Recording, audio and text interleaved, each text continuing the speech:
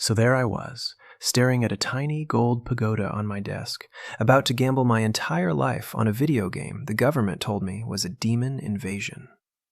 Let me back up. A month ago, a game called Yu Fantian just appeared. Nobody made it, nobody runs it. It has no company, no office, no developer, nothing.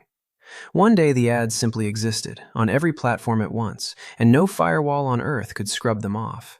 Experts went on TV with grave faces. It's a mental invasion by a higher dimensional civilization, they said. Do not participate, do not make contact. You will bring disaster to Earth. Yeah, about that. Because the ad had one line that broke every human brain that read it. Whatever you get inside the game, powers, items, all of it, you keep in the real world. Cultivate immortality in there, walk out immortal here. Ask the Dao about eternal life. Ascend. For real. Immortality. Come on, you tell a species that's been dying for 200,000 years that there's a door marked Stop Dying, and then you tell them not to open it? That's not a warning, that's a dare. My name's Zhang Yuhe, and I opened the door. I quit my job a month early just to sit and wait for launch night. I know how that sounds, I don't care. If there's even a 1% chance the myths are real, I'm cashing it. Money's just money. Immortality is priceless. Not everyone gets in, though. You have to pass an aptitude test on the website, and if you've got talent for cultivation, a login tool shows up. Mine appeared on my desk out of thin air, this foot-tall octagonal pagoda called the Flying Immortal Platform. I checked my home security footage like 6 times trying to catch how it got there. Nothing. It just blinked into existence next to my keyboard like it owned the place. That happened to everyone who passed. 10 million people worldwide, each with a little immortal IKEA tower they can't explain. Great. Very reassuring. Definitely not a demon invasion. You enter with your real body and whatever you're wearing and holding, but only the first time. So naturally, I prepared. Did I stock food, water, medicine? No. I bought a sword. A gorgeous custom Tang Dynasty longsword off the internet for 50,000 blue coins, which is a lot, which I 100% got robbed on. I bought it anyway. I'd have brought a gun too, honestly, but Blue Star gun laws are strict, and I am not that guy.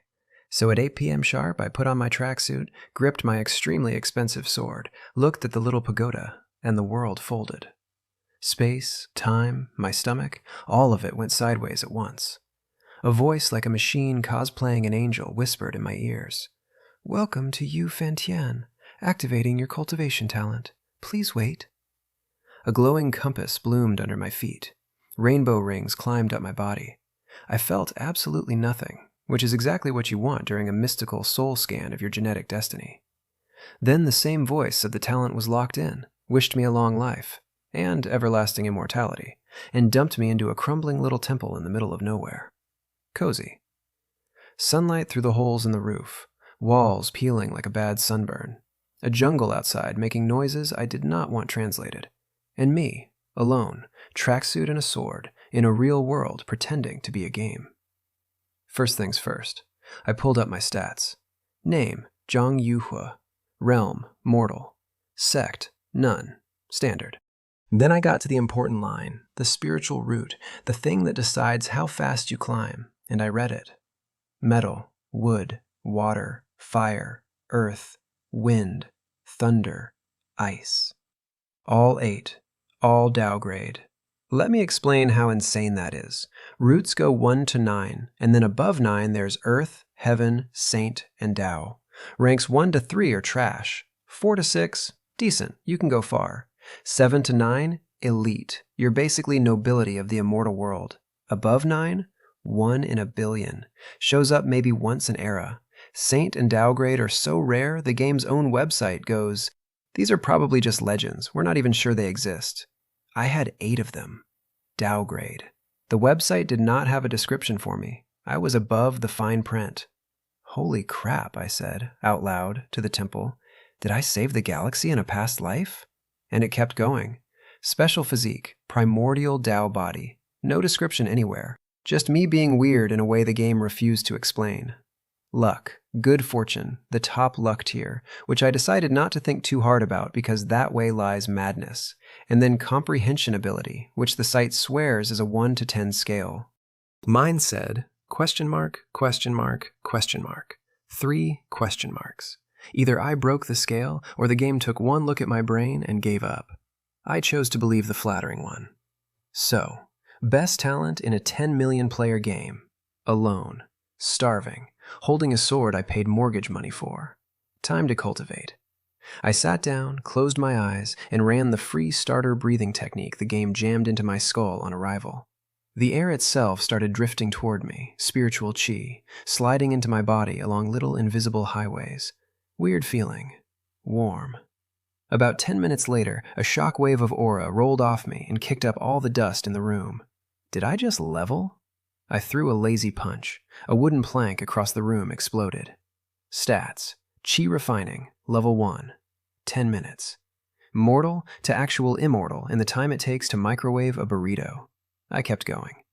And here's my first real lesson about this game, the one that made me sigh like a disappointed dad.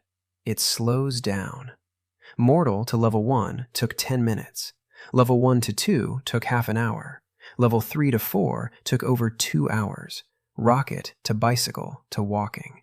And this is with the best talent in the world. I looked at the mountain of realms stacked above me.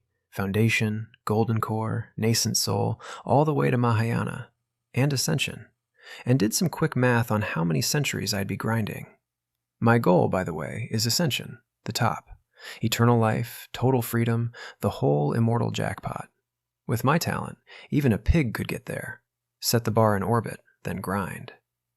Then my stomach growled, because it turns out being a cultivator doesn't turn off hunger.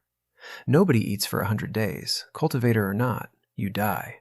And I, genius that I am, packed a sword and 0 snacks. You can't smuggle in 3 months of groceries. So I went hunting. Me. No survival skills, no idea how to track anything, wandering a monster jungle with a knife and vibes. First thing I found was a wild boar the size of a car. Nope. Told myself boar meat's gross, and speed walked away. Found a few more beasts, some as strong as me, some stronger. Also, nope. Finally, I found a little gazelle, Aura weak as a newborn, minding its own business, eating leaves, blissfully unaware I'd already decided it was dinner. I crept up. I leaped. 1 clean slash, head off, done. And 2 glowing crates dropped out of it. Loot.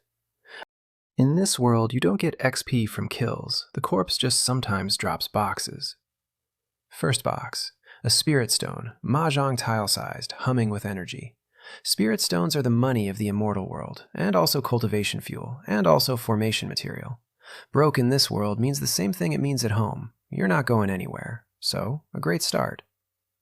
Second box. Meaty smell wafting out. I got excited. Secret manual? Magic artifact? Divine treasure? It was a plate of barbecue. A literal plate of grilled meat, plated and everything, thoughtfully served so I wouldn't have to eat with my hands. My imagination apparently is too small. I wanted a legendary weapon. The game gave me DoorDash. Fine. Honestly, exactly what I needed. I carried my dinner home in one hand and my overpriced sword in the other, sat in my ruined temple, and ate. And then I did the thing I would end up doing every single night to feel better about my life. I opened the chat channel. One channel, for all 10 million players on Earth. No regions, no countries, just one screaming fire hose of humanity. And it was glorious. I'm starving. Can anyone friend me and mail food? I brought a whole box of instant noodles, LMAO, see you losers in a week. Cut you? Bro, I brought an AK. AKs don't fire in here. What? Yeah, I brought a sniper. Couldn't even start a campfire with it. Less useful than a fire poker. Those were my favorites. The big shots. The guys who smuggled in firearms like tactical geniuses and are now holding 12 pounds of paperweight. My 50,000 coin sword suddenly looked like the smartest purchase on the planet. It cuts monsters and it cuts meat. Simple.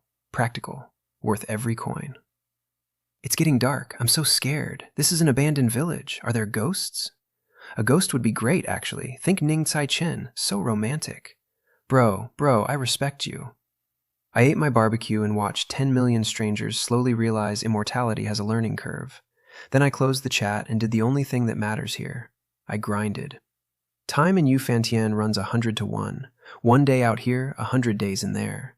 And you can only log in from 8 p.m. to 8 a.m. After that, the game hits pause. And boots you, world frozen, no explanation, just game logic. So I'd cultivate a full day inside during 1 cigarette's worth of real time, kill a beast when I got hungry, sleep, repeat. Roughly 1 food plate per 2 monsters. Endless barbecue. I got so sick of barbecue. A day in, I hit Chi level 5. For scale, a high-grade root normally takes 10 days just to leave mortal, and low-grade folks can spend 2 or 3 years still stuck as immortal, praying. I did 5 levels in a day and complained it was slow. If any of them could have heard my inner monologue, they'd have sprinted over to kill me on principle. A month in, I capped out. Chi refining, great perfection. Not because I got lazy, because the free starter technique only takes you this far. To go higher, I needed a real cultivation manual, and those don't fall out of monsters. You get them from the natives. Buy one or join a faction and get handed one. Time to leave the woods and find civilization. So I left. Couldn't fly yet, so I bunny hopped across the mountains, 10 meters a jump, fast enough that Usain Bolt would only ever see my back. Killed anything in my way out of pure habit, pocketed the stones, skipped the barbecue. Because I was genuinely traumatized by barbecue at this point. Then I heard a roar that shook the trees, and I did what I always do. I went to look. 2 beasts, going at it, a striped tiger the size of a bus, spitting invisible blade light out of its mouth, and a blue ox bigger than an elephant, growing earth spikes out of the ground with its horns. Both first-tier peak, both about to break into second, both way above my pay grade. Both of them could cast spells. I'd killed a lot of dumb beasts by now. I had never seen one do magic. These 2 were something else, and I was absolutely not fighting either of them. So I did the smart cultivator thing. I hid behind a tree and waited to rob the winner. Everyone knows the mantis stalks the cicada, unaware of the oriole behind. I was the oriole. My only worry was they'd both die, because only the beast I personally kill drops loot. And I was not hauling 2 elephant corpses home like a lunatic. They shredded each other for a while. The ox was too big to dodge and slowly bled out under the tiger's blades. The tiger, faster, took hits but survived. Agility beats brute strength. Classic. Eventually the ox swayed, dropped, and the tiger pinned it and tore in. Then it threw its head back and roared its victory to the sky. That's my cue. I shot out of the trees. My blade came down. The wounded tiger flinched away, but I'd waited too long for this to whiff it. I clipped its neck, sheathed, and jumped back before its death swing could turn me into paste. You always retreat after the first hit. That's the rule. Because a dying beast's last shot ends you. It didn't drop. My knife literally couldn't cut all the way through its neck, which honestly, respect to the 50,000 coin sword for even trying. The tiger lowered its head, eyes locked on me, bloodshot and furious. Oh, you half-dead thing. You still want to flip this around? It charged, jaws glowing. I dodged, slashed. It swung its tail to block, and I flicked my wrist, reversed the blade midair, and hit the exact same spot again. That one nearly took the head clean off. The tiger hit the dirt like a dropped building. 2 boxes, 1 plain wooden one, and 1 glowing gold. A gold chest! Please be a foundation manual. Please be a foundation manual. I needed a foundation technique so bad. No manual meant no spells, meant stuck in chi refining forever. I opened the gold box with the energy of a kid on his birthday. It was a black token, not a manual, a token. Front said Yu Fantien, back said Dao Sheng. I turned it over a few times, deeply disappointed, before it clicked. Dao Sheng, Dao Saint, as in the Dao Saint Sect, the single most powerful faction in this entire world. There are families, there are gangs, and there is exactly 1 sect allowed to exist, because the Dao Saint Sect erases anyone who tries to start a second one. That kind of powerful. I poured a thread of chi into the token, and a message dropped straight into my head. A token of the Dao Saint Sect. Whoever holds it may join the Dao Saint Sect. I nearly passed out standing up. Do you get it? Everything in this world, techniques, spirit veins, the good stuff you literally cannot buy, is locked behind the natives. To survive long term, you need a faction, and the strongest faction on the board doesn't even recruit. And a tiger just coughed up a golden ticket into it. The single thickest thigh in the world, and all I had to do was hold on. The wooden box, by the way, had 1 spirit stone. 1. From a monster that could do magic. Cheapskates. I didn't care. I had the token. I pocketed it like it was my own beating heart and left 2 elephant-sized corpses on the ground without a second glance. Now I just had to find a city, ask directions, and go get immortal. Simple. It is never simple. I hopped out of the mountains, terrain flattening, and heard fighting up ahead. I crept over, because you don't sprint into other people's problems in a world where killing has no witnesses, and found a kid. Boy in white, maybe a young master type, clumsily flinging a flying sword at a boar monster. Behind him, a blue-robed middle-aged guy in full bodyguard stance. The kid was Chi level 4. The guard was level 6. Both weaker than me. Perfect. I could finally ask a human being for directions without dying. The kid nearly got gored, botched his footwork, and the guard saved him at the last second with a real flying sword, pinning the boar. Nice save. And that's when the guard spotted me behind my tree and barked, "Who's skulking there? Come out!" Busted. Embarrassing. There's a real difference between introducing yourself and getting caught lurking.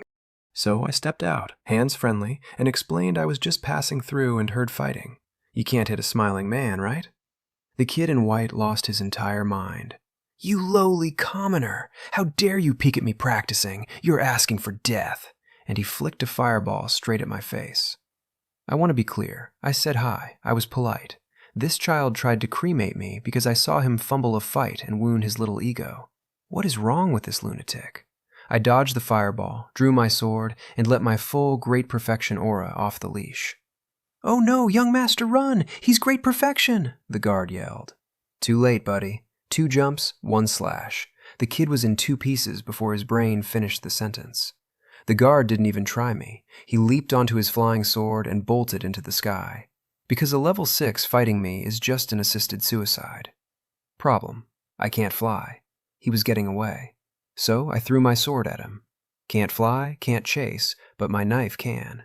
It streaked through the air. He tried to swerve his flying sword out of the way, and it punched clean through his chest. He fell out of the sky head first. First time I ever killed a person, and I felt nothing, really. Maybe I'd killed too many beasts. Maybe it was the fireball to the face. Either way, don't start fights you can't finish. I looted the bodies. Natives don't drop game boxes, but they carry stuff, and robbing corpses is robbing corpses. The kid had a storage ring strung on a chain around his neck. Sneaky little thing. I grabbed it, snatched the fallen flying sword, and jogged to where the guard crashed. He wasn't dead. Pierced clean through the chest and still crawling, dragging himself forward like a man who refuses to read the room. He saw me coming, and his whole face just gave up.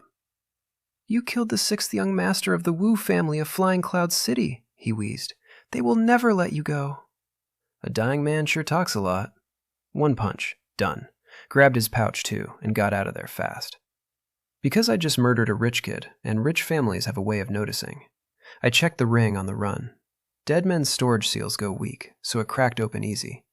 Inside, a tidy pile of over 3,000 spirit stones. 3,000. Killing beasts one at a time, that's months of work. Turns out the fastest way to get rich in the immortal world is exactly what your grandma warned you about. There was other junk too.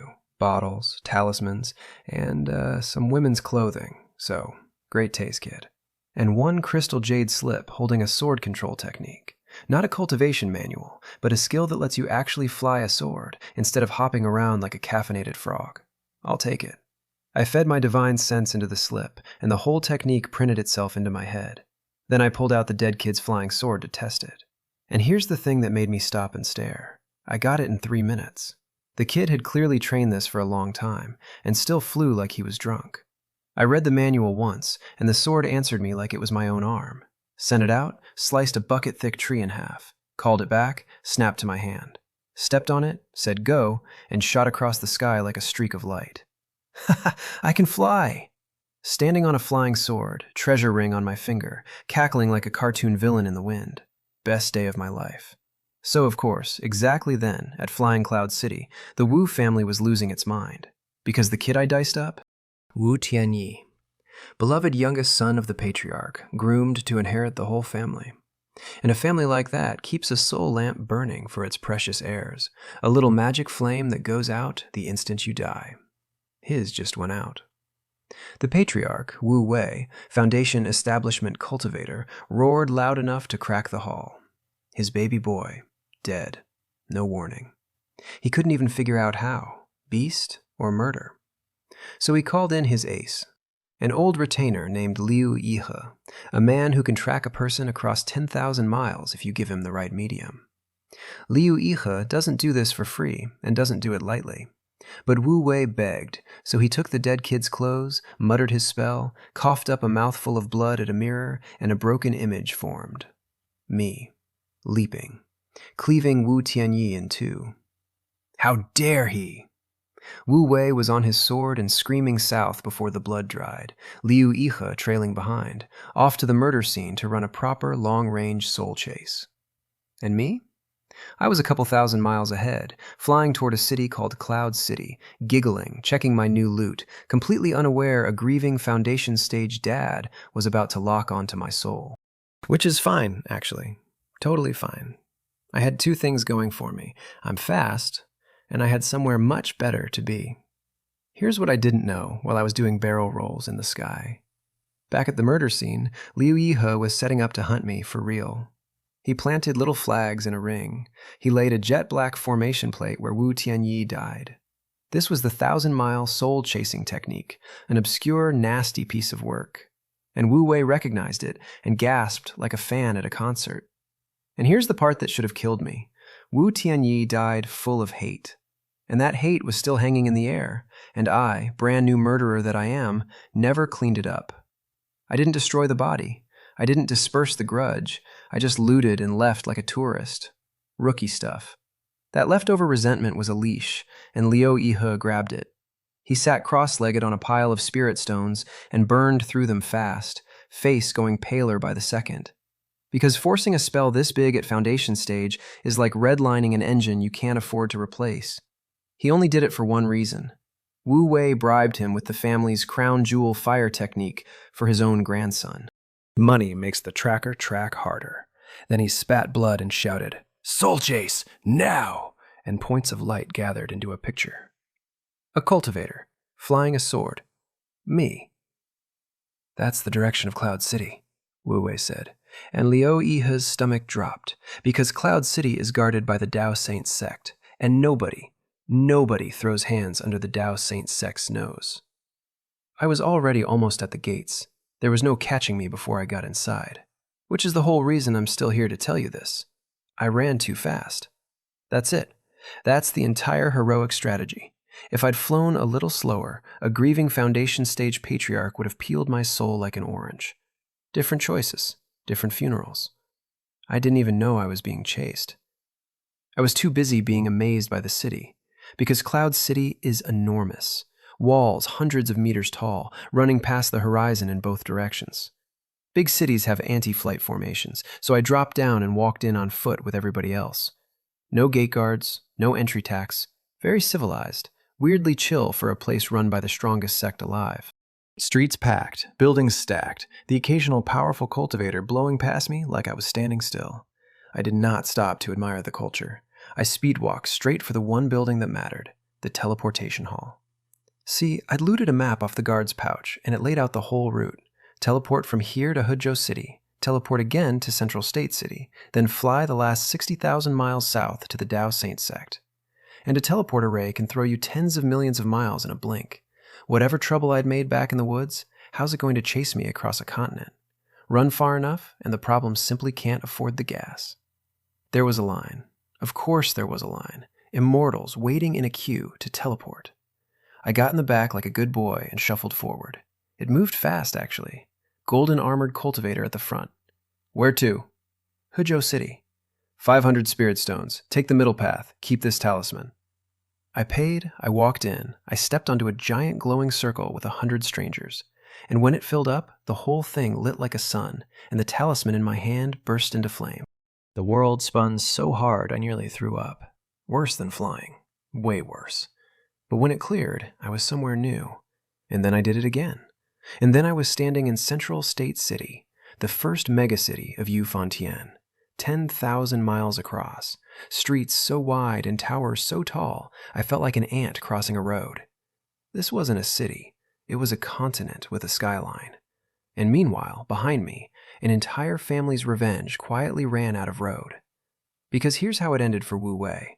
He and Liu Yihe reached Cloud City, and the trail just died. Too many people, too much noise, no way to pin me down. So he did the rich guy thing and walked into the Wind Whisper Pavilion, the local information brokers, the ones who know everything in the whole prefecture. Beautiful woman in a green dress, all smiles, tea service. Wu Wei slapped down my portrait. Find him, he just entered the city. She checked her little jade slip. This person did just enter. We don't have much on him though, 5,000 spirit stones.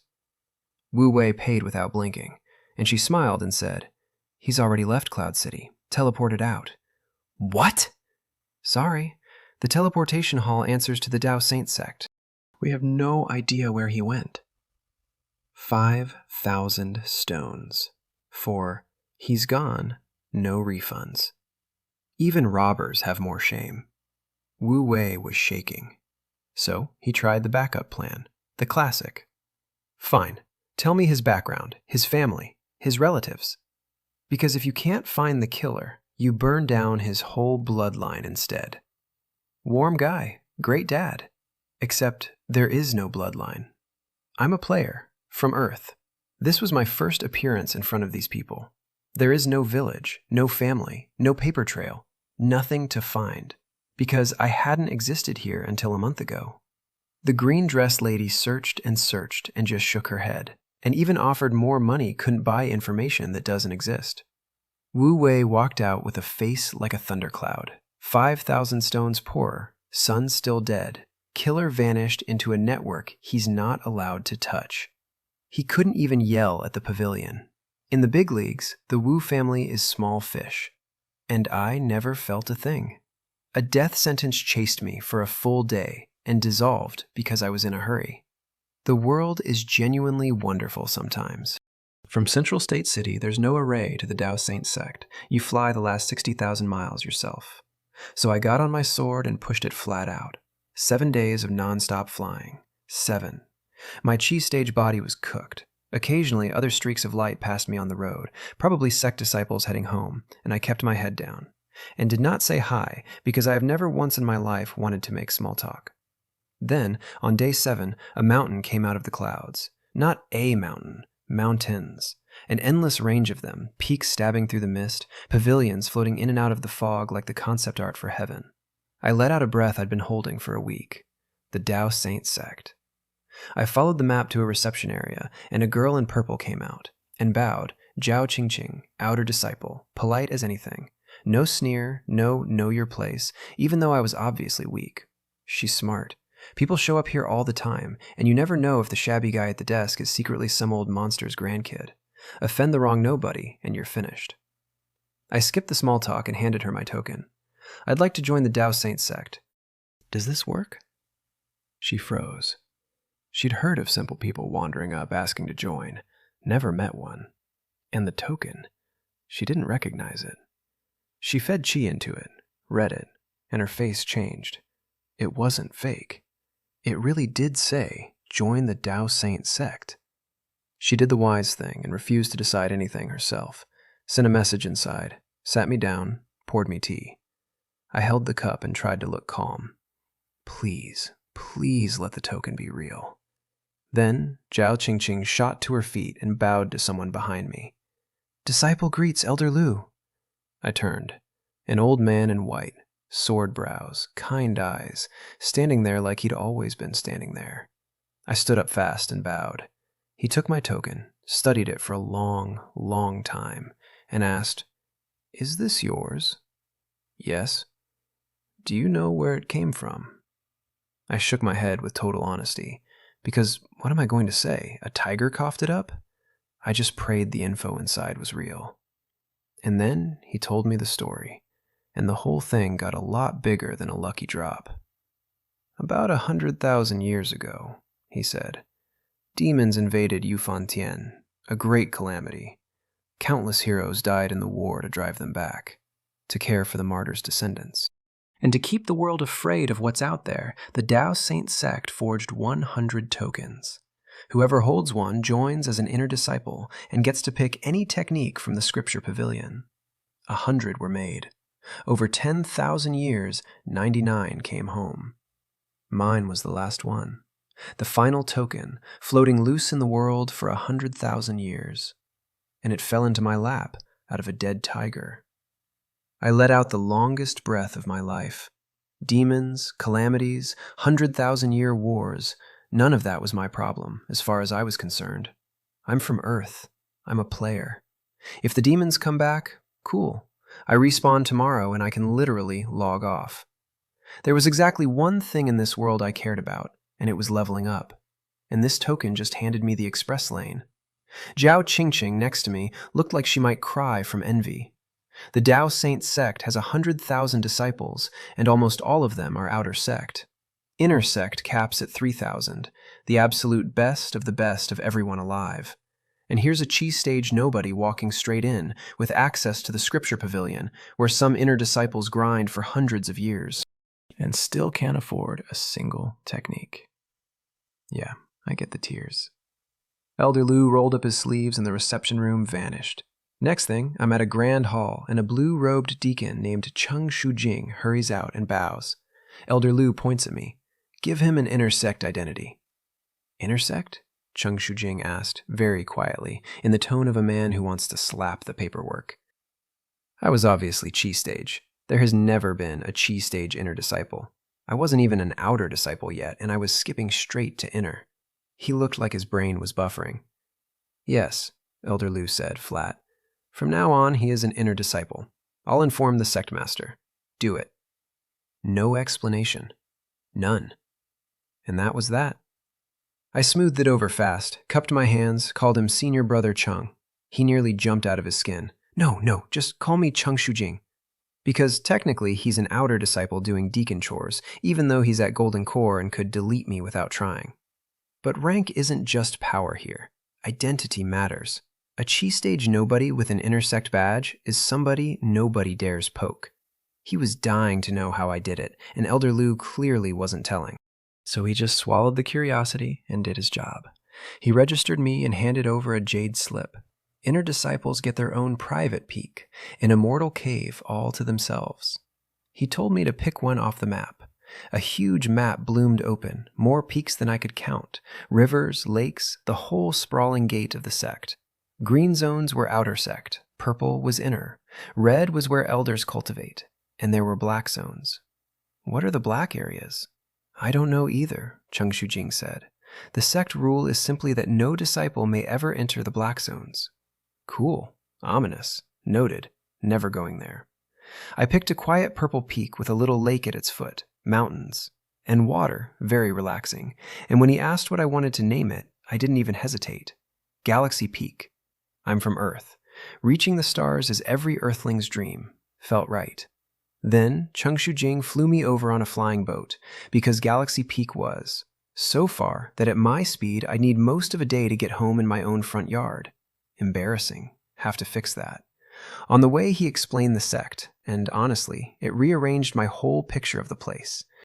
I figured the strongest sect in the world would be packed with arrogant brats showing off. Instead, everyone I met, the reception girl, this deacon, was humble, kind, heads down, grinding. 100,000 people, all of them just quietly trying to get stronger. No drama, no scheming. That's why we barely passed anyone on the road. Nobody wanders. Everybody cultivates. I actually respected it. That's the environment I want. Less intrigue, more grinding. Cultivate when it's quiet, and when something big happens, everybody piles in and handles it together. Rule the world for 1,000,000 years. Turns out that's not an accident. We landed at my peak. I opened the mountain restriction with my badge, and the whole place lit up for me. 10 miles around, one mountain, one lake, some harmless little animals hopping through the grass. Not beasts, just wildlife, the kind that adds a little life energy to the place. Mine, all mine. I was thrilled. And then I noticed the one small problem. There were no buildings. None. Not a shed, not a room. Where was I supposed to sleep? The dirt? Fine. I'll do it myself. I called out my flying sword and started dropping trees like a one-man logging company.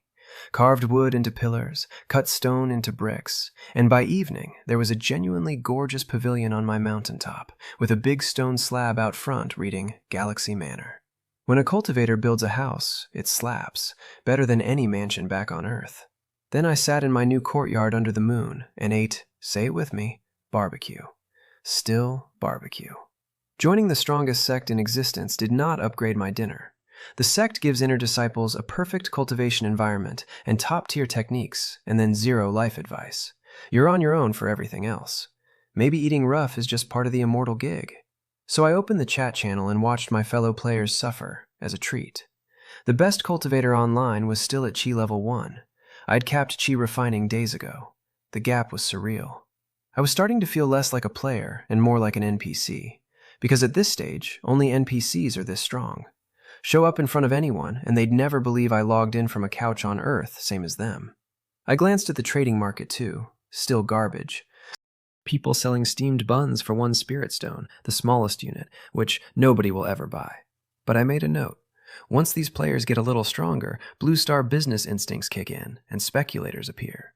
And that market becomes the one part of the whole system that might actually be useful to me later.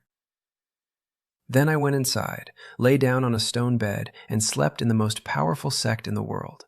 Tomorrow, the Scripture Pavilion. Tomorrow, I finally pick a real technique. And I already knew, the second I walked in there, my rocket was getting a bigger engine. Next morning, I flew to the Scripture Pavilion to claim my free top-tier technique. And then I walked right past it. Because here's the thing about me. I'm a semi-literate cultivator. Everything I knew about the immortal world, I'd scraped out of a dead guard's storage pouch. And he was a level 6 nobody, so my education was basically a pamphlet. So before I picked a technique I'd cultivate for the next 1,000 years, I figured I should, learn to read first. I went to the book building instead. 4 floors. The top 3 are locked behind merit points I didn't have. But the first floor is free, and it's stuffed with everything. Cultivation basics, spell fundamentals, alchemy, formations, talismans, artifact refining, travel logs, weird tales, the works. Read the whole first floor and you're basically an immortal world professor. So I fed my divine sense in and started inhaling, and it turns out my 3 question mark comprehension isn't a typo. Every book I finished, the stuff that used to confuse me just clicked into place, clean and obvious. Read once, remember forever, understood completely. Alchemy, formations, artifact refining, I didn't practice any of it yet, but I felt it, the whole structure of it, sitting ready in my head. I read for over a month straight. A mortal would have stroked out. I walked out tired, blinking, and honestly a little offended. I definitely never worked this hard in actual school, I muttered. Okay, now the Scripture Pavilion. 9-story tower, and out front an old man with a long beard, sleeves flying, painting calligraphy with the intensity of a grand master mid-masterpiece. I did not want to interrupt genius at work, so I stood there, respectful, waiting. And then I made the mistake of sneaking a look at the calligraphy. It was horrendous. I want to be fair to the man. It wasn't ugly, exactly. It was worse than ugly. It was the handwriting of a Blue Star kindergartner having a bad day, and he was studying it with total pride, nodding, deeply moved by his own work. To concentrate that hard on something that bad is genuinely a kind of talent. I was speechless. Then he noticed me, teleported over holding his scroll, and beamed. "Young man, tell this old master how's the calligraphy?" I'm an honest guy. I don't lie against my conscience, so I said nothing. My silence was my last stand. Humph, ignorant brat. Yeah, he saw right through me. Fantastic. I offended the guy in charge of handing me my life-defining technique by not praising his crimes against ink. He asked my name, I told him, and he squinted at my badge. "Oh, you're that lucky kid who found the token." Disdain, full volume. I was sweating. I should have just told him it looked amazing. There's no time machine in this world. I'd learn that lesson approximately never, but he tossed me a thin booklet anyway. "Read. Tell me when you've chosen." The booklet listed the Scripture Pavilion's techniques. Page 1, the Blazing Flame Scripture. Fire attribute, heaven rank, high grade, takes you all the way to Mahayana, comes with a divine ability that burns mountains and boils seas. Incredible. I was tempted. I've got all 8 Dao roots, so I can learn literally anything. But I flipped to page 2, and 3, 8 pages, 8 elements, 8 heaven-rank, high-grade techniques, each one strong enough to carry you to ascension. This was already an impossible menu. Then I noticed there was a 9th page. Holy crap. Mixed origin heavenly scripture. Rank, divine grade, suspected. Divine ability, unknown, revealed only after you master it. And then the warning label, the one that should have scared me off. Requires all 8 spiritual roots to cultivate, extremely difficult, may have other special requirements. And the kicker, in millions of years of the Dao Saint Sect, no one has ever used it to even complete foundation establishment. Not one person, ever. Choose carefully. The other 8 were guaranteed roads to the top, safe, proven. And this one was a locked door with a pile of bodies in front of it. And I could not stop staring at it. Because why would the sect label everything else neatly by grade, then mark this one suspected divine? Why keep a technique nobody can use for millions of years? You don't lovingly preserve garbage. Something was in there. So I asked the real question. Why can nobody complete it? Not talent. The sect has never lacked geniuses. So it's the special requirements. People failed because they didn't meet some condition. And then it hit me. All 8 roots. A technique that no normal human can run. May have other special requirements. I pulled up my stats and looked at one line. Special physique, primordial Tao body. There it was. I had read about this in the book building. Special physiques called spirits, born tied to certain attributes, awakening unique powers at higher realms. A heaven root isn't always a spirit, but a spirit is always at least a heaven root. So if there are spirit bodies for heaven grade, and holy bodies for saint grade, what matches Tao grade? A Tao body. Which would perfectly, insanely, explain why I've got 8 Tao roots at once. The technique needs a body no one has, and I'm walking around in exactly that body. This was a match. This wasn't a gamble. It was a key finding its lock. Senior, I'll take the mixed origin heavenly scripture.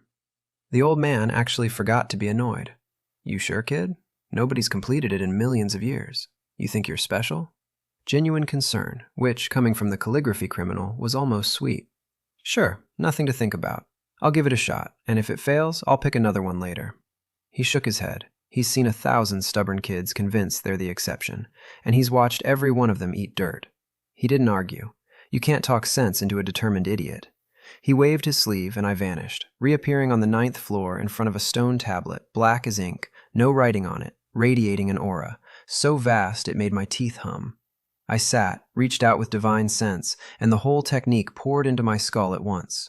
When I came to, I was standing outside the tower, and the old man was yelling at me to stop loitering. I bowed and flew home to Galaxy Peak, grinning the entire way. Because I just hit the jackpot, and I knew it.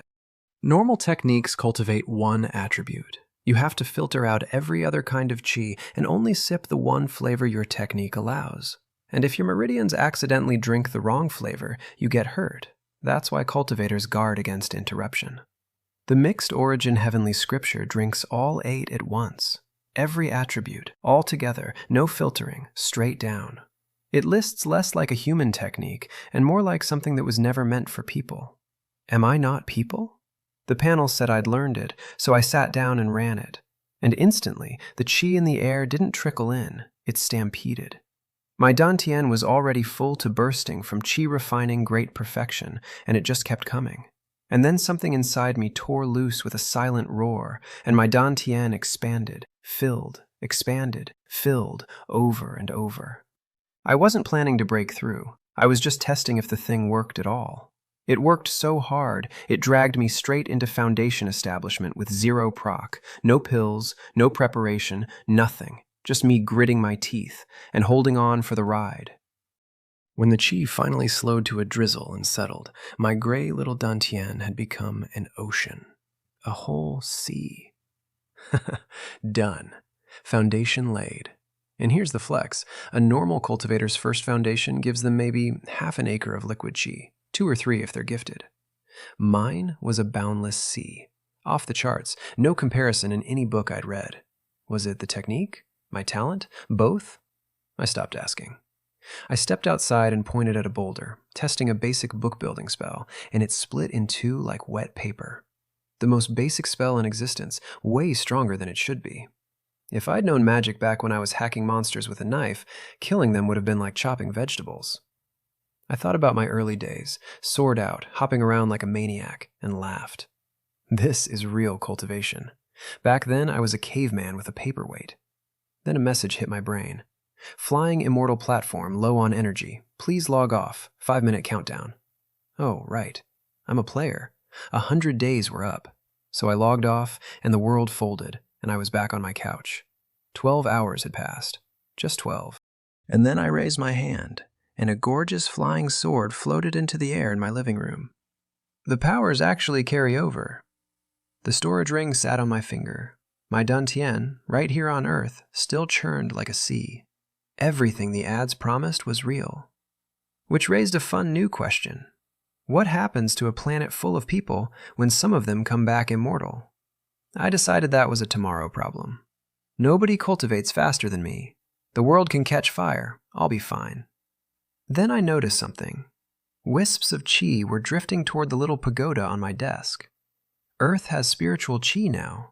Thin, weak, way worse than Yu Fantian.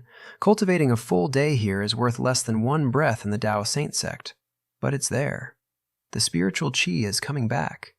And the pagoda, I figured out, is basically a teleport array that eats Earth's chi to send me over. 12 hours to charge, 12 to run. Elegant, honestly. So I opened the game forum to see what Earth was doing about all this. And the top thread had 999 plus pages and one hell of a headline. Spiritual chi has returned. Cultivators walk the mortal world. We need a Blue Star Cultivation Alliance now. The poster's whole pitch. If humans can cultivate, wild beasts can evolve too. Today they're squirrels. Tomorrow they're monsters coming down the mountain into our cities. So unite, form an alliance, watch the wilderness. Also, by the way, he mentioned he's an 8th grade root already at Chi level 1, which, sir, we see you. The replies were pure Blue Star. Monsters gonna attack our cities? Relax, I'll handle it when the day comes. You weakling, you gonna attack with your keyboard? The keyboard master is invincible. I closed it thinking he wasn't wrong. Chi's back, humans evolve, beasts evolve, and eventually the monsters reach the cities. But that's a government job, and this poster clearly wanted to be a main character of the new era. And that's his business, not mine. Small pond. I'm aiming at the ocean. As long as nobody bothers my cultivation, they can crown whoever they want. I saw a video too, some guy sitting cross-legged, making hand signs, and a tiny fireball popping off his fingertip. The comments lost their minds. How's a little fireball beat a cannon? Ignorant! You don't understand cultivation. I stroked my chin, tempted to post my own clip. Me, flying a sword, going viral, drowning in admiring comments from cute girls. Then I remembered who I am. Never mind, low-key. Because that's the plan, everywhere, forever. On Earth, in Yu Fantian, I want to be the invisible man. I want nobody to know I exist, so nobody interrupts my grind. Then I went downstairs and ordered a bowl of noodles, because after 100 days of barbecue, I would have committed crimes for a vegetable. The Invisible Man plan lasted about one afternoon. I went to Newtai Mountain, a city forest park, to feel the chi revival in person. You can read forums all day, but nothing beats standing in it. And then a girl screamed. I scanned with divine sense and found a rat the size of a rabbit, red-eyed, teeth out, having chased a crowd down the hill, and now locking onto a chubby girl who hadn't noticed she was lunch. Big for Earth, not even a tier 1 beast, weaker than the very first monster I ever killed in Yu Fantian, but she didn't know that. Fine. One flick of my finger, a sword light nobody saw crossed a few hundred meters and dropped the rat mid-leap. Then I turned and left before anyone could look my way, because I don't want thanks. And I don't want admiration, and I definitely don't want cute girls with cameras. I drove home like a normal person, because people who love showing off tend to end badly. And I'm not even a show-off. The internet, naturally, went insane. Park closed, staff found a tiny hole in the giant rat, and the theories flew. A cultivator? Impossible, no camera caught anyone. A level 1 can't kill that silently. You'd need advanced chi refining at least. It's been one night. No one cultivates that fast, even on a rocket. Must be a chi gun. Sure, buddy, a chi gun. I read it for the comedy and moved on. A sub-tier 1 rat is not my problem, but the pattern was clear. One day into the Qi revival, park rats are hunting people. If the shallow-end squirrels are this frisky, what's evolving deep in the mountains? I felt the crisis in my gut and made a decision: cultivate faster. I did not want to log off one day and find my planet overrun and my hometown gone. Grind hard enough, get strong enough, and I can snuff out any crisis with a wave of my hand. Keep the world pretty. Keep it from becoming my problem. Earth, meanwhile, got worse in exactly the way you'd expect. Beast attacks on the news, villages in the mountains raided. So the federal government relocated people and merged villages into towns and put up patrols. But honestly, the beasts weren't the main chaos. The players were. Give a failure a sudden superpower and watch him lose his mind. A bunch of newly minted Qi refining nobodies started throwing their weight around and hurting people. The government cracked down hard, and it worked, because most of these guys are early Qi refining and completely useless against organized troops with actual coordination. I never once felt sorry for them. Play stupid games. Then, right on schedule, a month in, the Federal Security Bureau launched the Cultivation Alliance. Register your info, get 10,000 blue coins a month for doing nothing.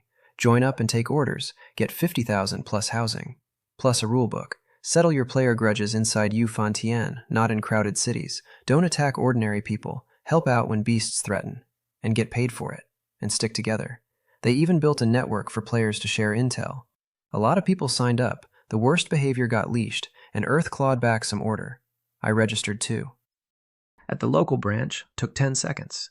I'm a good citizen, and also they were handing out 10,000 a month for nothing, and I am never turning down free money, even when I don't need it. Joining and taking orders, though? Absolutely not. Don't touch my cultivation. If something huge happens that nobody else can handle, I'll step in. Otherwise, leave me alone. Then I went back to Galaxy Peak and disappeared into the grind, and I stayed disappeared for a very, very long time. A century, roughly. 1 Earth year of 8 p.m. to 8 a.m. logins, which inside is over 100 years. 2 years to Golden Core, 10 to Nascent Soul, 50 to break into Soul Transformation. Rocket the whole way, until Soul Transformation, where the rocket finally started feeling like a car. 50 years just to reach Soul Transformation late stage, still short of perfection. And that's the great filter. Of the sect's 3,000 inner disciples, only about 100 are Soul Transformation, and the rest are stuck at Nascent Soul. Push one more realm to void refining, and you stop being a disciple and become an elder. Golden Core, by the way, was its own weird moment. Normally, condensing a core means freezing all your liquid Qi into one bead. Mine? The sea stayed, and a golden sun just appeared floating above it. I flicked a purple flying sword at my own lake to test it, and cut the whole lake in half, dead fish everywhere. Definitely Golden Core. Definitely stronger than any Golden Core has a right to be. I also forged myself a proper life-bound treasure, the 9 Heavens Primordial Sword, a set of 9 linked flying swords that combine into a formation, offense and defense in one. First try, perfect, because I've never once failed at artifact refining. My old 50,000 coin sword? Long gone in a trash heap. Even the dead kid's flying sword got tossed. I'd graduated. And in all those years, nobody in the sect thought about me anymore. I showed up once, at Qi refining, then vanished onto my peak for 100 years. If my name weren't still in the disciple registry, they'd have assumed I died of old age. A Qi stage kid who never broke through would have, honestly. I became a rumor, then a footnote, then nothing, which is exactly how I wanted it. Then one day I stood up, stretched a century out of my back, and decided it was time to leave the mountain. Because my 100 years were nearly up, and the sect was about to hand me a garrison post. Every inner disciple, once a century, has to go guard a region, one for each of Yu Fan Tian's 99 states and their prefectures. Less safe than the peak. And I realized, with some embarrassment, that in 100 years of pure cultivation, I had learned exactly one divine ability, the sword formation that came free with my technique. For a soul transformation late-stage cultivator, that's humiliating. Time to go shopping. So I flew to the book building, faster than I'd ever moved. Soul transformation speed is no joke. I could cross this continent in minutes now, and ran into Cheng Shujing. The deacon who'd processed my paperwork 100 years ago, now in Intersect Purple, now Nascent Soul himself. He greeted me warmly, then tried to sense my cultivation and hit a wall. Couldn't read me at all. I watched him do the math on his face. Qi refining to past nascent soul in a century is flatly impossible. So I must be hiding my level behind some technique. He didn't ask. Smart man. He did give me advice, though, when I told him I needed divine abilities for my upcoming post. He was too polite to say it, but his face screamed cramming for the exam the night before. Stronger isn't always better, he said. Pick abilities that match your technique. Easier to grasp, stronger in practice, and mind your merit. Because I only had 100 points and no easy way to earn more, I nodded along and thought about how none of that applied to me. Match my technique? My technique is all 8 elements at once. It matches everything. Easier to grasp? My comprehension is 3 question marks. The only real question was need. And a soul transformation cultivator with 1 divine ability had a very obvious hole to fill. Before anything else, I needed speed. Fast enough to catch anything I can beat and outrun anything I can't. That's the whole philosophy. Everything else is negotiable. So I stepped into the book building to go pick out my first real weapon, 100 years late, and completely unaware that my quiet little garrison post was about to drop me straight into the one thing this whole world was quietly terrified of. So I asked Cheng Shujing what 100 merit points actually buys. The answer? 2 Earth rank high-grade divine abilities, or 5 Earth rank mediums. Decent. But then he mentioned the one thing that ruined my budget. The Scripture Pavilion has a pure speed technique. Heavenly Desolate Flying Immortal Art. Heaven rank. Costs exactly 100 merit points. My entire wallet. All of it. One purchase. Nothing left over. Fast enough to look like teleportation. And I froze, because that's a terrible deal and also exactly what I wanted.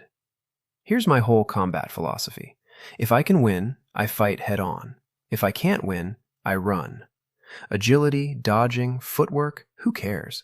If you can't beat a guy, being nimble just means you die a little slower. So I don't need flexible. I need fast. Fast enough to catch anything I can beat and outrun anything I can't. That's the entire strategy, and it has never let me down. I bought the Flying Immortal technique. All 100 points, gone. Now I had exactly 2 things. 1 sword formation and 1 escape skill. For a soul transformation cultivator, that's a hilariously thin loadout. But my sword formation does offense and defense. I can refine my own treasures and talismans. And formation plates. And honestly, being able to leave is worth more than any attack. Ask me again in 100 years if I was right. The calligraphy elder was still on duty at the pavilion, which meant round 2 with the man whose handwriting I once insulted with silence. He opened one cloudy eye. It's you again, you little rascal. A century later, and he still hadn't forgiven me. Then he actually sensed my aura, and the eye snapped wide open. Soul transformation, late stage. He shot off his bench like it caught fire, and looked me up and down while I stood there sweating. Qi refining to soul transformation late stage. In 1 century. He'd never seen anything like it, and he'd been guarding this tower since before my grandparents' grandparents. He handed me the Divine Ability booklet, thicker than the Technique one, all of it heaven rank, gorgeous stuff I couldn't afford. And I flipped to the 1 escape skill and took it. The technique poured into my head off a gold jade slip, an immortal that looks perfectly still, except he's somehow in a new place every time you blink. Not teleportation, just speed so absurd it lies to your eyes. I flew home and tested it, and it was everything I wanted. Stand on my peak, unleash it, and to any watcher I'm frozen at the summit while I'm actually already down at the lake. With this, even a void refining cultivator, a whole realm above me, couldn't keep me from leaving. 100 merit points for a "you can never trap me" button. Best deal I ever made. But behind my back, the old man was gossiping. He pinged Elder Lu over a jade tablet the second I left. Old Ghost Lu. Remember that kid who joined with the token? Elder Lu, deep in the sect, figured I'd insulted the calligraphy again. What'd he do? Call your handwriting ugly? No, said the old man. Guess what realm the kid's at now? Lu guessed Golden Core, maybe still Foundation, and admitted he'd been losing sleep over where to even post such a weakling. And the calligraphy elder just went, "You're in for a surprise. Guess." And cut the line, smug as anything. Then he sat there wondering the same thing everyone would wonder about me for the next several arcs. How? How is this kid this fast? Even a body cultivator needs centuries. He looked up at the 9th floor and thought about the impossible technique nobody's ever completed, and one very illiterate player who apparently just did. Elder Lu couldn't take it. He flew straight to Galaxy Peak to see for himself. Knocked on my formation, which spooked me. Nobody knew me. Nobody visited. Ever. I let him in, bowed, and he sensed my aura and nearly fell out of the sky. Soul transformation, late stage. He tried to rewrite history in his head. Maybe I was secretly Golden Core 100 years ago. And hid it, but no. He's a body integration master. A Chi stage kid can't hide anything from him. Which left only the truth. I did the impossible, on schedule. He asked, careful, how I got here. I just cultivate diligently every day, Senior. Made a little progress by luck. I was careful too, because I've got a real fear here. If these ancient monsters decide I'm interesting, I get captured and dissected for research. The only reason I show my face at all is that I'm a player. I die. I respawn tomorrow. Otherwise, I'd be hiding on my peak until I was invincible. But Lu didn't dig. He'd already checked my file. Joined the sect, redeemed one technique. Never left my mountain, not once, in 100 years. Even a 10,000-year-old monster respects that kind of hermit discipline. Everyone in this world keeps their secrets, and elders don't pry into a disciple's fortune. He just approved of me, the sweet, oblivious man, and got to business. Every inner disciple guards a region once a century. My turn. And since I was near soul transformation perfection, the assignment was easy. The current garrison commander of Yunzong Prefecture was about to break through, and wanted to go home and seclude, so the post was mine. He reinscribed my badge. Galaxy Peak on the front, Yunzong Prefecture Guardian Envoy on the back. Get to Cloud City within a month. Take over. Don't embarrass the sect. And, his voice went serious, watch for the demon god cult. Anyone colluding with the demon race or the cult, kill on sight. First-time commander, don't fall for their tricks. Yunzong Prefecture. If that name sounds familiar, it should.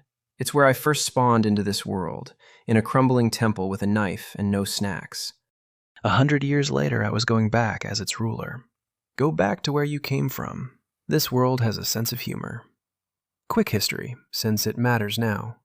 100,000 years ago, the demon race invaded, and a war raged for centuries before the Dao Saint Sect drove them back. But drove back isn't wiped out. Demons still hide across Yufantian, and the survivors did something clever. They got the locals to build the demon god cult, worshipping demon gods, and it's been quietly growing ever since. Players gossip about the cult on the chat channel. It's real, it's active, and it's the one thing the sect is genuinely paranoid about, which is why Lu lectured me, and which is why my quiet garrison vacation was already doomed. I just didn't know it yet. I flew out on my new escape technique, flash to Central State City, flash the teleport arrays. And this time I paid nothing and skipped every line, because an inner disciple's badge is a golden ticket. Stepped out at Cloud City feeling nostalgic. Last time I sprinted through here running for my life, and now I own the place. Then I flew up to the Guardian Manor on the peak north of the city, got challenged by golden-armored guards, flashed my badge until it filled the sky, and watched them fold into bows. Guardian Envoy. Very fun word. The outgoing commander, Ming Fuqian, was a plump, chatty guy who'd clearly been counting the minutes until his replacement showed up. Maids, tea, fruit, warm smiles, and under it, a man in a hurry to leave. He recognized my name the second I said it. You're the one who joined with the token 100 years ago. Yeah, that's me, the famous nobody. And I watched him try to sense my level, hit a wall, and quietly panic, because you don't get posted as a guardian envoy without at least nascent soul, and he couldn't read me at all, and 100 years to soul transformation is a sentence his brain refused to finish. Then he briefed me, and I want you to listen to how he briefed me, because it's the whole game. 5 3-star powers in Cloud City. The Qian and Sun families, friendly, they've got kids in the sect's outer ranks, trustworthy.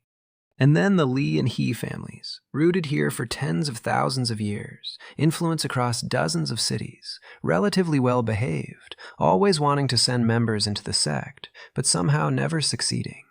Oh, and the He family's old ancestor might be soul transformation now, so, be careful.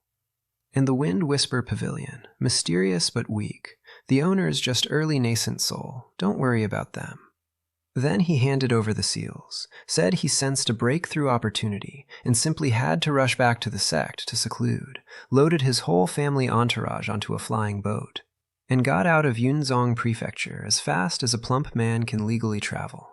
And on that boat, his butler, secretly a soul transformation cultivator the Ming family sent to babysit him, said the quiet part.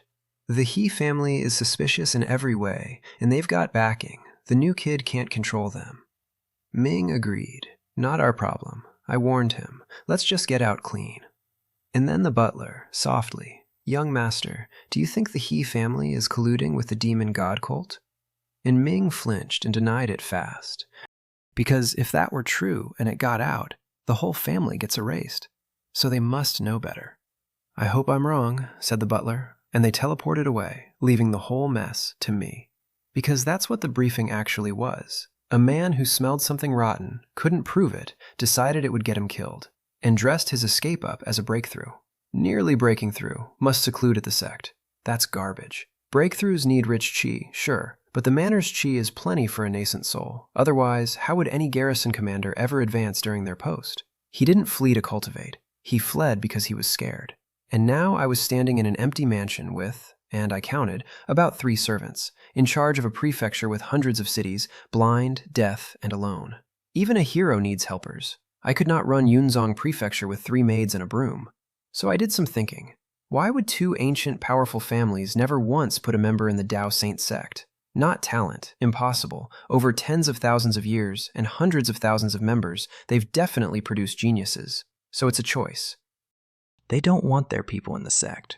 They want distance from the sect, and joining the sect is pure upside for any faction. Unless you're doing something you can't afford to have exposed. Something a family member on the inside might report. Could they be colluding with the demon god cult? I startled myself with that one, and decided to be very, very careful from now on. So I called a meeting. Handed my badge to a pretty chi-stage servant girl named Qian Ling Ling, collateral branch of the Qian family, planted here to be close to power, which Ming obviously knew, and allowed and had her summon all 5 faction heads for the morning. She nearly fainted at me casually handing over a Guardian Envoy's badge. But it tracks its own location and only works for me, so relax. Next morning, 5 heads at my table. Qian Wei Guang of the Qian family, all narrow smiling eyes.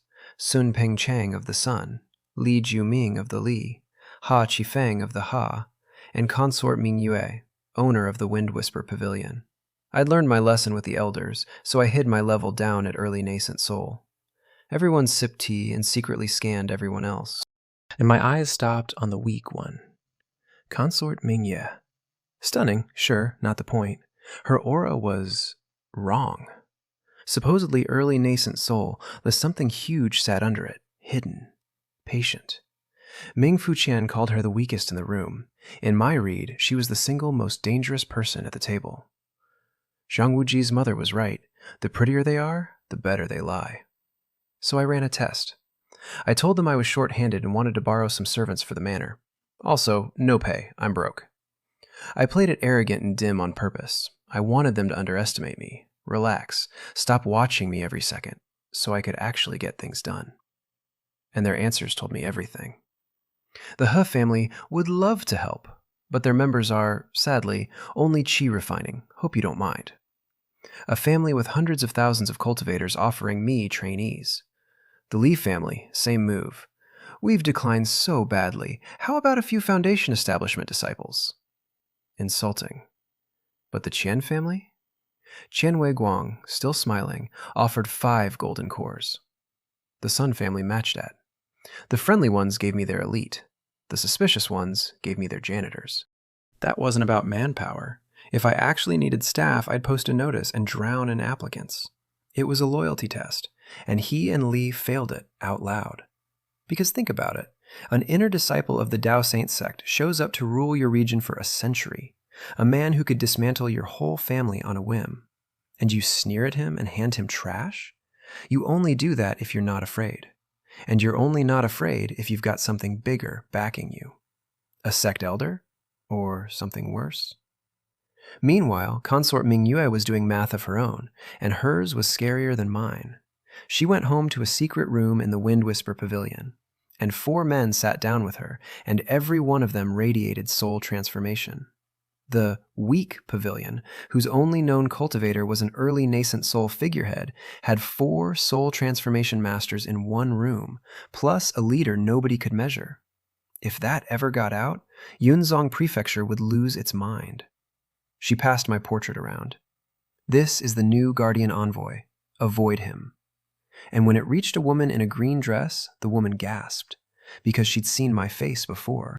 100 years ago, a small-time patriarch named Wu Wei came to the Wind Whisper Pavilion with my portrait, hunting the man who murdered his 6th son.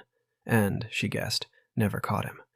You remember Wu Wei, the dad whose kid tried to cremate me for saying hi, the grudge that dissolved because I ran fast. 100 years, dead as a plot thread. Until Consort Mingyue asked one question. Is the Wu family connected to us? And a scarred man stood up. We have a mole in the Wu family, my lord. And she didn't even blink. Erase them, all of them. Leave no clues. Her own people thought she'd lost it.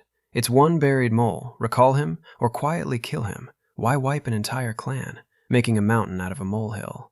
But she decided the new guardian envoy was dangerous, and if I ever went after the Wu family for revenge, and followed the trail to her mole, and then to her, at the worst possible moment, that risk had to die. So it died. That night, a dark figure appeared over the Wu family mansion, flooded it in black mist, and vanished.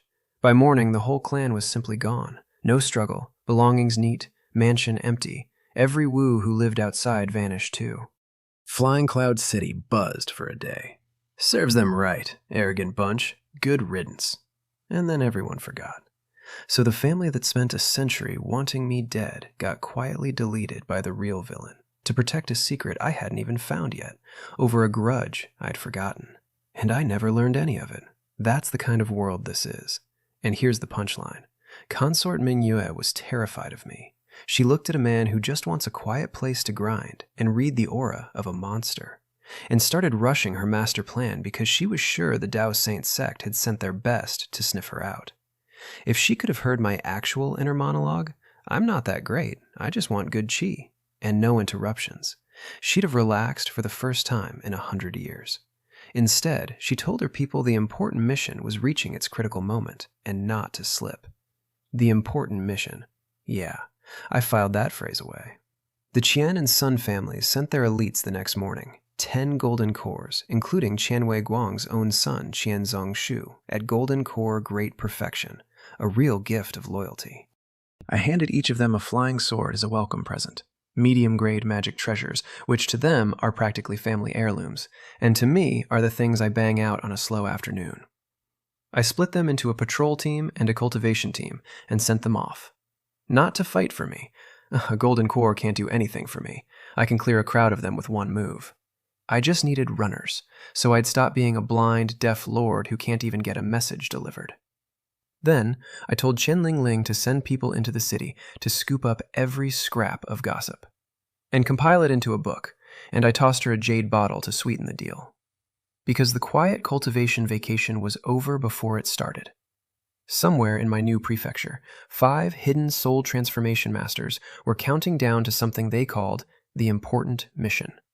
2 ancient families were too smug to fear the Dao Saint Sect, and the only man positioned to notice was a hermit who just wanted to be left alone. I sipped my tea. Fine. One step at a time. Let's find out what's rotting under Yunzong Prefecture. So I opened the chat channel to post a bounty, and the channel was a ghost town. Remember 10 million players? Down to 500,000, not because they quit on immortality, because of the clock. 100 days inside per day outside. Grind long enough in there and you age to death out here. Foundation establishment players are fine, their lifespan's stretched, but most players are low-grade roots who'll never even reach Foundation. So the hype died, and they just cultivate on Earth's thin chi instead. The channel that once screamed about AKs and ghosts now sat empty, so I logged off and posted on Skynet instead. High reward, information on Yunzong Prefecture, especially the Demon God cult, discretion guaranteed. Then I slept. I woke up that afternoon to a giant red banner across the top of Skynet. C-ban announcement. An 8-armed sea monster had shown up in the East China Sea. It kept eating ships. The Alliance sent hunting parties, plural, and failed, plural. So now they were going to bomb it. Missiles. Stay out of the water until further notice, with a helpful little map of the danger zone. I touched my chin. The Alliance is embarrassingly weak. Their best cultivators are golden core by now, and Earth's beasts are mostly first tier. A missile alone should jib anything below a fourth tier beast. So why can't they kill one squid without airstrikes? I closed my eyes and swept my divine sense out to sea to look. Ah, peak third tier. Basically a golden core great perfection, sitting in the middle of the ocean where they can't corner it. Okay, that tracks. For them. For me, it's a Tuesday. I extended one finger from my couch. A swordlight crossed a few thousand miles, split the sea in half, and carved a trench into the seabed. When the water settled, a squid the size of a small town floated in two neat pieces. Then I flew out to see it, because I was curious why it evolved so fast. I pulled a crystal bead out of the corpse, a spirit pearl condensed from a spirit vein, an insanely rare treasure that turbocharges cultivation. Useless to me, worthless above soul transformation. But this octopus won the lottery, got a cheat item, and speed ran to near fourth tier in a year like the hero of some other book. Unlucky for it that Earth already has me. I pocketed the pearl and went home. Total time spent? Less than the Alliance spent writing their announcement. Meanwhile, at Alliance headquarters, the whole war room was staring at a monitor. They'd locked missiles on the siren and were about to launch when a technician screamed, "Wait!" He flipped to a satellite feed. And there was the 8-armed monster, already dead, already in two pieces, floating peacefully. Nobody had fired anything. They pulled every satellite angle and stitched the footage together, and the room went dead silent. A sword came from the east. It split the sea. Then a blurry figure appeared on the surface for a moment, took something from the corpse, and vanished. No matter how hard they zoomed, the figure stayed a smudge. And they started arguing. What realm is that? I don't know. Stronger than any nascent soul I've ever seen. Soul transformation? Impossible. Yufantian's only been open a year. Nobody cultivates that fast. Then what, ancient immortals? We searched every inch of Earth. There are no immortals. Could it be a player? Absolutely not. No player is that fast. And then, quietly, the sentence that scared everyone. Could it be a native from Yufantian? Because here's what that means. If Yufantian's real powerhouses can reach Earth, we're done. Compared to that world, Blue Star is tissue paper. One of their true experts could crack the planet with a punch. Nobody wanted to say it, but everybody thought it. And I want to be clear, I did all this to save them a fuss. I made their week worse by helping. Their president, a guy named Wang Guofeng, got a text mid-panic, glanced at it, took a breath, and shut it all down. Don't speculate. Pretend it never happened. Take down the announcement. Everyone go cultivate. Strength is the foundation. Then he walked out and opened his phone, and the text he'd gotten was my reply to his private message. Because Wang Guofeng was the one who DM'd my Skynet post. He knew a place that might be a demon god cult base he wanted to meet, and he almost didn't come because he didn't believe a player could actually be at a Guardian Manor. Guardian Manor means the Dao Saint Sect, means the highest authority in the region. No player gets in there. Players are nobodies of unknown origin. He figured it was a prank. But the sword from space had rattled him. He wanted a shot at something bigger. And I'd told him where to meet, so he burned a pile of spirit stones on teleport arrays and came. He knocked on room 101 of the Flying Immortal Tea House. Inside, me, sipping tea, hidden down at Foundation Establishment middle stage. He looked me over, confirmed he'd never seen me, and got confused. Because as Alliance president, he knows basically every Foundation stage player by face or file, and I was a blank. If we hadn't set this up on Skynet, he'd have sworn I was a native. I waved him over. Sit, have tea. It helps concentration, good for cultivation. Poured him a cup. And honestly, I was a little starstruck myself. Golden core late stage, in 100 years, starting from literally nothing, no technique, no treasure, no foundation. That's genuinely fast, faster than most of the sect's inner disciples. His 9th grade root explained it, top-tier talent, but still, respect. I know how brutal starting from zero is. He asked my name, Zhang Yuhe. He racked his brain and came up empty. You're incredibly low-key, never heard of you. Which, thank you, that's the whole goal. I told him I like quiet and don't chase attention. He nodded and got down to it.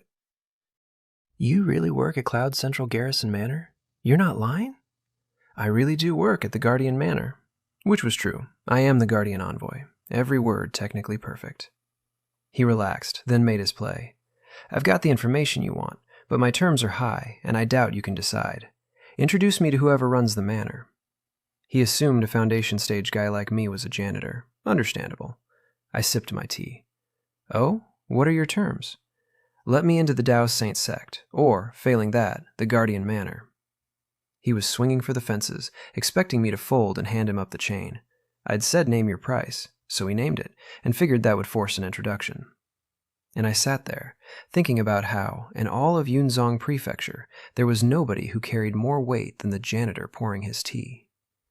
The sect isn't possible right now, I said, but the Guardian Manor? Sure, easy. He blinked. You can get me into Guardian Manor? Buddy, don't joke. Come with me. I rolled up my sleeves and flew him straight out of the tea house, over Cloud City, to the front gate of the manor, where the guards bowed and called out, "Greetings, Lord Garrison Commander!" Wang Guofeng went numb. He floated behind me into the great hall, sat down blank-faced, and stared.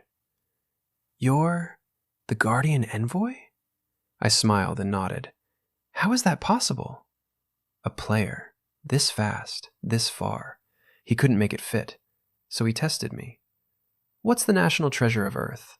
The Gar watching my eyes for a lie, checking if I was a native fishing for a route to his planet. I shook my head, but I got it. My situation is hard to swallow. The giant panda, I said. Unique to Earth. Yu Fantian doesn't have them. Then I explained. Don't overthink it. I got lucky, joined the Dao Saint Sect right after entering the game, cultivated there a century, then came here as Guardian Envoy. He exhaled. Players literally can't tell natives about Earth. Some hard rule blocks it. So if I knew Earth trivia, I was a player. Terrifyingly fast, but a player.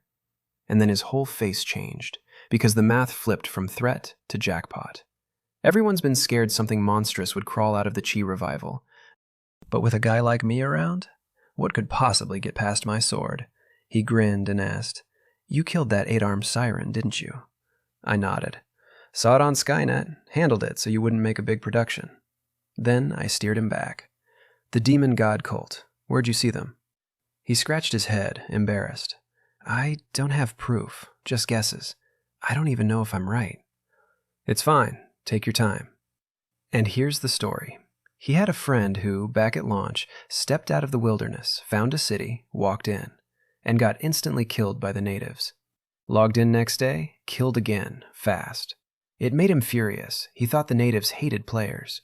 But of course, the natives don't know what a player is, and you can't tell them. The friend kept logging in anyway, dying on arrival every single day, a genuine psychopath of persistence. And one of those brief windows before he died, he saw it. A huge platform in the middle of the city, wrapped in black mist. And inside the mist, a horned monster. I think it's an altar, Wang Guofeng said. And that horned thing might be demon race or demon god cult. I tapped the table. A horned monster could be the horned demon clan, but it made no sense. Demon race give off devilish qi you can sense from hundreds of miles. You cannot just sit one on a platform in a populated city. Unless the city isn't really a normal city. Unless it's sealed off, or tucked in some hidden space outside the sect's watch. And the friend, dying on login every day for months just to catch a glimpse, that's a special kind of stubborn. It only works because of player mechanics. Kill a player. And the natives think he's dead for good. Then he respawns next day and they've forgotten they ever killed him. Does your friend know the name of the place? He does. Heard people say it before he died. It's called Mirror Void City. I nearly jumped out of my chair, because Mirror Void City is a real city in my prefecture. Small, nothing special, except for one thing. It's the ancestral home of the He family. Before they rose, that's where they were based, and after they rose, they didn't let go. They pushed every other faction out. Today, Mirror Void City is a He family box with the lid nailed shut. The He family. The ones who sneered at me and offered me trainees. The ones I already suspected. And now the Alliance President's ghost story friend hands me a name, and it's theirs. I pushed him. Your friend didn't mishear. You're sure it's Mirror Void City? He was sure. Talked to the guy that very day. And the more I sat with it, the more it fit. Because I'd spent 2 days reading the manor's files on Yunzong Prefecture, and Miravoid City was a hole in the record. Blank. Nothing. And that's impossible. A populated city under a prefecture generates incidents, disputes, paperwork. Where there are people, there's mess, and mess gets logged. Unless someone deliberately cut the city off from the world. Unless the only ones left inside are the He family, the demon god cult, and maybe, quietly, a demon race. So I decided to go look. Not report it, I had nothing but a dead man's story. And if I ran to the sect crying, "Demons!" with no proof, the elders would beat me flat. First, evidence. But before I left, I set up Wang Guofeng. I called in my golden cores and pointed at him. This is Wang Guofeng. He runs the Guardian Manor now. Cooperate.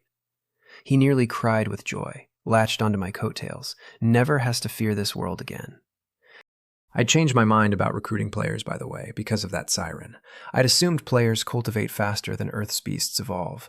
Then a squid nearly beat the entire alliance. First time means there'll be a second.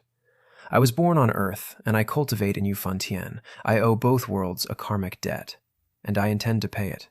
So maybe it was time to make the players stronger. Later. First, Miravoid City. I asked my sharpest golden core, Qian Zhongshu, what he knew about the place. He knew nothing. Never been, never heard details. And that told me everything. The Patriarch's own eldest son, a top figure in Yunzong Prefecture, drew a total blank on one city in his own backyard. Somebody had scrubbed Miravoid City off the map so thoroughly that even he couldn't see it. Inside those walls, only the He family, the cult, and whatever they were hiding. I didn't need to ask around and tip anyone off. I needed to go myself. So I flashed out of the hall in a streak of light. 80,000 miles southwest, to a city named after a 9-tiered cloud python that once used a mirror technique to swallow whole skies until the sect's Mahayana ancestors put it down. Fitting name for a place that was about to try and swallow the sky again. On my flying immortal technique, the trip took under an hour, and 1,000 miles out, I stopped cold. A warning formation. My divine sense caught a faint screen of light ahead. Low rank, but the moment I crossed it, whoever built it would know someone came. Good thing I don't just cultivate, I study everything. And with my broken comprehension, I'm a 6th order formation master. I read the trap at a glance. Then I tried to go around it. 15 minutes later, I was back where I started. They'd ring the entire region, centered on Miravoid City, in warning formations. No way around. And running that many formations at once burns a fortune in spirit stones. No normal 3-star family could afford it. Definitely the He family. Definitely not just the He family. You don't wall off 1,000 miles of empty land unless you're doing something that would end you if it got out. I couldn't force through, smash the formation or trip it. Either way, they'd know. I was stuck. And then a group of blue-robed cultivators flew out of the city toward me, golden pythons on their sleeves. The He family crest. I hid. One pulled out a formation plate, checked it, and reported, "All clear here, the alarm hasn't tripped." Then they chatted. "Make sure no one sneaks into Miravoid City. Relax, we've got the whole ring covered, not even a fly gets in. A century of cleanup, no cultivators left for 1,000 miles. And then, but if we anger the demon god, we're finished." And every one of them went reverent at the words, demon god. Third brother, can the demon god really grant immortality? Of course. Old ancestor was at the end of his life. After the devilish chi infusion, he broke through to soul transformation and doubled his lifespan. The path of the demon god is the true road to immortality. Guide the demon god down, and we all get our shot. Devilish chi infusion. The path of the demon god. Guide the demon god down. There it was, out loud. The He family of Miravoid City, the demon god cult, were trying to open a channel and pull the demon race into Yufantian. I didn't charge. These blue robes were too low level to know the real plan, and I don't gamble with stability. That's my whole creed. Instead, I peeled a talisman soldier off my sleeve and slid it into a cultivator's shadow. Nearly undetectable, useless in a fight, perfect for tailing. Let them lead my little shadow spy back inside, and I'd watch Miravoid City through it without ever setting foot in there. Because who knows what's waiting inside? A pile of high-level demon race? Walk in blind and I'm throwing my life away. Yeah, I respawn. I still don't want to end up like Wang Guofeng's friend, killed on login for 100 years. Stability first, always. And I was almost too late, because deep in the Wind Whisper Pavilion, Consort Mingyue's mirror lit up. My lord, Lord Blackhorn has pinpointed the demon realm. He's preparing to activate the Heavenly Dipper realm-breaking grand formation, open the passage, and summon the demon god down. She smiled, a beautiful, terrible smile. Over 100 years of preparation finally paying off. Once the demon realm army pours through, Yu Fantian burns, and the Dao Saint Sect is too busy to notice anything else. She grabbed her 4 soul transformation masters, told the Li family to move, and swept out of the city toward Mirror Void City, where an old red-faced soul transformation elder from the Li family was already waiting. The passage was about to open, and I was standing right outside it, holding one little shadow soldier, about to find out exactly how far over my head I'd wandered. So I tailed the blue robes for half a day, while my shadow soldier rode inside a cultivator's shadow. Boring work. Then they finished their formation checks, and finally turned home. Mirror Void City. Gates shut tight. Not a soul outside. Other cities buzz with life. This one felt like a tomb with walls. The lead cultivator flashed a token. The gate cracked open, they slipped in, and my little spy rode along in the dark. Inside, a cold-faced, middle-aged man met them. 6th uncle. Higher rank, clearly. So I did a quick swap and moved my shadow soldier into his shadow instead. Bigger fish, better view. He flew deep into the city, and I watched through the talisman.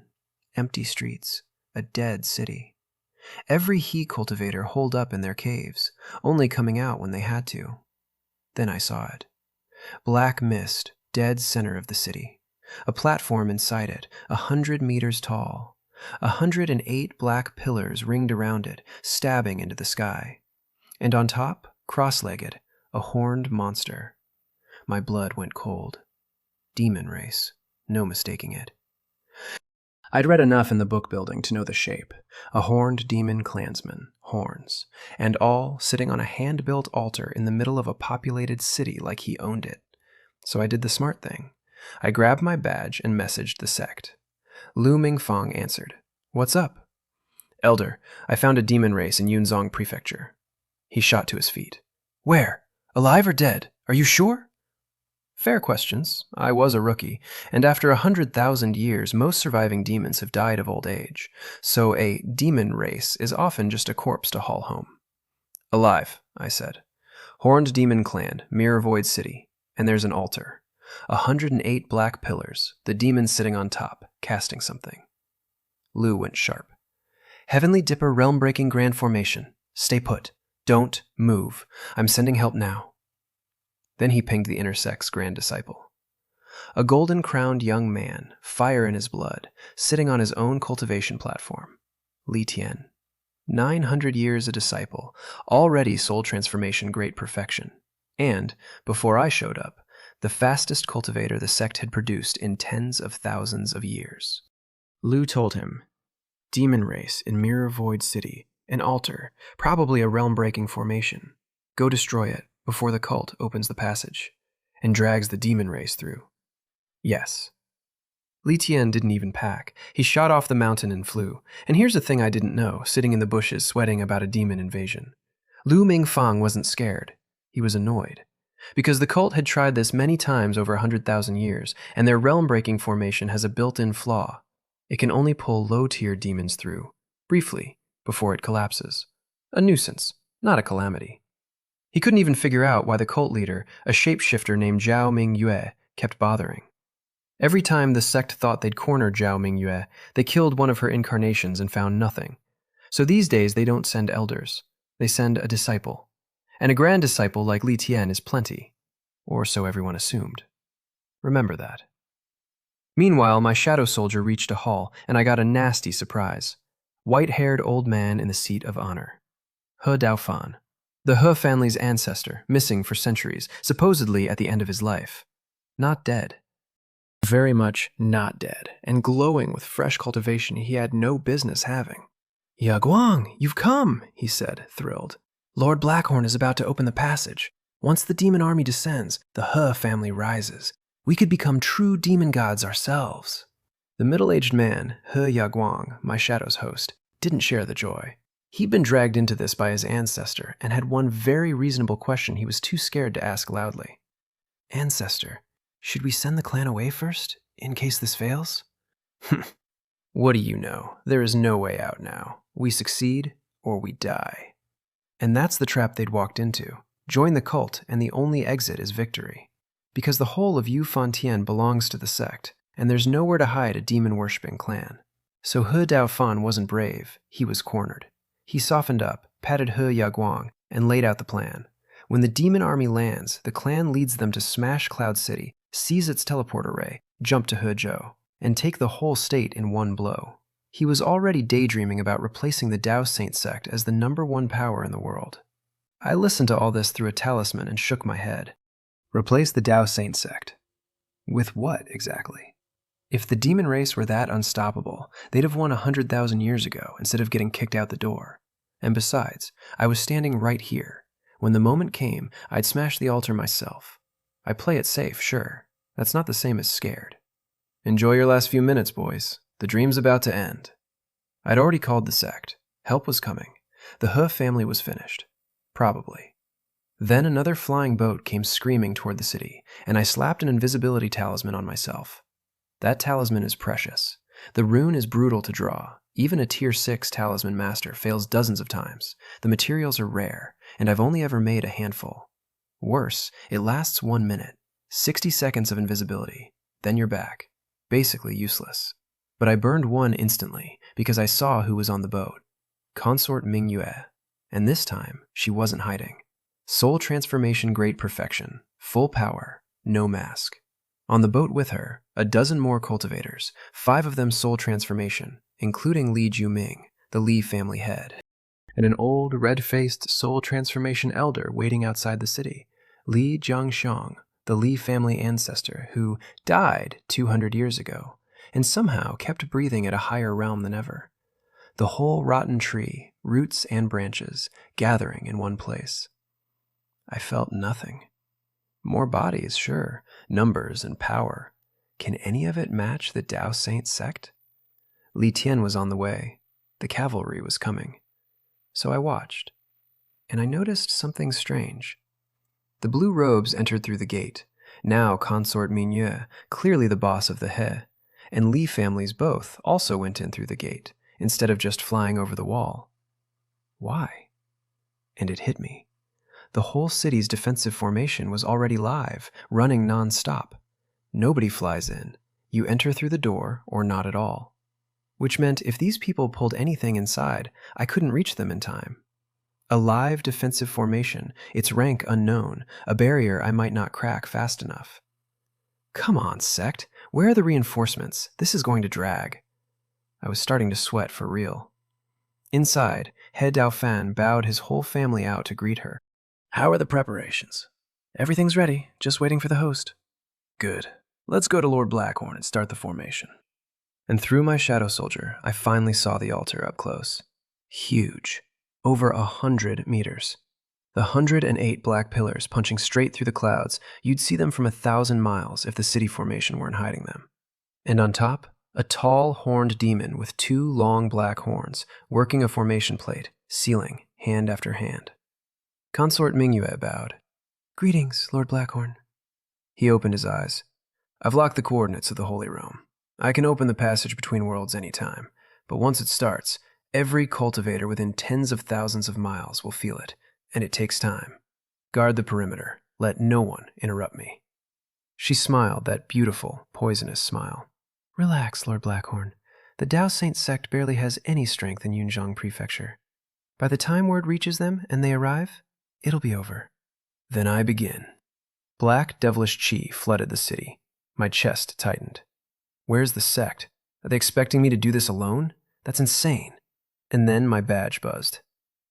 Junior brother Zhang, this is Li Tian. Where are you? Reinforcements, finally. I gave him my location, and a streak of light came screaming in from the horizon. Golden crown, cold eyes, grand disciple energy. I bowed. Greetings, Grandmaster. He nodded, then gave me a startled once-over. because 100-and-some-year-old soul transformation late stage broke every record he thought he held. Mine faster than his own. But no time. He's the situation. And I looked around at the empty air behind him and got a very bad feeling. Senior brother, please tell me you're not the only one who came. I am enough on my own. I felt a small, precise pain somewhere behind my eyes. Buddy, your combat experience is real, sure, but your cultivation is barely a notch above mine. Where does the confidence come from to solo the entire He family, the entire Li family, the Wind Whisper Pavilion's masters, and an unknown strength horned demon on an altar? This should be the whole Dao Saint Sect rolling in like a tide. Instead, I got one arrogant golden-crowned kid. How is Lu Ming Fang an elder? Is he not worried at all? What I didn't know, what would have saved me a lot of anxiety, was that the realm-breaking formation genuinely couldn't do much. Even if it worked, it'd leak a few low-tier demons for a short window, cause some chaos, and die. But nobody told me that. In my head, opening this passage meant a flood of demon soldiers and a second 100-year war the sect might lose. So I warned Li Tian, careful. Grandmaster, there are at least 7 soul transformation cultivators in there. The Wind Whisper owner is soul transformation great perfection. That gave him pause. Even his confidence flickered at 7 soul transformation plus a great perfection. But he'd already made his boast, and pride is a one-way door. Cold and calm. Junior brother, cover me. I'll handle the demon god cult trash. And he punched. A mountain-sized fist of fire crossed 1,000 miles, vaporized the warning formations on the way, and slammed into the city wall. A light curtain shot up over Mirror Void City, and 9 giant serpent phantoms coiled across it. The fire fist hit and rippled. Nothing. The city stood untouched. 9 pythons spirit-binding array, I muttered, and my stomach dropped. 7th order. Monstrous defense. Not just any soul transformation, but even a void refining cultivator couldn't crack it fast without knowing its secrets. I could break it, but it takes time, and time was the one thing the black mist over the city was busy stealing. Li Tian looked grim. He'd tested it and understood. Punch this thing non-stop for half a month, and it might still hold. I never expected the cult to pre-build a defense this strong. Junior brother, do you recognize it? I nodded. 9 pythons spirit-binding array. His face went cold. He'd read about it in the book building. He knew what it meant. What we didn't have was time. Then his eyes lit up. You know it. Do you know how to break it? I do, but it'll take a while. He nearly sagged with relief. Streaks of light were already pouring out of the city toward us. Bonjour, break the formation. I'll deal with the cult. And I want to be honest about my confidence level here. He was about to hold off 7 soul transformation masters, alone, so I could do arts and crafts. What could possibly go wrong? Everything is the answer. But first, let me tell you who Consort Mingyue actually is, because it's the whole reason none of this made sense. She's not really a person. She's an incarnation, one of many, of the demon god cult leader Zhao Mingyue. 10,000 years ago, Zhao Mingyue found a divine ability that spins off incarnations, each one only 2 realms weaker than the true body, a miracle power. Except it has a fatal flaw nobody mentioned in the manual. Every incarnation carries a piece of your soul, and if the incarnation dies, that soul piece is gone forever. And an incomplete soul means you can never break through again. Zhao Mingyue was body integration perfection 10,000 years ago. She's been frozen at body integration perfection ever since, losing soul shards to the Dao Saint Sect one dead incarnation at a time, slowly going insane. Every incarnation she throws at the sect is bait, distraction. Because she can't fix her soul alone, only a demon, something on the level of a true immortal, might. And that's the real plan. Mirror Void City isn't the point, it's a decoy. 100,000 years ago, the sect sealed the true passage between worlds. And it sits in the back mountain of the Dao Saint Sect itself, guarded by elders and a Mahayana ancestor. If Zhao Mingyue can pull the sect's attention here to a loud, obvious altar in some backwater city, then her true body can slip into that back mountain and reopen the real door. Mirror Void City is the flare. The fire is somewhere else entirely. I didn't know any of that yet. I just knew a demon was on an altar, a grand disciple was about to be badly outnumbered, and I had a formation to break before the sky tore open. So I got to work. Cracking a 7th order defense head-on takes half a month. We had minutes. So I cheated. Use a formation to break a formation. Instead of grinding the 9 pythons wall by hand, I'd build my own attack formation around the whole city and let it pound the wall for me. I flung formation flags out in every direction, sat down, and started assembling. The catch? I had to keep building, keep it fed, and make absolutely sure nobody wrecked my flags. Simple in theory, a nightmare in practice. Inside, Consort Mingyue felt the light curtain go up and startled. "Someone's here already? How? The passage isn't even open." She reacted fast, soul transformation, and up, follow me out to intercept, everyone else guard the altar. Because if the fight spilled into the city, the shockwaves would ruin Blackhorn's ritual, and the whole plan dies.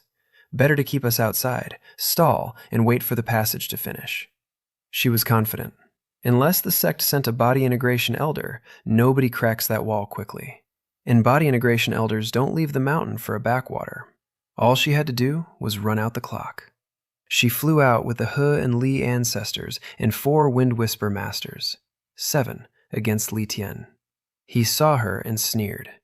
"Zhao Mingyue, you again. The cult's like a ghost that won't stay dead." She landed like a peach blossom opening, all giggles. Hundreds of years, and Grandmaster still remembers me. Different face than last time, same information. And cultivators read information, not faces. She wasn't in disguise. She was just a fresh incarnation. Li Tian glanced at my forest of flags, understood my plan, and relaxed a notch. He hadn't expected the token kid to also be a formation master, hauling a full kit. His only job now was to keep 7 people busy so I could work. So he decided to enjoy himself and poker. "Zhao Mingyue, you only ever send incarnations, never your true body. Scared?" "Terrified, honestly. Wouldn't want your old monsters catching me." "Sweet as anything. Do you want to see my true form, Grandmaster? After I reach Mahayana, I'll come visit the sect. Deal?" "Dream on. With that incarnation ability, you'll never reach Mahayana in this life." Her face went black in an instant. Because he'd stepped directly on the wound, 10,000 years frozen, soul leaking away, and a kid in a gold hat saying the quiet part out loud. She stopped playing. She pointed at me. "Kill him. Don't let him finish that formation. The Grand Master's mine." And 6 soul transformation masters leapt at me at once. Nobody's leaving. Li Tian moved. A giant flaming palm swallowed all 7 and everyone scrambled. Nobody underestimates a grand disciple. Consort Mingyue dropped a golden bell over his head, expanding to swallow him. He punched it, flying. The rest hit him with a light show of treasures. And abilities. He threw up a wall of fire and ate all of it. Then a flaming great axe appeared in his hands, the vermilion bird axe, a low-grade, heaven-reaching spirit treasure, and he cleaved straight at the Li ancestor. Li Jiangxiong yanked out a yellow shield, a high-grade magic treasure, and the axe shattered it like a cracker and sent him spinning, coughing blood. First exchange, 1 enemy already hurt. The Grandmaster was, in fact, cooking. I watched from behind my flags and had to admit it. As expected of the Grandmaster. Then I finished my formation. Begin. The weather died.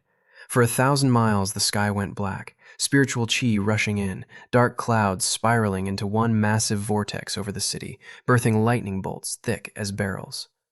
The Gui Water Lightning Array. A 6th order area attack formation, honestly useless in a normal duel. Slow to build, no barrier, anyone can just walk out of its range. But against a stationary target that can't move? Against a sitting duck of a city that can only crouch behind its wall? It's perfect. I started hand-guiding bolts down onto Mirror Void City, and every strike hit harder than Li Tian's Fire Fist, faster. And endless, because the formation doesn't get tired, doesn't burn my mana, just sips spirit stones. The city's light curtain began to shudder. Consort Mingyue saw the sky change color and got nervous, because if I broke that wall, I could redirect all this lightning straight onto the altar, and 100 years of scheming becomes a flower in a mirror. But Li Tian had them pinned, so she made a call. "I'll take the Grand Master. The rest of you, rush that kid, or break his flags. Do not let him keep hammering the city." She drew a small gleaming knife, The God-slaying blade, a medium-grade heaven-reaching spirit treasure, the kind of weapon a soul transformation cultivator shouldn't even be able to activate. She forced it anyway, poured everything in, and it grew into a giant sword, and fell on Li Tian across the whole sky. He barely got his own trump up in time, the Flying Swallow Fire Shield, another medium-grade treasure. And even blocking it, he got knocked back hundreds of miles. She'd freed herself from him. And the other 5 turned and charged me. Oh, come on. This is so unhelpful. 6 soul transformation masters, minus the one on Li Tian, now 5, all sprinting at me while I'm trying to run a formation. I built the lightning array to focus every jewel onto the city, which meant I couldn't just zap the guys attacking me. My own artillery was pointed the wrong way. So now I had to keep bombing the city and survive 5 masters at the same time, getting hit from both ends. Fantastic. I couldn't stop the bombardment. The second I did, the wall would heal and all my work evaporated. So I flicked my wrist, and 9 flying swords of 9 different colors bloomed around me and started spinning. The 9 Heavens Primordial Sword. My life-bound treasure. 9 low-grade heaven-reaching blades forming a dense shell of sword shadow around me. And here's my confidence level, honestly.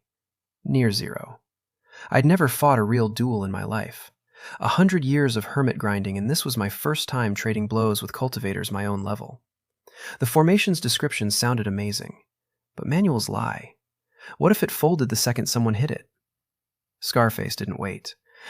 I'll do it. His little hammer became a giant hammer phantom and came down on my shell. I flinched, already planning my escape route. If the shell broke, I'd blink out on my flying immortal technique and regroup. The hammer hit, and my shell didn't so much as twitch. Oh, the 9 Heavens formation is amazing. That hammer was a heaven-reaching spirit treasure. Low grade, sure, but still a mountain-flattening, sea-tipping full-power strike. It landed on my sword shell, and the shell yawned. Scarface and his 5 stared like their brains had crashed. What kind of defense is this? I'd been braced to run for my life, and instead I was sitting inside an impenetrable turtle. So I stopped worrying about them entirely and went back to raining lightning on the city. Absolutely disgusting defense. Loved it. They regrouped, rattled. We can't crack his shell. Forget him. Find the formation flags. Break his array. Smart. If they killed my flags, my lightning dies. Shell or no shell.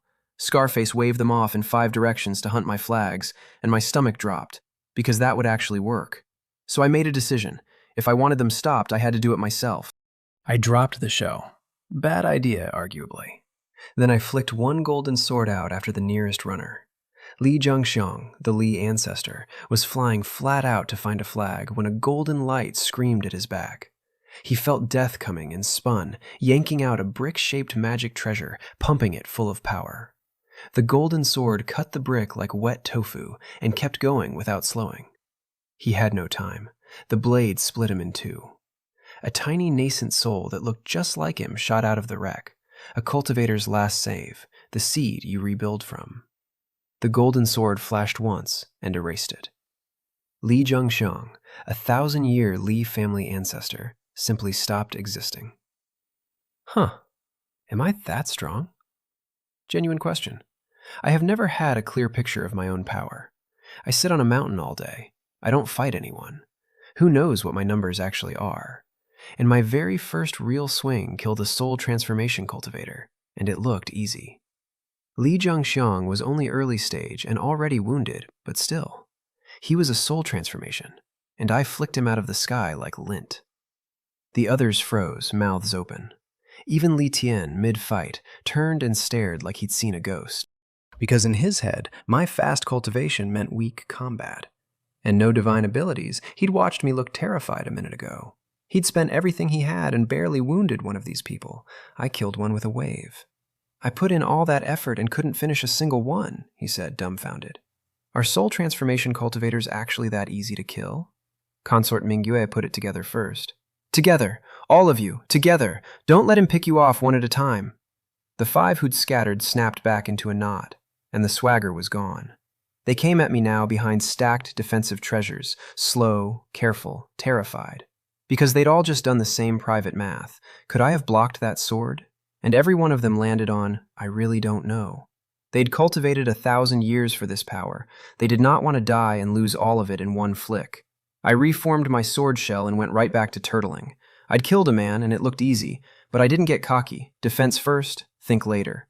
The city wall was nearly gone anyway. Scarface's hammer, 4 treasures, everything they had, rained on my shell, and it trembled twice and shrugged. So I relaxed and kept guiding lightning down onto Mirror Void City, occasionally flicking a lazy sword light out to keep them jumpy. Couldn't kill a careful soul transformation that way. But it kept 5 grown masters flinching at shadows, terrified of ending up like Li Jiangshong. Rough math? Another half hour and the city's defenses break. No rush, take your time. Snug in my turtle, 5 masters helpless against it. I just waited. Meanwhile, Li Tian and consort Ming Ye were still locked up. One a fire-blooded prodigy, one a cult leader's incarnation, both way past ordinary soul transformation, trading transformations and abilities and going nowhere. Left alone, those 2 could brawl for half a month and call it a draw. And I really had to pee. Sigh, the Grand Master isn't much help. Looks like I'll have to close this out myself. I pulled my badge, half tempted to call Lu Mingfong for more bodies and just crush this. Then I put it away. Li Tian's here. He's the Grand Disciple. His judgment beats a semi-newbie hermit's. Let him make the calls. I'd break the wall, we'd smash the altar, and this whole demon god pipe dream would be over. That was the plan. The plan was about to get much more complicated. Then the sky over Mirror Void City cracked, and devilish chi came pouring through. "Grand Master!" I yelled. "Buddy, you got a trump card or not? Use it. If this drags out and a wave of high-tier demons steps through, we're done." Consort Mingyue's crew lit up with joy, a century of scheming finally paying off. But Li Tian stayed calm and threw me a whisper. "Junior brother, relax. Their formation's weak. Even open, it only lets nascent soul and below demons through. Our real job is her. She's Zhao Mingyue's incarnation. Killing her here does permanent damage to the leader's true body." Holy crap! Why didn't you lead with that? That's kind of the whole situation. I'd been sweating buckets over a demon apocalypse, and the actual mission was, kill the pretty lady? I looked at her again. That's an incarnation? Looks like a whole person. What kind of divine ability spits out a copy that real? I was genuinely jealous. Sit at home, send your clone to do the errands, that's the #1 hermit power. If I had that, I'd never leave Galaxy Peak again. I didn't know yet it was a cursed gift. Li Tian was busy, so we skipped the fine print. Anyway, kill her, stop the passage. 2 problems, 1 solution needed.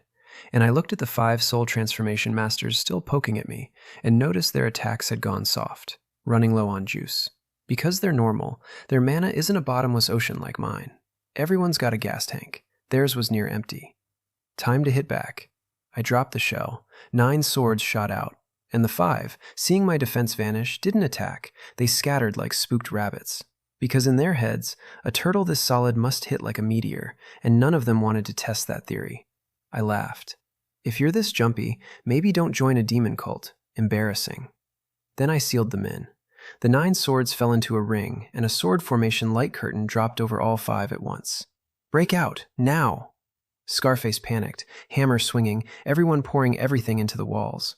Because they'd watched Li Jiangxiong die and knew exactly what came next. Then I turned it on. I'd tested the defense. Time to test the offense.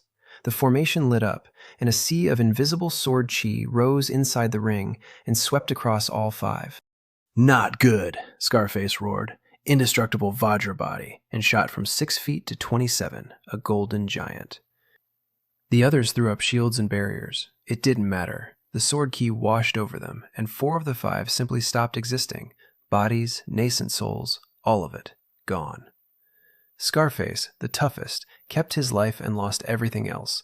1 long, bloody gash opening across his golden hide, trapped in an ocean of blades he couldn't punch his way out of. He shattered 1 wave with a fist. More came. "I'm not reconciled," he screamed, and then he was ash.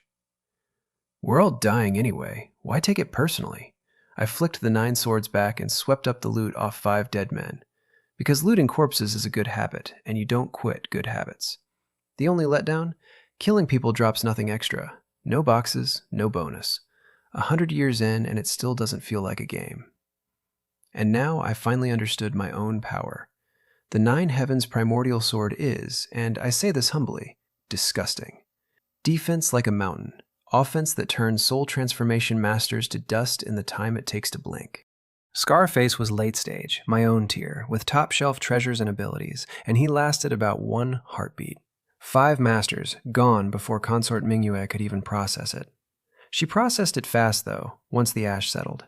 She saw all her help vanish and immediately decided she wanted to be anywhere else. She slashed at Li Tian to buy a second and shot for the sky. A century of plans in Mirror Void City? Forgotten.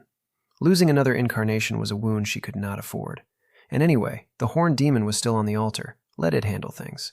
She just had to get clear before I reached her. She could trade blows with Li Tian all day. Add me, and there wasn't even a running away option. Leaving? Stay. Li Tian was thrilled. He'd badly underestimated the token kid, and he flung a black bead over her head that froze her cold. She wriggled free with a bowl-shaped treasure, but he was already on her, a fist of fire swallowing her whole, shouting, "Zhang, junior brother, together, finish her!" I didn't argue. He'd said she mattered, that killing her hurt the leader. Good enough. I flashed over, hand signs already going, and the 9 swords rained down around her. She saw the ring forming and lost it. She'd watched Scarface die inside one of these. She yanked a jet-black saber, a magical artifact, and forced it at Li Tian, face going corpse-pale from the cost, praying one strike would knock him back so she could run. He didn't run.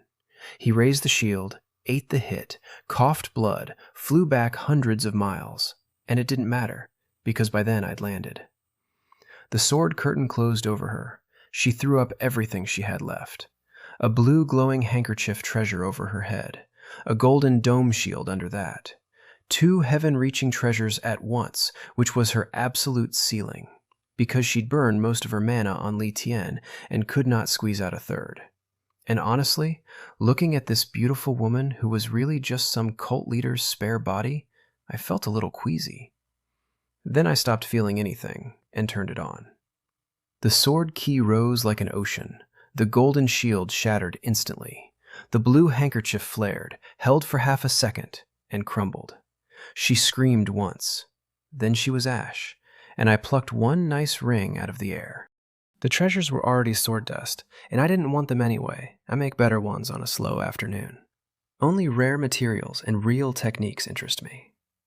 Li Tian dragged himself over, looked around, saw no consort Mingyue, and asked, "Junior brother, where's the woman?" "Dead," I smiled. He did not want to believe me. He knew her strength. The leader's first incarnation, treasures for days, a monster he'd personally failed to beat after a long, ugly fight. And I'd erased her like a smudge. That's a lot for a proud man to swallow.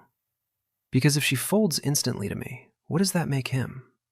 He did some quiet, painful math and arrived at, I must go into seclusion the moment this is over, and break through to void refining, or my Grand Master title is a joke. I felt the status anxiety radiating off him, and, being me, had no idea I'd caused it. I just kept raining lightning on the city, and asked, "Grand Master, that woman was really an incarnation of the cult leader?" Calling him Grand Master clearly stung now, but he answered straight. "Yes, Zhao Mingyue can spin off countless forms. I fought another of her incarnations centuries ago. Same information. Can't be mistaken." Countless forms? And each one's already soul transformation strength? That's the best divine ability I've ever heard of. I was already dreaming. A one-man army. Never leave the peak again. Li Tian read my face and shut it down fast. "Don't even think about it, junior brother. It has a fatal flaw. Every incarnation carries a shard of her divided soul. Hell the incarnation, and that shard is lost forever. And you know what an incomplete soul means. Your cultivation never improves again. Ever. Zhao Mingyue is the proof. Counting this one, that's 3 incarnations she's lost. Kill a few more and we won't even need to hunt her. She'll go mad and die on her own." So the miracle power was a trap, and the cult leader had walked straight into it. Frozen forever, soul bleeding out 1 dead copy at a time. The worst possible fate for a cultivator. Total, permanent, humiliating stagnation. I filed that away and stopped being jealous. Some cheat codes come with a self-destruct.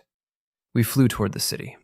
The wall was almost down, the 9 serpent phantoms flickering, sluggish, my lightning eating them alive. and through the fading curtain we could hear it, devilish chi filling the streets, and screams. Grandmaster, why are there screams? Are they fighting each other? It made no sense. The city was He family, a few Li family nascent souls. Families don't slaughter themselves. Li Tian looked at me flatly. Junior brother, have you forgotten there's a horned demon in the city? You mean it's killing the He and Li cultivators? Killing. More like eating. Eating. I felt my skin crawl. I'd read that demons ate people, cultivators especially, a delicacy, but I'd always assumed it was propaganda, the kind of thing the sect says to make everyone hate demons. Turns out it's just true. To me, demons looked basically human, a few extra parts, like the difference between one person and another, and they eat us like we're livestock. Li Tian explained the logistics, because of course there were logistics. The demon on the altar was burning through mana to hold the passage open, and to a demon race, a cultivator is the best fuel there is. Trapped in Yu Fantian 100,000 years, its supplies long gone, it was topping off its tank the only way it could, on the very family that had summoned it, praying to it, promising each other immortality. Humans eat beef and think nothing of it. The cow feels differently. The He family had just found out which one they were. We need to speed this up. I sent my 9 swords out around the whole city, because a demon willing to eat its own worshippers was not a thing I wanted loose 1 second longer than necessary. I didn't know yet how right that instinct was. Li Tian watched me spread the swords out and asked why I didn't just keep lightning tickling the wall. It was almost down anyway. I want to speed it up. Then I dropped the sword formation over the entire city. A wall of invisible sword chi swept across the whole of Mirror Void City at once, and Li Tian's jaw hit the floor. What kind of divine ability is this? A soul transformation cultivator's sword formation covering a whole city. The range on this thing basically has no ceiling. As long as my mana holds and it's inside my divine sense, it works. And my ocean of a Dantian was not going to run dry over one small city. He quietly withdrew his fist, which had been doing nothing to the wall, and stepped aside, feeling, in his words, like the little brother. My sword chi plus my lightning ate the last of the serpent phantoms, and then one final bolt cracked the curtain and the whole thing exploded. The city lay open. Devilish chi everywhere, blood stink thick in the air, and above it, a huge vortex in the sky with countless demon shadows churning on the far side. Is the passage already open? I turned to ask Li Tian, and he was gone, already airborne, already fist first at the horned demon on the altar. Grandmaster, so brave, I said. Before I finished the sentence, he was flying backwards, coughing blood, folded up like a wet sack. And still, mid-flight, he managed to warn me. Junior brother, careful. This is a void refining demon. Holy crap. A void refining demon race. Here. Void refining is the great wall of cultivation. 1 in a million clears it. And the moment you do, the Dao Saint Sect stops calling you a disciple and starts calling you elder. A void refining cultivator can hang 10 soul transformation masters up by their ankles and beat them like a rug. There were 2 of us, both soul transformation. How exactly were we supposed to fight this? But I didn't run. For one thing, I'd built a fortress here, my sword formation and my lightning array both live. For another, even my flying immortal technique might not outrun a void-refining horned demon, so running could just mean dying tired. So, we commit. On the altar, the demon watched the vortex stabilize and cackled. Ha ha ha! The passage is open. Warriors of the demon race, descend. This is our paradise. So arrogant. I could not stand it. But I noticed something crucial. The passage wasn't fully formed yet, so the far sign demons couldn't cross. And more importantly, the horned demon was still holding the formation plate, still sealing hand after hand, which meant it couldn't move. A sitting duck. If not now, when? I opened up, sword, key, and lightning, everything at once, straight onto the altar, and it just took it. Its devilish key armor shredded off, sure. Shallow cuts opened across its skin. But a void-refining demon race is a physical monster to start with. And this one shrugged off a storm of blades and a barrage of lightning, like weather. Is this thing Iron Man? I muttered, hands never stopping. Because if I couldn't hurt it while it was pinned and immobile, what happened when it got a free hand? Li Tian, pale as a sheet, added his own heaven-reaching flying sword to the pile. Bedbugs, you're asking for it. The demon threw one punch, a fist shadow that leapt the whole sky, and my sword formation ate it, the shadow crumbling apart halfway to us. I laughed. That's it? Void refining's not so scary. Except it couldn't chase that punch, because chasing meant stepping off the altar and killing its own plan. So it hunkered down, threw up devilish chi shields that my formation smashed as fast as it built them, and just endured, bleeding, cuts getting deeper, none of them fatal. Grandmaster, any more killer moves? We couldn't just exfoliate this thing to death. Li Tian shook his head. It's not ordinary void refining, it's at least middle stage. My trump probably can't finish it. Then use the trump anyway. Why are you hoarding treasures at a time like this? Saving them for New Year's? Fine, he said, and pulled out a talisman with a tiny knife etched on it. 7th Order. There are only a handful of talisman masters in the entire sect who can even draw one. He waved it, and a sky-splitting sword phantom screamed down at the altar. The demon didn't dare tank it. It punched the blade head-on, light flared. And when it cleared, the demon's right arm was gone. Finally heard it! I was thrilled, and honestly impressed. Li Tian carrying a 7th Order talisman was no small thing. And now I pressed. I tightened the sword formation, no more spreading it over a dead city. Everyone in there was already demon food. And the buildings were rubble, and squeezed it down around the altar, because a smaller ring means denser sword chi, means deeper cuts. The one-armed demon howled, bones showing through a dozen wounds. If it would just hold still one more minute, I could end it. Then the sky roared, and demons poured out of the vortex. My gut clenched, for exactly 1 second. Then I looked at them, and relaxed. Foundation establishment, mostly. A few golden cores, a handful of nascent souls, nothing above. Li Tian's intel was dead on. This cheap little passage only leaks low-tier demons. I didn't even have to aim. The leftover wash of my sword formation harvested them like wheat, wave after wave, dust and dust and dust. And still they came. Diving through a doorway that ended in a blender, no fear, no hesitation, like the demon realm had wild dogs chasing them. And Yu Fontian had money on the ground. An entire race that isn't afraid to die. I felt a real chill watching it. That's the scariest thing there is. But the low-tier demons weren't the problem. The problem was that once the passage locked stable, the horned demon didn't have to hold it anymore. Its hands came free. It turned its cold eyes on us and lunged. Bedbugs, die! Li Tian and I both knew this was the moment, and neither of us backed up an inch. I kept the lightning coming and squeezed the sword ring even tighter, denser blades, deeper cuts. The demon charged straight through it, getting shredded the whole way, refusing to slow. Then Li Tian stood up and met it fist to fist. Half dead himself, and he charged a void-refining demon anyway. Because he'd figured out the truth. The thing looked ferocious, but it was running on fumes. One arm gone, body carved to the bone. Lightning had been cooking it long enough that the air smelled like barbecue. And after 100 days of barbecue, I know that smell. Hold it off one more moment, and my two formations would finish the job. Their fists collided. The shockwave blew past the city walls and turned the fresh batch of newborn demons back into dust. Li Tian coughed blood and flew backward again. The demons stood firm. Even gutted, void refining beats soul transformation, and he couldn't win that exchange. But he didn't need to win it. He needed to break its momentum for one heartbeat. And he did. I slapped down a talisman and flicked 2 fingers. Go! Vines erupted around the demon and lashed it still. 6th Order Yi Wood Imprisonment Talisman. One job. Hold the target for a breath. And in that breath, I collapsed the sword formation down to a 10-yard ring around it, the densest, cruelest version, a solid ocean of blades in a closet. It shattered the vines with a punch. It punched the sword wall, too. The whole formation shuddered, held, and settled. Its best, fully committed void-refining strike, and my turtle didn't break. I looked at the thing thrashing in my ring and finally exhaled. You're dead.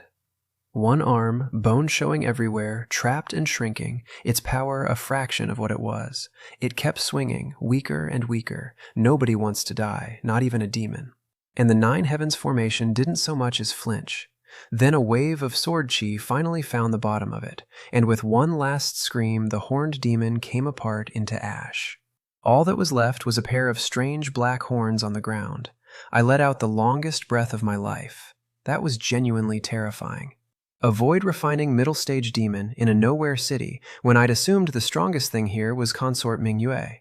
If the Nine Heavens formation hadn't been exactly as absurd as advertised, Li Tian and I would be the ones in ash, and I had some words for a certain elder. I reported the situation honestly, in detail, and Lu Mingfang sent one grand disciple. Li Tian's strong, but he's no match for a void-refining demon, and this can't be the sect's first rodeo, so where was the backup? Unreliable. Almost got me killed. I scooped up the two horns anyway, didn't know what they were for, but they were harder than any material I'd ever handled, perfect for future artifact refining, and looting is a good habit. The passage was still open, still vomiting low-tier demons into my prefecture, so I sent the swords back out around the city, and let the formation harvest them like a combine, endless waves diving in to die for no reason I could understand. Li Tian dragged himself back, all the swagger gone. "Junior brother, is the demon dead?" "Dead as dead gets." I couldn't hide my grin. First real duel in my life, and I'd killed a void-refining demon race. First swing kills a soul's transformation. Last swing kills a demon an entire realm above me. A man's allowed to be a little proud. "This passage isn't going to stay open forever, is it?" I asked, eyeing the vortex, because babysitting a demon faucet forever was not on my to-do list.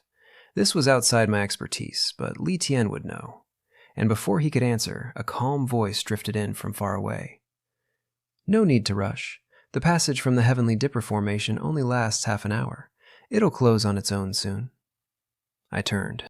The void rippled, and a white-robed figure stepped out of thin air. Lu Mingfang, the elder. Li Tian bowed like this was completely normal. I stood there doing the math. Had he just arrived, or had he been here the whole time? "I arrived long ago," Lu said, reading my face. "I wanted to see if Zhao Mingyue's true form would show, but she's as cautious as ever, only ever sends incarnations." So the unreliable elder had been standing off to the side the entire fight, watching me solo a void-refining demon, ready to step in and never needing to. Great. Wonderful. Love that for me. Then he beamed at me. "I really did misjudge you. Not just a monster at cultivation, a monster at divine ability, too. That sword formation, is it from your technique?" "Yes." He'd been about to intervene when the horned demon appeared. Never had to. And he was fascinated, because in all his memory, the Dao Saint Sect never had a divine ability like the Nine Heavens formation, which led him to the real question. "Do you know where the mixed origin heavenly scripture comes from?" I shook my head. A century on a mountain reading one library, I only know what's written down. So Lu told me, and the world got a lot bigger. Long ago, Yu Fantian was a wild, untamed world. About 1,000,000 years ago, an incarnation of a powerful being from the immortal realm descended, spread the civilization of the immortal Dao, and founded the Dao Saint Sect. That was our founding ancestor. When Yu Fantian's civilization flourished, the ancestor's incarnation left, and before leaving, he set a stone tablet in the scripture pavilion holding one technique. That technique is in 2 volumes. The second stays with the sect in the immortal realm. The first is the mixed origin heavenly scripture, the one you cultivate. My mouth fell open. I'd guessed my technique came from the immortal realm. I had not guessed the whole Dao Saint Sect did. The most powerful faction in this world, ruler of Yu Fantian for 1,000,000 years, is a branch office. There's a real Dao Saint Sect up in the immortal realm, and this one is the franchise. No wonder they've never been challenged. When you're in trouble, you call the immortal realm, and who in Yu Fantian survives that phone call? Which raised an obvious, delicious question. "Elder Lu, can we still contact the immortal realm?" "The upper sect? Because a thigh that thick is a thigh worth hugging. If you can call the immortal realm when things go sideways, you'll never truly lose." And Lu Mingfang's face fell. He was quiet a long time. "It's difficult, but we used to manage it. Then, a few centuries ago, something happened, and we suddenly lost contact. I don't know if something has befallen the upper sect." Well, so much for the thigh. I'd been dreaming of a bottomless bailout, and it turns out the bailout stopped answering the phone a few hundred years ago, and the elder in charge looks genuinely worried about it. Worried enough that I couldn't tell if he was scared of losing the safety net or scared of what could possibly go wrong with a sect in the immortal realm. Neither answer was comforting. He shook it off and smiled.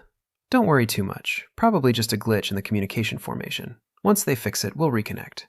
Then he looked at the two of us, a fire-blooded prodigy and a token kid who just soloed a demon, and said the kind of thing elders say.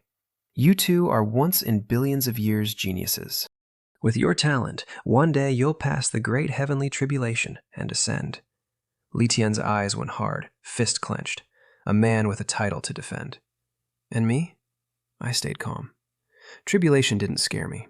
With my talent, if I couldn't survive a lightning storm on my way to immortality, nothing could. But I filed away the part that actually mattered. A sect from the immortal realm, silent for centuries. A door between worlds the cult keeps trying to pry open. And a demon race that dives into a blender without blinking. Because to them, this whole world is just paradise they haven't conquered yet. The fight in Mirror Void City was over. The bigger one hadn't even started. Half an hour later, the vortex finally sealed, and I got to stop running the sword formation, which had left me genuinely exhausted. The sky cleared. The devilish chi over the city thinned out and died. All right, done. Let's head back, Lu Mingfang said. Then he reached out and slapped the ground where Mirror Void City used to be. One palm. A cloud of dust the size of a mountain. When it settled, there was no city, no rubble. Just a bottomless crater with a giant handprint pressed into the bottom, springs already bubbling up out of the hole. I stared. Holy crap. So that's an elder of the Dao Saint Sect. That void refining demon I nearly died to? It couldn't have survived one slap from this man. Terrifying. Then Lu turned to me, calm as anything. When you get back, investigate everyone connected to this. Whoever's involved, exterminate the whole clan. Yes, I said, and felt a chill go down my spine. He and Li Tian flashed off toward a nearer teleport hall. Because cleanup is the local guardian envoy's job, and I was the local guardian envoy. So I flew home to Cloud City to do the ugly part. Somewhere far away, meanwhile, a woman who looked exactly like Consort Ming Yue sat down on a cultivation platform, face gray. Failed again. Lost another incarnation. I'll have to be more careful. Then she closed her eyes and went back to cultivating, minus one more piece of her soul.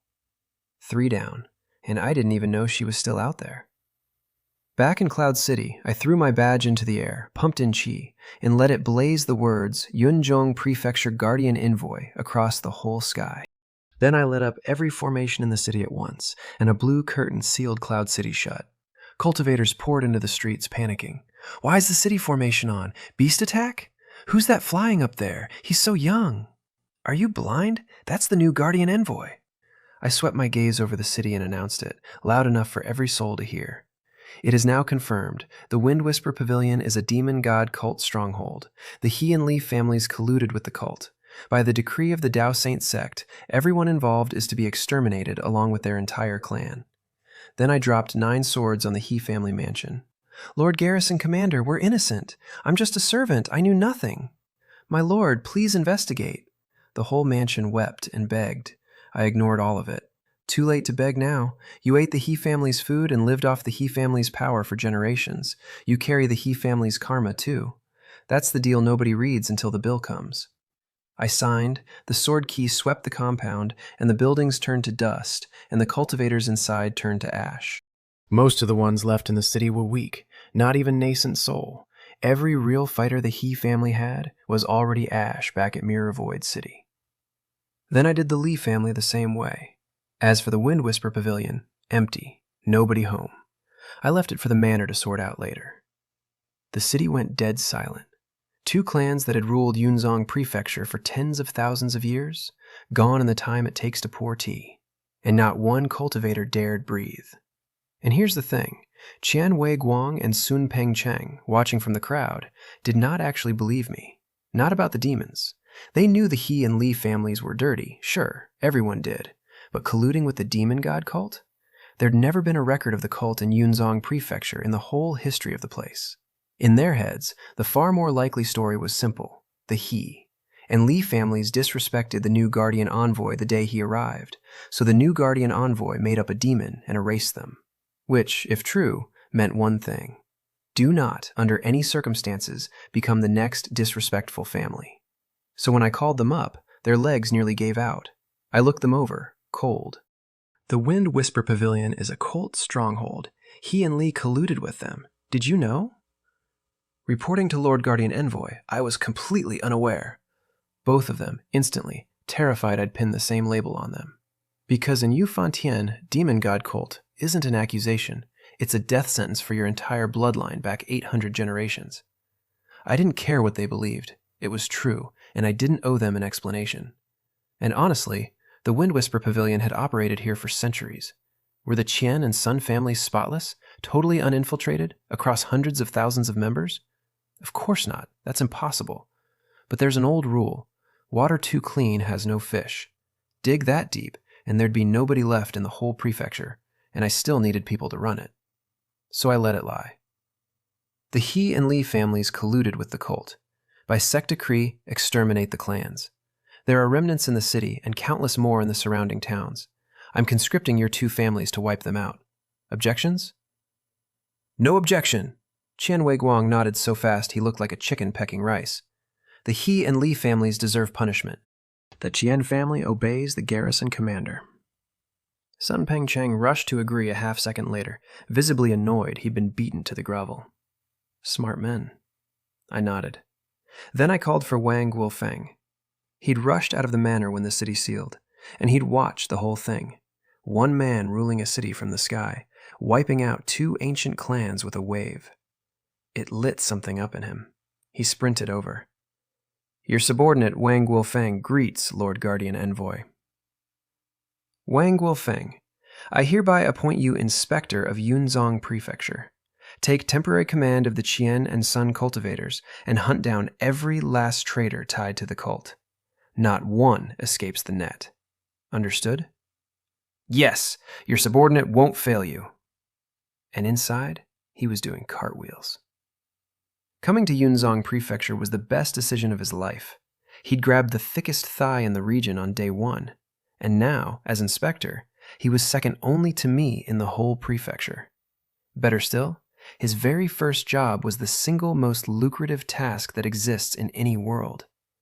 Confiscate the property of exterminated clans. There is no fatter assignment than go seize everything from the dead.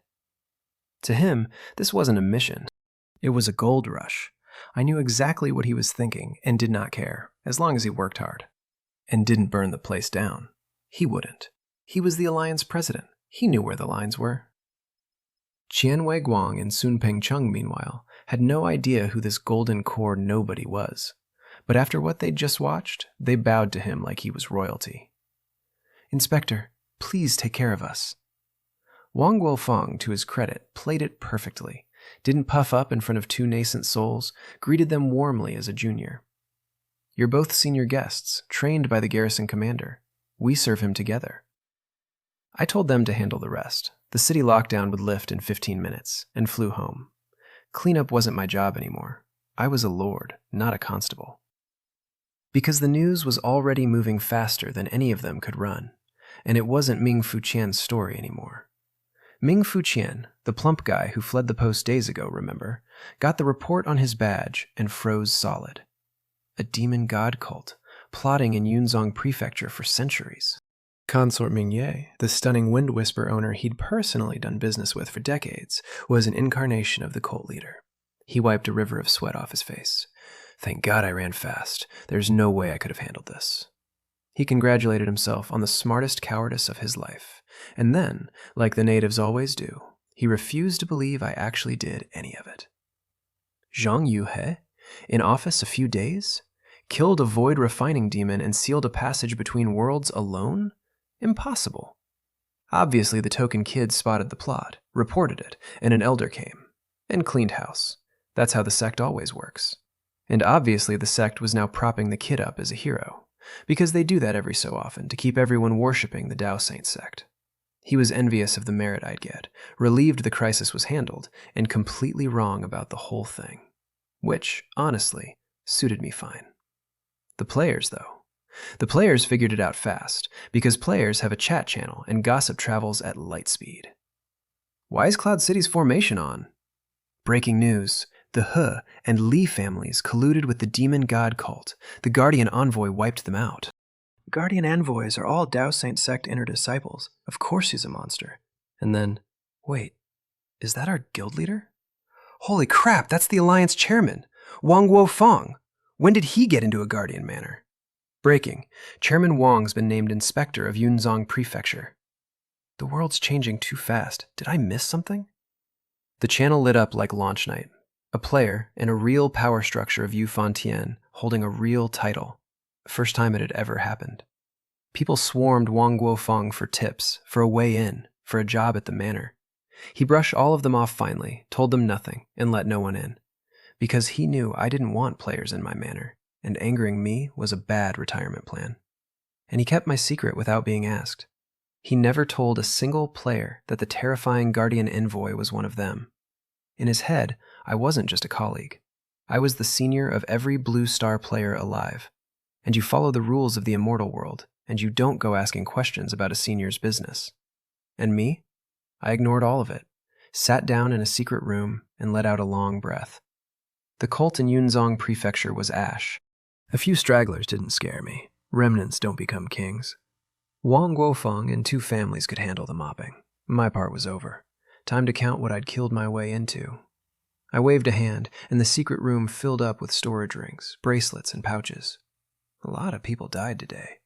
And after wiping the He and Li mansions, I hadn't forgotten to loot everything inside, plus 7 soul transformation masters, plus a void refining demon. Killed this many people, there should be a payout. So I sat down and did inventory like it was Christmas morning. Spirit stones, 800 million. Murderers and arsonists wear golden belts. The old saying holds up. 2 clans, tens of thousands of years of hoarding, and it all landed in my lap. On top of that, over 100 cultivation techniques and divine abilities, which I did not care about at all. The best of the batch was profound rank high grade, the kind of thing even an outer disciple of the Dao Saint Sect would sneer at. But I didn't toss them. I had a plan. Someday I'd build a book building on Earth and dump all this trash there. Earth's chi is coming back. Give it a few years and it'll be a cultivation world too. And when it is, a free library of techniques and treasures might matter. I can afford to think ahead, but the real prize wasn't the money. It was 1 jade slip, pulled from Consort Mingyue's ring. A formation. The 5-element spirit gathering array. It does one thing, and it does it beautifully. It converts spirit stones into pure chi and vacuums up the surrounding chi to speed up cultivation. Sounds like a waste. You can just cultivate with spirit stones directly, right? Except spirit stones are full of impurities, so normally you have to filter the junk out first, which is slow and annoying. The spirit gathering array does the filtering for you. Drop stones in the ring, and it hands you nothing but clean, pure chi to drink.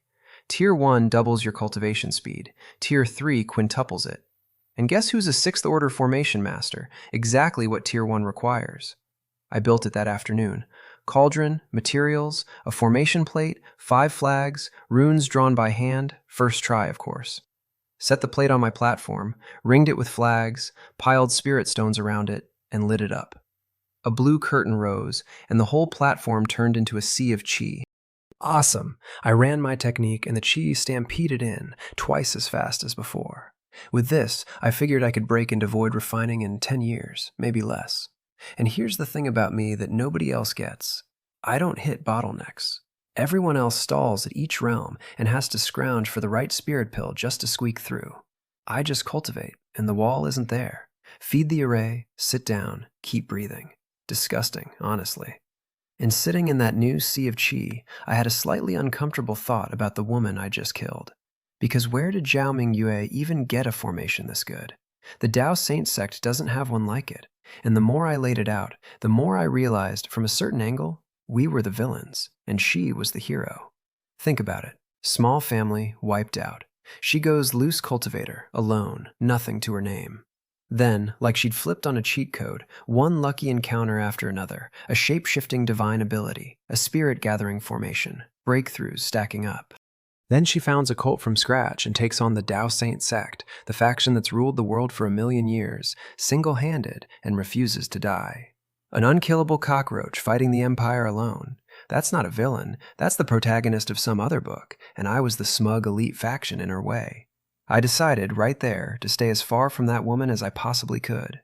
Unless I could kill her outright in one clean shot, I did not want to so much as hear her name. Protagonists like that have a way of ruining your day in Chapter 40. Then I remembered I'd earned a paycheck. Lu Mingfang awarded me 500 merit points for Mirror Void City. 500 is enormous, grinding on seniority alone. That's 3 or 4 centuries of savings. And merit is for spending. So I flew back to the sect to buy a divine ability. Because the fight had exposed a real weakness, I have exactly one trick. The sword formation is incredible, but it's a formation. It takes time to set up. And in a real fight, with a real opponent, there's always a gap while I'm building it or switching between attack and defense. Against something strong enough to punish that gap, one trick is not enough. I needed a second weapon, something instant. The calligraphy elder, Elder Fong, was dozing at the scripture pavilion when I arrived. He cracked one cloudy eye, saw me, and lit up. "Hey, it's you again. Weren't you just here?" Then he slapped his forehead. "Right. I heard you killed a void-refining horned demon in Yunzong Prefecture. All thanks to Elder Lu and the Grand Master. Disciple just got lucky." He waved that off with real contempt. "Merit? What merit? I know Lu, that old ghost. He won't lift a finger till everyone else is dead. And that brute Li Tian? Not even worthy to carry that demon's shoes." Then, delighted, "I heard you ground the demon to death with a sword formation. From the mixed origin heavenly scripture?" "Yes," I said helplessly, because how? How does even the man dozing at the tower know the exact divine ability I used? The news had legs I didn't authorize. I ran the suspect list. Li Tian's too proud to brag. There was no one else there, which left exactly one culprit. So Lu Mingfang's the big mouth. Who knew the serious old man was such a gossip? And somewhere across the sect, in the middle of paperwork, Lu Mingfang yawned hard and squinted. "What's this? Is someone cursing me?" Then he did a quick divination on his fingers, found nothing, and went back to work.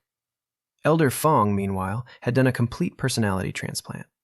2 visits ago, he couldn't be bothered to look at me. Now he was patting my shoulder, eyes crinkled, calling me the future of the Dao Saint Sect. Amazing what soloing a demon does for your reputation.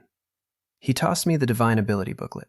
I didn't open it. I'd memorized every entry last time, and just handed over my badge. "Elder, I'll take the Great Wilderness Heaven Imprisoning Finger." His eyebrows shot up.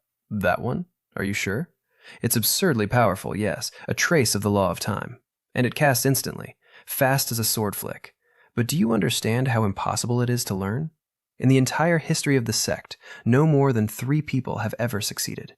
Not one current elder has mastered it, not even the Mahayana ancestors." "It's fine, I'll try. If it doesn't take, I'll save up and swap it later." Because that warning was, once again, written for other people, my comprehension is 3 question marks. The hardest divine ability in the sect is a Tuesday afternoon. He sighed the sigh of a man who's watched 1,000 kids walk into a wall, and handed me a gold jade slip. I read it a few times to be thorough, gave it back, and left. And by the time I got home, I already knew the technique cold, a power that stumped ancestors for millennia, learned at a glance. Effortless.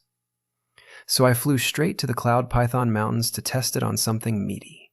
I found the perfect victim, a moon-gazing rhino, a 6th-order beast on par with a soul transformation cultivator. This thing is a nightmare, huge, thick-hided, and it wears a petrification armor that even makes weaker void-refining cultivators walk the other way. Stand still and let a normal soul transformation hit it all day, and it won't die. It sensed me and threw up its stone shell. I raised one finger. A giant golden finger phantom appeared in the sky and pressed down, slow-looking, impossibly fast. The rhino just stopped, frozen. Not because it wouldn't run, but because it couldn't. The finger had pinned it in place, then golden light wrapped it, and its stone armor melted, and its massive body aged, like 1,000 years passed in a heartbeat, weathering it down.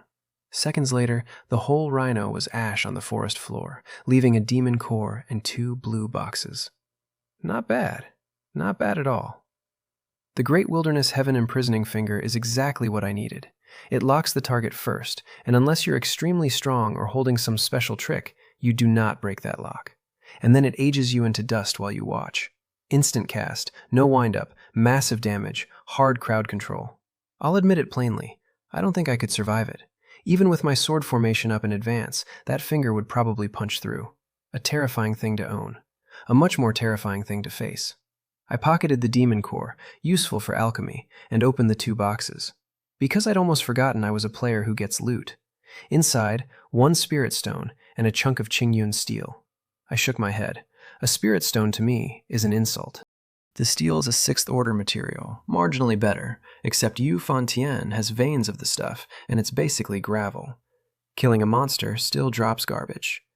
100 years in, and the game still finds new ways to underwhelm me. Forget it. Let's go home. I flashed back to Cloud City, ignoring every other beast in the mountains. I hadn't come to farm. I'd come to test a finger. The test passed, and only one thing actually interests me. Cultivation. No cultivation, no ascension. Everything else is noise. So I sealed myself in a chamber, lit the spirit gathering array, and sank into a doubled ocean of chi with a fresh, instant kill finger in my pocket and 800 million spirit stones in my ring. Life was good. And out in the prefecture, Wang Guofeng went to work, and he did not miss a single name. The Qian and Sun families swept the dozens of towns the He and Li clans had controlled, city by city, killing every cultivator of either bloodline, no matter how distant the branch. Exterminate the clan means exterminate the clan. 800 generations removed. If you carry the name, you're ash. The He and Li families fought back hard in the outer cities. But with all their high-level fighters already dead at Mirror City, 2 nascent soul-led armies rolled over them. Within days, the clans were basically wiped from Yunzong Prefecture. The stragglers who'd already fled to other prefectures? Wang Guofeng dug up both family genealogies and hunted them by the family tree. And he pulled in a small army of players to help, paying them out of the confiscated loot. He was, I noted, very good at this job. Some people are just born to run a purge and get rich doing it. The purge took a full 10 years to wind down, and in those 10 years, I didn't come out once. Wang Guofeng ran the prefecture like he was born to it. He and the Qian and Sun families got tight, chatting, laughing, splitting the spoils. Simple arrangement. The land and businesses went to the Qian and Sun clans, and Wang Guofeng distributed the treasure and resources. Nobody touched my cut, ever. It just sat, waiting. Everyone got what they wanted, and everyone was happy. The one topic that killed the laughter every time was me. Mention the garrison commander, and 3 grown cultivators went stiff and quiet. Because my strength and my methods had put a very specific fear in them. They didn't dare joke about it, not even a little. And when Chen Weiguang asked when I'd come out of seclusion, Wang Guofeng could only smile awkwardly, because in 10 years, he'd never once seen me either. He could have reached me. He had my Earth number. 1 call and we'd meet up. He never did. He knew better. Don't bother the senior unless the senior comes to you.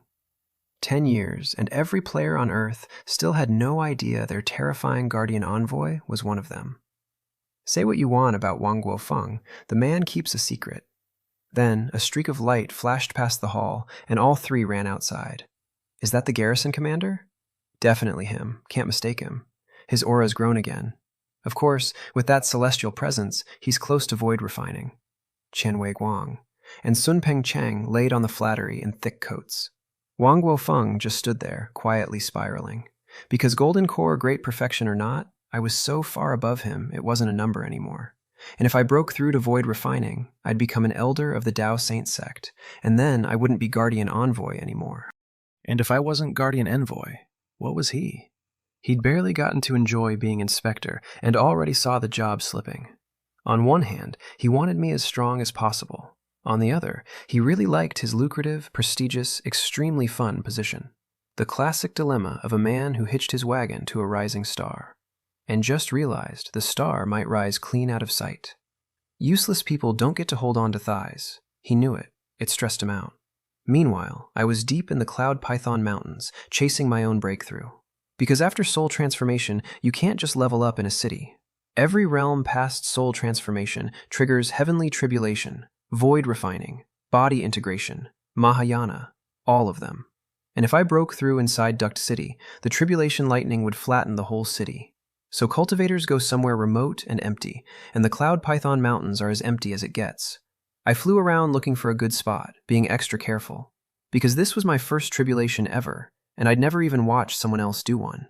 Everything I knew came from books, and books are abstract, so I overprepared. Life-bound treasure, spare defensive treasures, healing pills, and, ideally, a lightning-reducing formation, which needs a big body of water to work, and Yunzong Prefecture has no sea and no great rivers, so I needed a lake. My breakthrough urge was getting loud, too. Other cultivators wait centuries for an opening that might never come. I hit soul transformation great perfection and immediately felt the pull, hard enough that I could barely hold it back. Sigh. Even being a genius comes with problems. Then my divine sense caught a lake, thousands of miles wide, deep in the range. Perfect. Except, it was too quiet. I circled it looking for any big beast lairs and found nothing. Not a yow beast, not a bird, not a single ordinary animal. A giant lake in a beast-infested mountain range, and it was dead silent. That's not peaceful. That's a warning. Something big lives here, and everything else knows to stay away.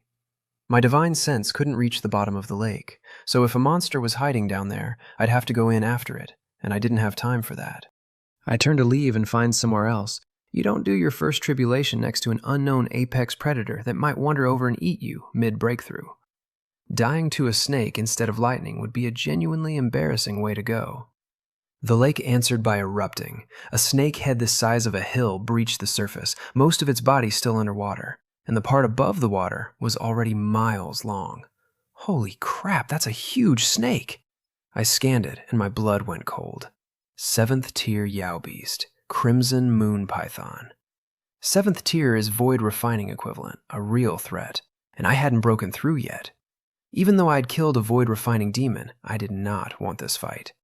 Because I needed my breakthrough and did not want to waste the time, there's no shame in ducking out, so I moved to leave quietly. The python disagreed. It hissed something ugly, rose fully out of the water, tens of miles of snake, and whipped its tail at me hard enough to tear the sky and flatten every tree for a mile. Okay, now I was mad. I didn't provoke you. You picked this. I killed a Void Refining middle stage demon last decade. Why would I be scared of a 7th tier early stage snake? I dodged the tail on my Flying Immortal technique, graceful as a god, and flicked one gold sword at it, opening a shallow cut at its vital 7-inch mark. It shrieked, eyes going bloodshot, and lunged again. I raised a finger. The golden heaven-imprisoning finger dropped out of the sky and pinned the python midair, frozen. I didn't expect one finger to kill a higher-tier beast. The finger's monstrous, but it can't one-shot something above my level yet. Maybe after Void Refining. For now, it just needed to buy me a moment, and in that moment, I dropped the 9 swords into a ring around it. 9 Heaven's Primordial Sword. Once the snake was in that formation, the ending was written. The Void Refining demon couldn't break my sword formation, and this snake definitely couldn't. When the finger's hold faded, the python came loose with its scales aged gray-white, its aura crashed, badly wounded from that one touch. The heaven-imprisoning finger earns its heaven-rank high-grade billing. The snake thrashed, frenzied, slamming the formation walls. Death throes.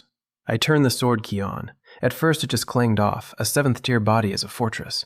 But the finger had weathered its scales, so the blades started shattering them, chunk by chunk, biting into flesh underneath.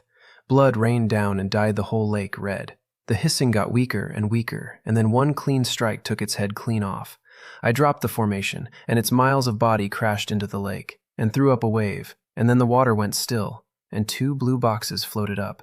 Inside, a spirit stone, insulting as always, and a 7th order spirit plant, which made me sit up. 7th order spirit plants are the main ingredient for the Void Transformation pill, the pill soul transformation cultivators need to break into Void Refining. Countless masters are stuck at soul transformation great perfection for lifetimes hunting one, and can't find it. I don't need it. I've never once felt a bottleneck. I just cultivate straight through every wall while everyone else scrapes for pills. But that plant, refined into pills, is worth a fortune. And even a treasure I don't need is a treasure I can sell. That murder snake dropped a real jackpot. I pocketed the plant and the 7th order demon core too, then punched the lake a few times just to make sure no bigger monster lived down there. Nothing came up. Good. empty at last. I flew to a small island in the middle of the lake and cleared it flat with sword key, carving out an open platform. Then I ringed the island with 28 tall pillars, the Renwater Lightning Absorption Array, a formation I'd found in the book building that weakens tribulation lightning, basically a fancy lightning rod. And the whole reason I needed a lake. Those 28 pillars are each a heaven-reaching spirit treasure in their own right. A normal soul transformation cultivator couldn't build even one in a lifetime, let alone 28. And I only pulled it off because I refined everything myself and had just looted 2 ancient clans dry for materials. I wired them together with runes, lit it up, and a pale blue field settled over the whole lake. Then I set the 5 elements spirit gathering array on the platform too, for good measure. Breakthroughs eat chi, and more chi never hurts. Then I laid out jade bottles of healing and mana pills within reach. Because I was scared, honestly. This was my first tribulation, and the numbers were not comforting. Breaking into void refining means facing the 7-9 heavenly tribulation. 7 rounds of 9 bolts each, 63 bolts total, each one strong enough to one-shot a void refining cultivator. Each round worse than the last. And the books said the crueler detail. The stronger your talent, the stronger your tribulation. Countless prodigies across all of history have died exactly here. And in terms of talent, who in the history of Yu Fantian compares to me? I had a real, sinking feeling that my tribulation was going to be a special kind of nightmare. So I prepared everything I could think of, took a breath, and opened myself to the breakthrough. Come on, hang me up dead or alive. Let's see how scary this really gets. I ran the mixed origin heavenly scripture, and she came flooding in across 10,000 miles. So hard the Yao beasts in the whole range sensed danger and fled. In my dantian, the little golden figure above my sea of chi opened its eyes and inhaled. And my nascent soul began turning from ghost to solid. That's what void refining is. A nascent soul going from a fragile phantom that dies the instant it's touched into a real, durable thing. 3 days the chi poured in. Then the golden figure blazed, and I felt myself step over a threshold into a new world. Nascent soul made real. Void refining achieved. And then the whole sky went black. The whole cloud python range turned dark, clouds swallowing the sky like the end of the world. Yao beasts stampeded out of the mountains in a panic, a beast tide, though I didn't clock that as my problem yet. A vortex formed overhead, thunder churning inside it. So this is heavenly tribulation. Yeah, that's a little scary. It didn't give me time to admire it. A rainbow shimmering bolt, thick as a barrel, dropped straight at my island.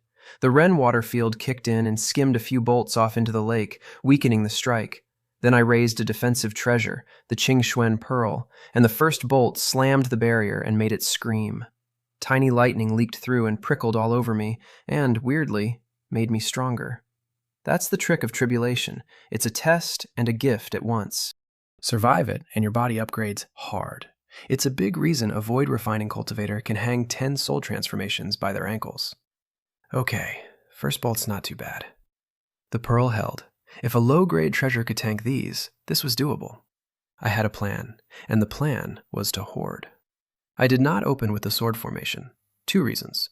1, you never show your best card first.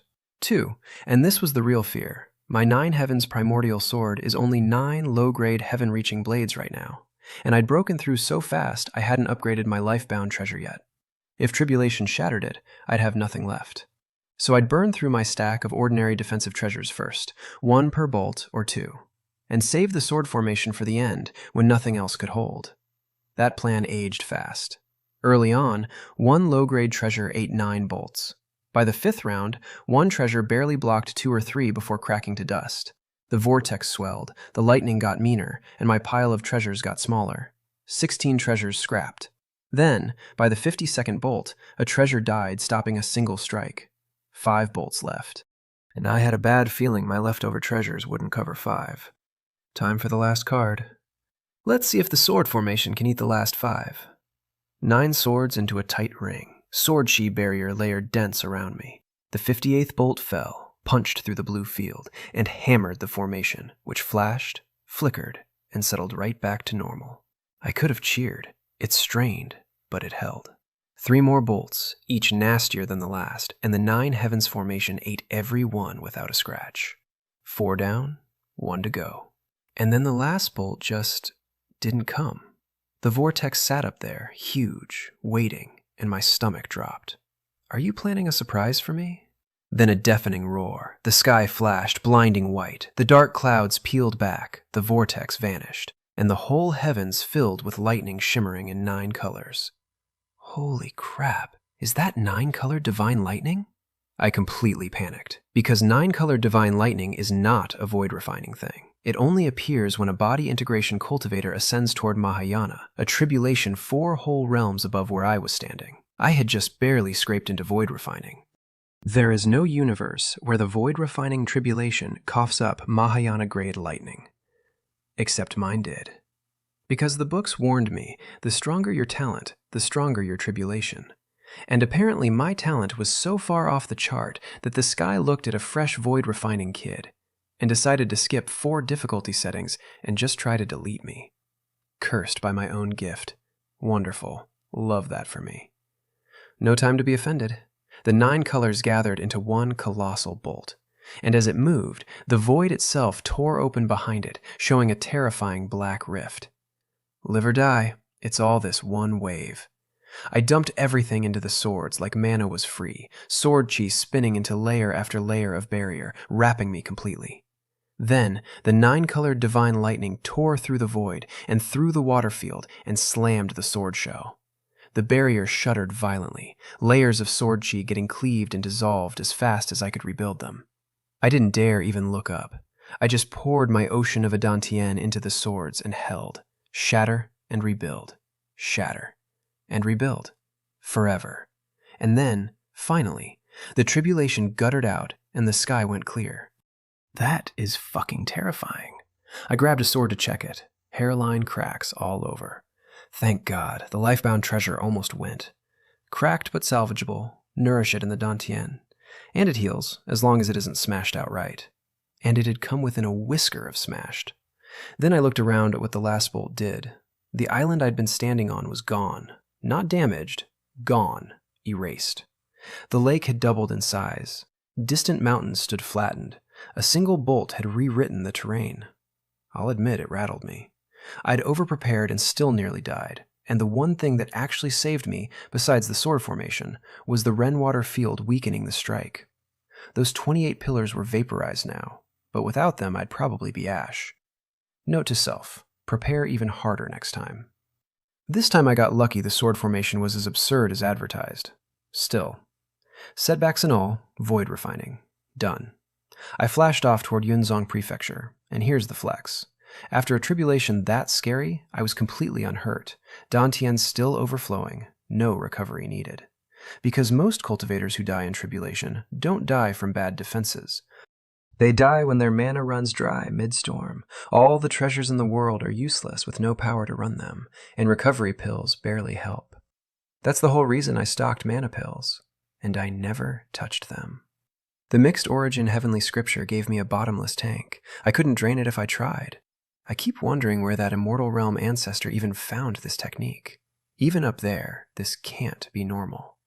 Which just makes me want to reach the immortal realm and see it for myself even more. Then I flew over a city and found it under siege. Countless Yao beasts swarming the walls, cultivators inside fighting for their lives. A beast tide? There's no warning for it. As Guardian Envoy, I'd have gotten a report. Then it clicked. The beasts weren't raiding, they were fleeing. My tribulation had terrified every Yao beast in the range and sent them stampeding straight into the nearest human cities. I'd caused this. What a sin, what a sin. Genuine guilt. My breakthrough was getting a dozen cities mauled. Well, I made the mess. I'll clean it. I waved a hand and a flood of sword lights swept the horde outside the walls, cutting the beasts down like wheat, leaving a field of corpses and loot boxes. I scooped the boxes and vanished, because looting is a good habit. The cultivators on the walls just stood there, stunned. A wave of sword light, and the whole siege was corpses, and no visible person anywhere. Was that a senior passing by? I didn't see anyone, just the light. What level is that? A third-tier beast couldn't survive one lazy strike. Maybe a Dao Saint Sect elder just passing through? And a whole city bowed to the empty sky and thanked a senior who was already miles away. Which, technically, was correct. I was an elder now. Weird to think. I pinged Wang Guofeng because to clean up a beast tide I needed targets, and the inspector would know where the fires were. Senior Zhang, I passed a city near the mountains under beast attack. Is it a tide? Which cities got hit? He answered fast. Reporting to Senior, 12 cities under Yunzhong Prefecture, including Xiangshan and Feiyun, are being hit by the beast tide. 12 cities, because I leveled up. I sighed and started making a list. Being a genius really does come with problems, mostly for everyone standing near me when the sky decides to notice. So I flew the list. 12 cities, one after another, a wave of sword light at each, and every beast tide became a field of corpses and loot boxes. I left the corpses for the cities as compensation, but I did not leave the boxes. Player mechanics mean only I can see the boxes I drop, so leaving them is pure waste. I hoovered up a mountain of junk, plus a few decent materials. Nothing to me, meaty at best. 12 cities cleaned in the time most people take to cross one, and I flew home. Back at the manor, Wang Guofeng handed me the He and Li family's final tally. A storage ring with over 1 billion spirit stones, plus a huge pile of materials and spirit medicine. The man really can squeeze a corpse. 2 clans hoarding for tens of thousands of years, and it all funneled to me, and I hadn't lifted a finger. 10 years ago, I named an inspector. 10 years later, 1 billion spirit stones show up at my door. Strength, status, position, that's the real cheat in the immortal world. Sit still and the supplies come to you. I took it, because if I refused it, Wang Guofeng wouldn't sleep for a week. Then I told them I was going back to the sect. Wang Guofeng caught it instantly. Senior, you broke through to void refining. Because nothing else would pull me back to the Dao Saint Sect. Break through, and I stop being a guardian envoy and become an elder. And elders have no post. They cultivate in peace, come and go freely, do whatever they want short of treason. I nodded, and Wang Guofeng's face did the anxious thing again. If I wasn't guardian envoy, he wasn't inspector. 10 years of the best job in the prefecture, gone. So he asked the question he'd been dreading. Senior, can I still work for you? I looked at him and knew exactly what he was thinking, and didn't care, because yes, I need someone to run errands. My cultivation keeps climbing, and the resources I need are past what the player market can move. There are advanced goods no middleman will resell. If Wang Guofeng wants to keep carrying my bags, good. That helps him more than it helps me. Come back to the sect with me. We'll figure it out there. And Wang Guofeng nearly floated off the ground, because to him, this was never about the sect. It was about whether I still wanted him around. I did. Thigh secured. Meanwhile, at the sect, Li Tian was having a moment. He strode into Lu Mingfeng's hall, glowing with void-refining aura, finally broken through after a decade of clenched jaw seclusion. Lu was impressed. Fire spirit body, less than 1,000 years to void refining, top 5 in the sect's entire history. Very good, Lu said. Now the sect has one more elder. Come, let's see the sect master. Li Tian had done it. He was about to shed the awkward Grand Master label and stand as an equal. He'd earned this. Then, Lu's jade tablet buzzed, and my voice came out of it. Reporting to Elder Lu, disciple narrowly survived void refining, returning to the sect. Both of them froze solid. 100 years, Lu Mingfeng said, not believing his own mouth. He hit void refining in 100 years. What is this kid? 110 years since I joined, novice to void refining. He genuinely wondered if I was a reincarnated true immortal, because there was no other explanation his brain would accept. And Li Tian? Li Tian just stood there, dying inside. He'd broken through specifically to stop being the guy weaker than the token kid. And the token kid broke through the same week. This is bullshit, he thought. Are they doing this on purpose, to slap my face? Then he talked himself down. Fine, we're both elders now. Elders don't rank against each other. Thought about that way, it's acceptable. Barely. For scale, Lu Mingfeng quietly did his own math and got sad. His own climb to void refining took, 5,000 years? 6? People are fine until they compare. Nothing rots your mood like standing next to someone absurdly better than you. And Lu. And Li Tian got to do it at the same time, in the same room. I felt a little bad. Not bad enough to slow down. Lu arranged a replacement for Yunzong Prefecture, told me to come home, and I rode a flying boat back, dropped Wang Guofeng at the reception desk outside the gate. Followers can't enter until I'm officially an elder, and flew in to Phoenix Palace. Li Tian was already there. I bowed to Lu, greeted Li Tian warmly, and only then clocked his aura. Grand Master, you broke through too? Congratulations. 900 years to void refining. Genuinely elite. He forced a smile onto his very stiff face. Luck. Not like junior brother Zhang. 100 years to void refining. Unprecedented. Probably never repeated. Senior brother flatters me. I'm just a bit more diligent than most. Li Tian nearly choked. Is that human speech? A bit more diligent? You think everyone else naps all day? The sect is packed wall to wall with diligent disciples, and fewer than 1 in 10,000 ever reaches void refining, and none of them do it in a century. Hard work is not the variable, my guy. Talent is. Heaven-defying is just the lie mediocre people tell themselves. Except here, it was standing in front of him, calling itself diligent. Li Tian had spent his whole life proud of his fire spirit body, the sect's chosen future ascender. And next to me, that pride quietly evaporated. No comparison. None. Then Lu Mingfeng cut it short and led us up Dao Saint Peak. Mist, endless stone steps, a tablet with the sect's name and flowing script, to the ancestor hall at the summit, to meet the sect master. A middle-aged man in white stood in the center of the hall, radiating nothing at all. I couldn't read his cultivation, not a flicker, which told me everything. Feng Xiaotian, sect master. 300 years to soul transformation, 800 to void refining. And Mahayana in under 20,000, one of only 2 Mahayana cultivators in the whole Dao Saint Sect. The other Mahayana ancestor hadn't been seen in thousands of years. Most elders have only heard the sect master's name and never met him. The path up gets narrower every step. Even the ruler of all Yu Fantian struggles to produce a single Mahayana. He turned, saw me, and smiled. Zhang Yuhe? Very good. A century to void refining, even in the immortal realm. By the ancestors' records, there aren't many like you. Cultivate well. One day you'll surpass us and ascend.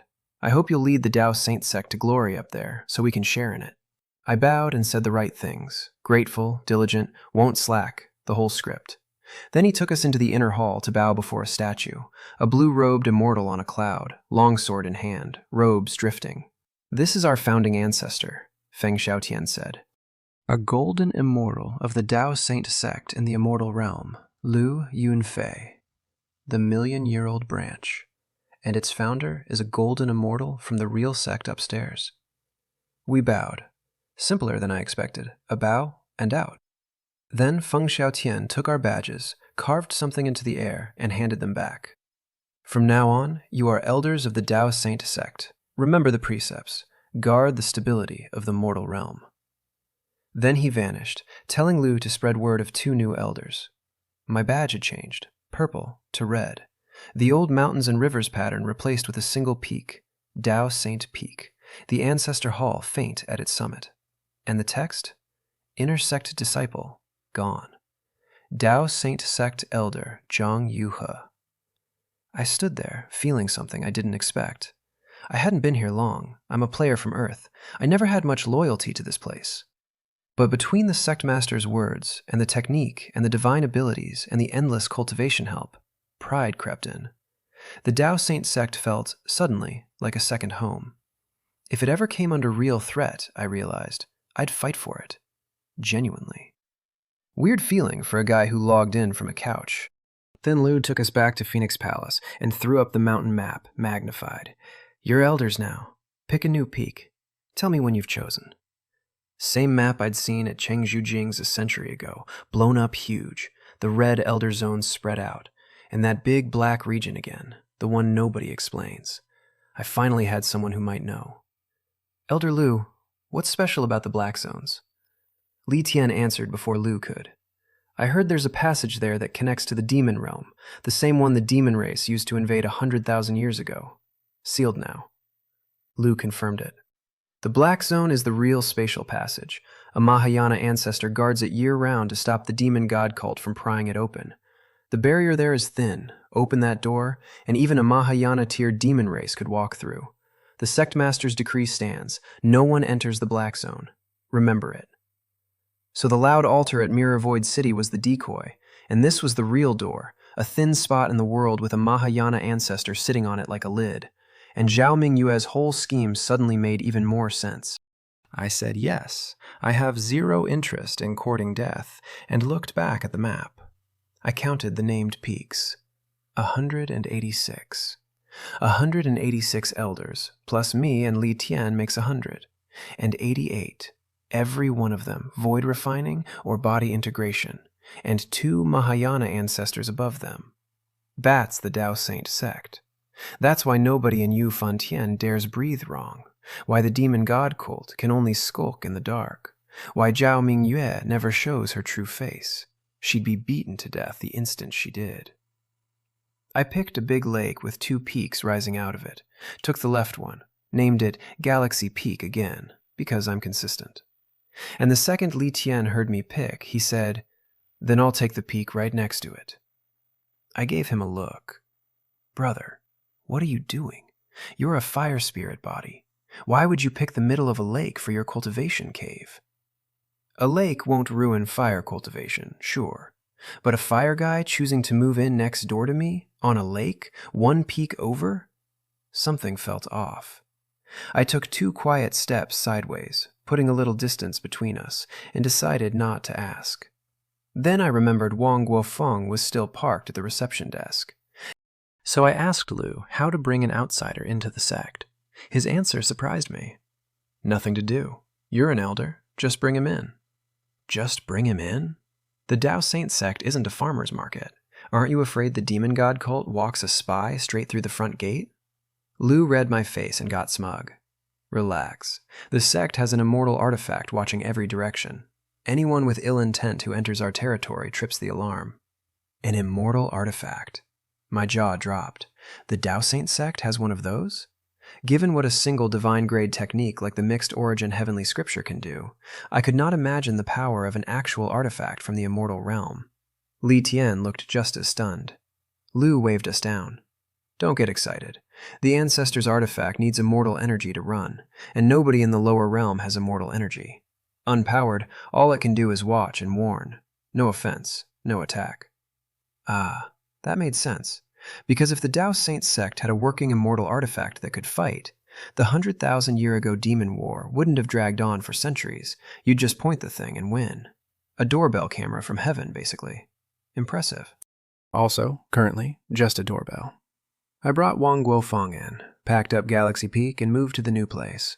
And the new place is gorgeous. A lake thousands of miles wide, 2 peaks rising straight out of the water into the clouds, mine on the left. Hundreds of miles around, way bigger than my old peak, properly elder-sized. Mountains and water, which is exactly my taste. Forget the fancy villas back on Earth, those are jokes next to this. The right peak was Li Tian's, Immortal Gazing Peak, he named it, which, credit where due, tells you the man genuinely wants to ascend. He acts arrogant, but he's not hard to get along with, and I respect him. 900 years to void refining isn't luck. I think he's got a real shot at surviving the great heavenly tribulation someday. Maybe up in the immortal realm we'll still be filing paperwork side by side. Best part of being an elder? I didn't have to build my own house this time. Last time I moved in, I had to log wood and cut stone, or sleep in the dirt. Now there were pavilions and towers already standing, maintained by outer disciples who come by even when nobody lives here. Treatment's a little different when you outrank the mountain. I had Wang Guofeng haul up a boulder, carve Galaxy Peak into it with sword chi, and stood the tablet at the summit. Then I asked him something random. Had he ever flown into deep space back on Earth?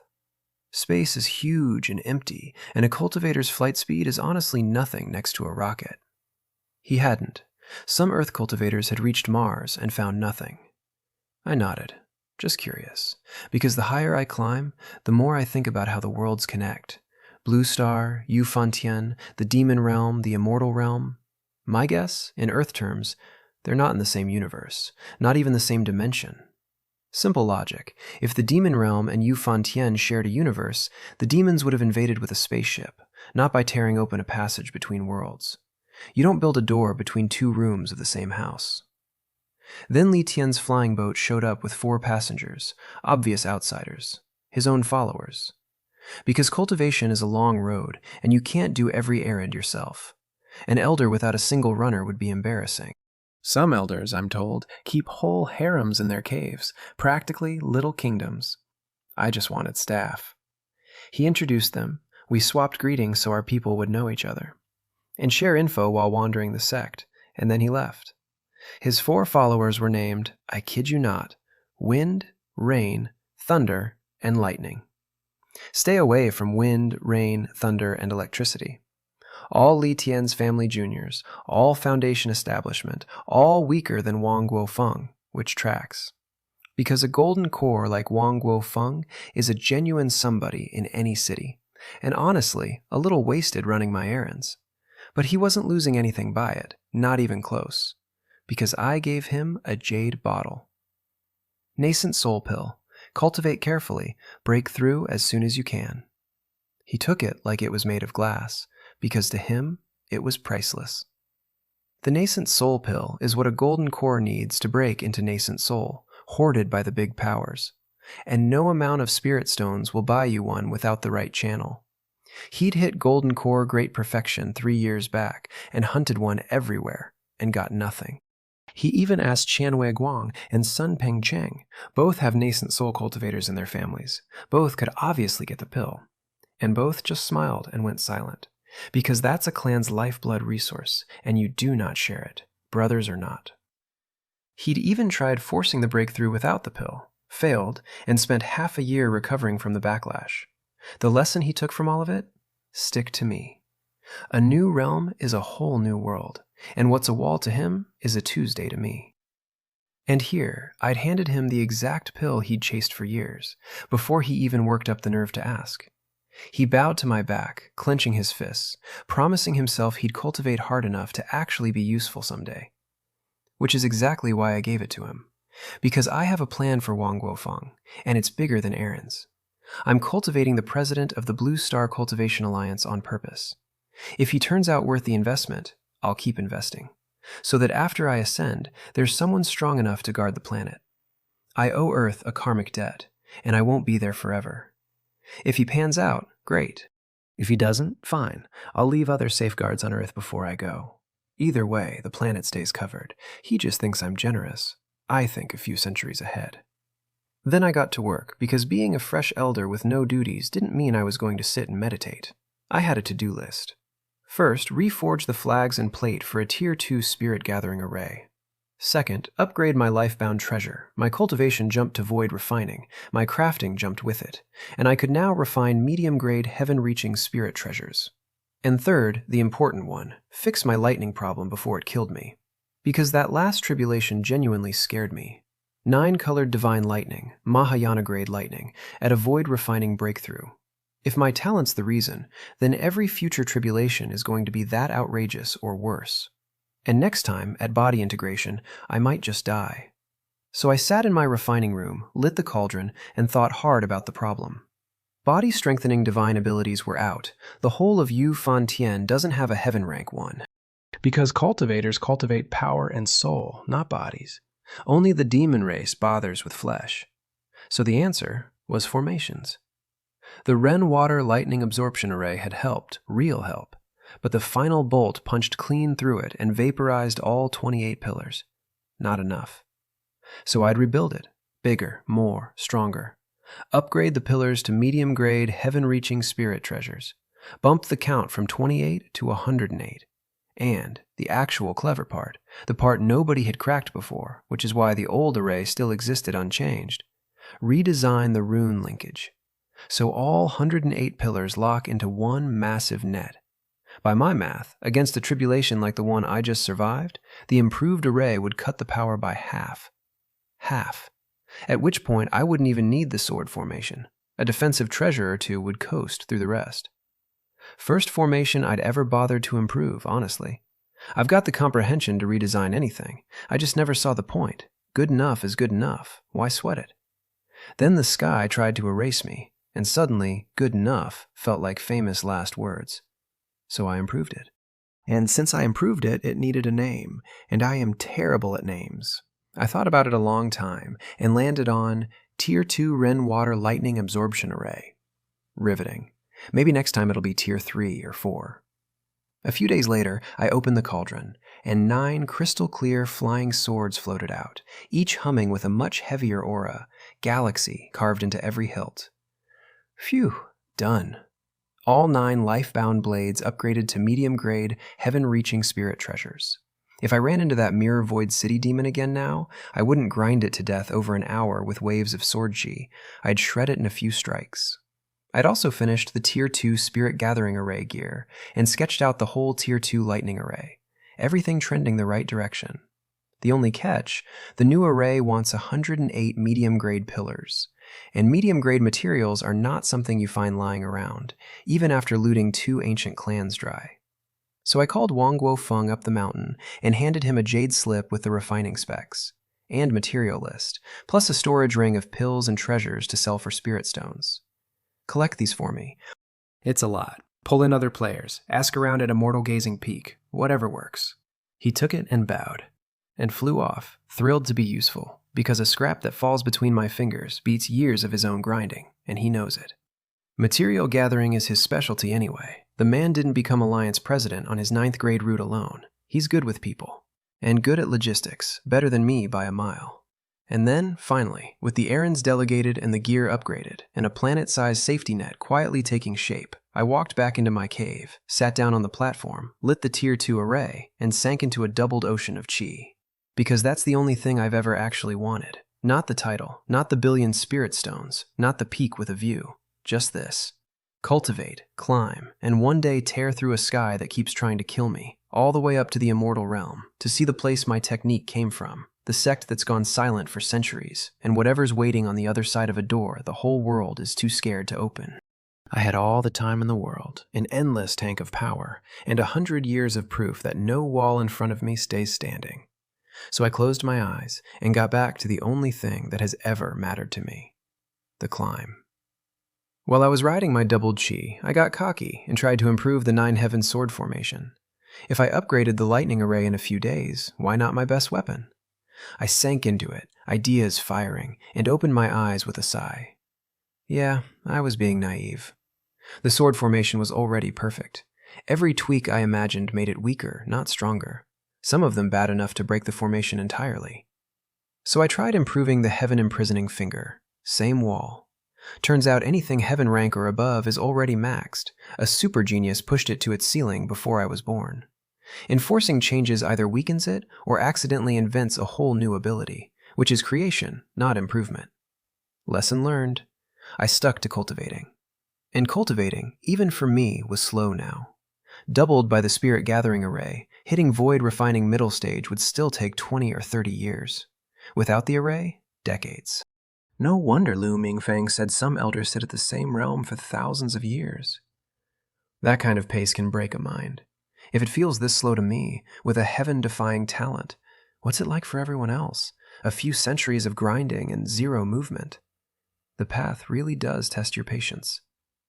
So I shut off the noise and grinded, and let the world do whatever it was doing without me. Here's what the world was doing. And I want to be clear that I had no idea, because I was sitting on a lake being a hermit. Out on a deserted island in the heavenly star sea, Zhao Yuhe, the real one this time, or as real as she gets, was finally onto something. One of her incarnations had felt the space there ripple violently, and Yu Fantian's space does not ripple for no reason. Her read. A war in some neighboring world had sent aftershocks through the barrier here and thinned it. And Yu Fantian only has one neighbor, the demon realm. A thin spot next to the demon realm meant one thing: a shot at a real, fixed passage. Not the janky temporary door the Heavenly Dipper formation makes, the one that only leaks weak demons for half an hour. A stable one. The kind that lets a Mahayana demon race walk through.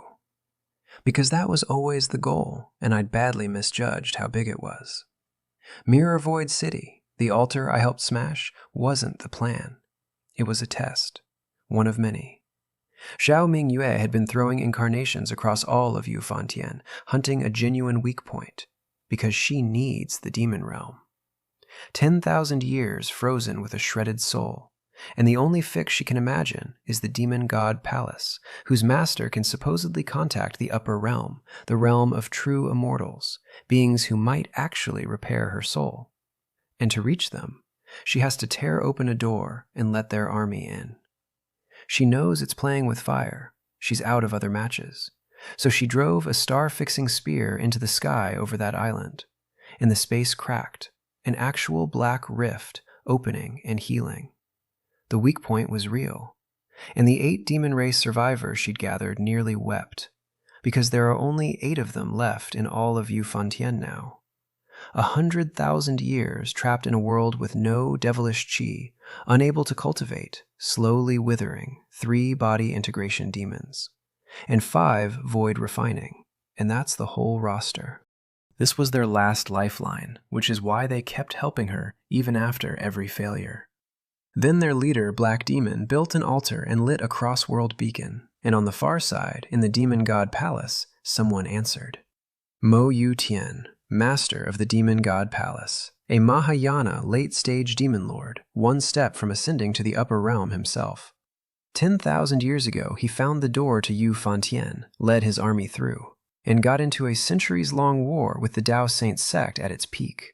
The sect won, barely, at the cost of 3 of its 5 Mahayana ancestors, forcibly slamming the door shut. And Mo Yu Tian escaped with most of his people and a permanent grudge. He kept the communication array alive, waiting 100,000 years for exactly this call. He located the weak spot, tested it from his side, and delivered the verdict. The door has to be opened from Yufantian's side, by Black Demon's team, with a proper realm-breaking formation. Then his crystal cracked, the wind chime crystal that powers cross-world talk, their last one, nearly spent. So they set a date. 1,000 years from now, I'll bring the whole army and wait here. 100,000 years of patience. What's another 1,000? He wasn't going to lose twice. This time he'd gather all of the demon realm and end the Dao Saint Sect in one blow. But 1,000 years is a long time to guard a secret weak point without the Dao Saint Sect stumbling onto it. Kill a random wandering cultivator, fine. But a sect elder likes to travel, and if one drifts by, killing him doesn't help. The sect can talk across all of Yufantian instantly. So the alarm goes out anyway. So Zhang Yuhe offered the answer, and it's the thing that reframes my entire last arc. Keep the Dao Saint Sect busy. Keep opening loud, obvious temporary passages in other places. Set up realm-breaking formations here. And there, pull in waves of low-tier demons, and let the sect drown in cleanup so nobody wanders near the real door. Mirror Void City wasn't a plan that failed. It was a decoy that worked. The demons pouring into my prefecture, the fight that made me a hero. I was mopping up a distraction, cheering, while the actual door quietly got measured a world away. And it kept going. A void refining demon left with Zhang Yuhe, and over the next century, 2 more calamities hit. Beilin Prefecture. A temporary passage opened in secret. Demons flooded several states before anyone noticed, and it took Lu Mingfeng 30-plus years. And an army, 300 inner disciples, 10,000 outer, several elders to stamp out.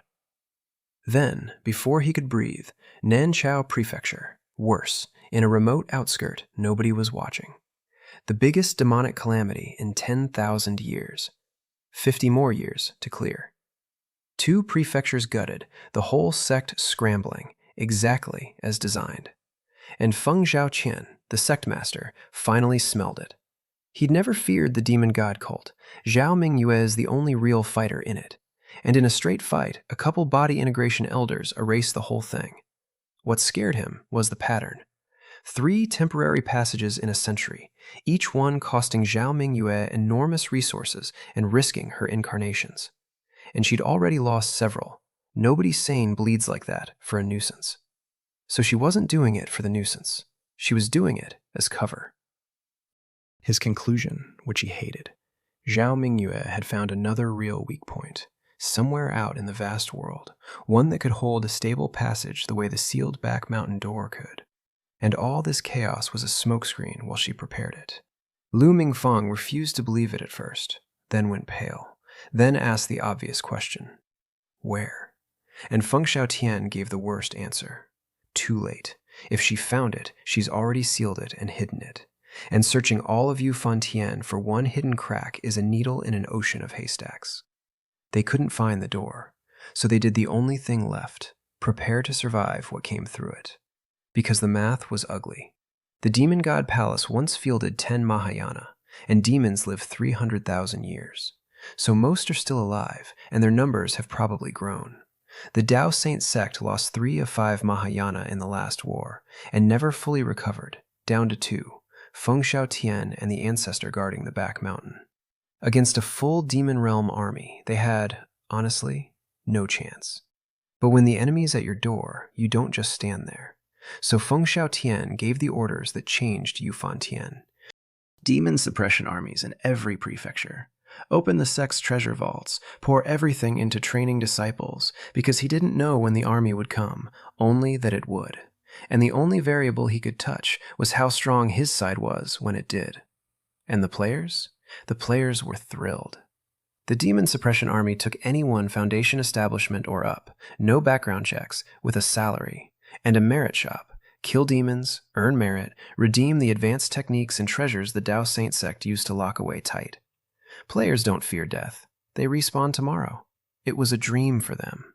Their only complaint was that demons had gotten scarce. The sect had wiped out most of what came through the 2 calamities, so there was nothing left to farm. They were, and I cannot stress this enough, eagerly waiting for the 3rd demon calamity to arrive, like it was a limited time event.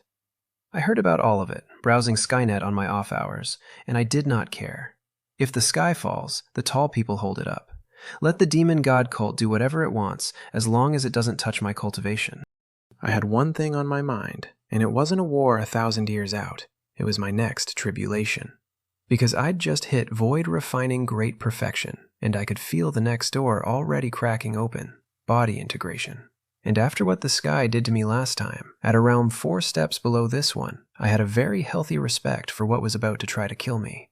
So I went back to Thunder Lake, the same lake, now several times bigger from last time's lightning, and dragged Li Tian along as my protector, because doing a body integration tribulation alone would be genuinely stupid. Wang Guofeng couldn't do it. He'd made nascent soul off my pill. But a fresh nascent soul guarding a body integration breakthrough is a joke.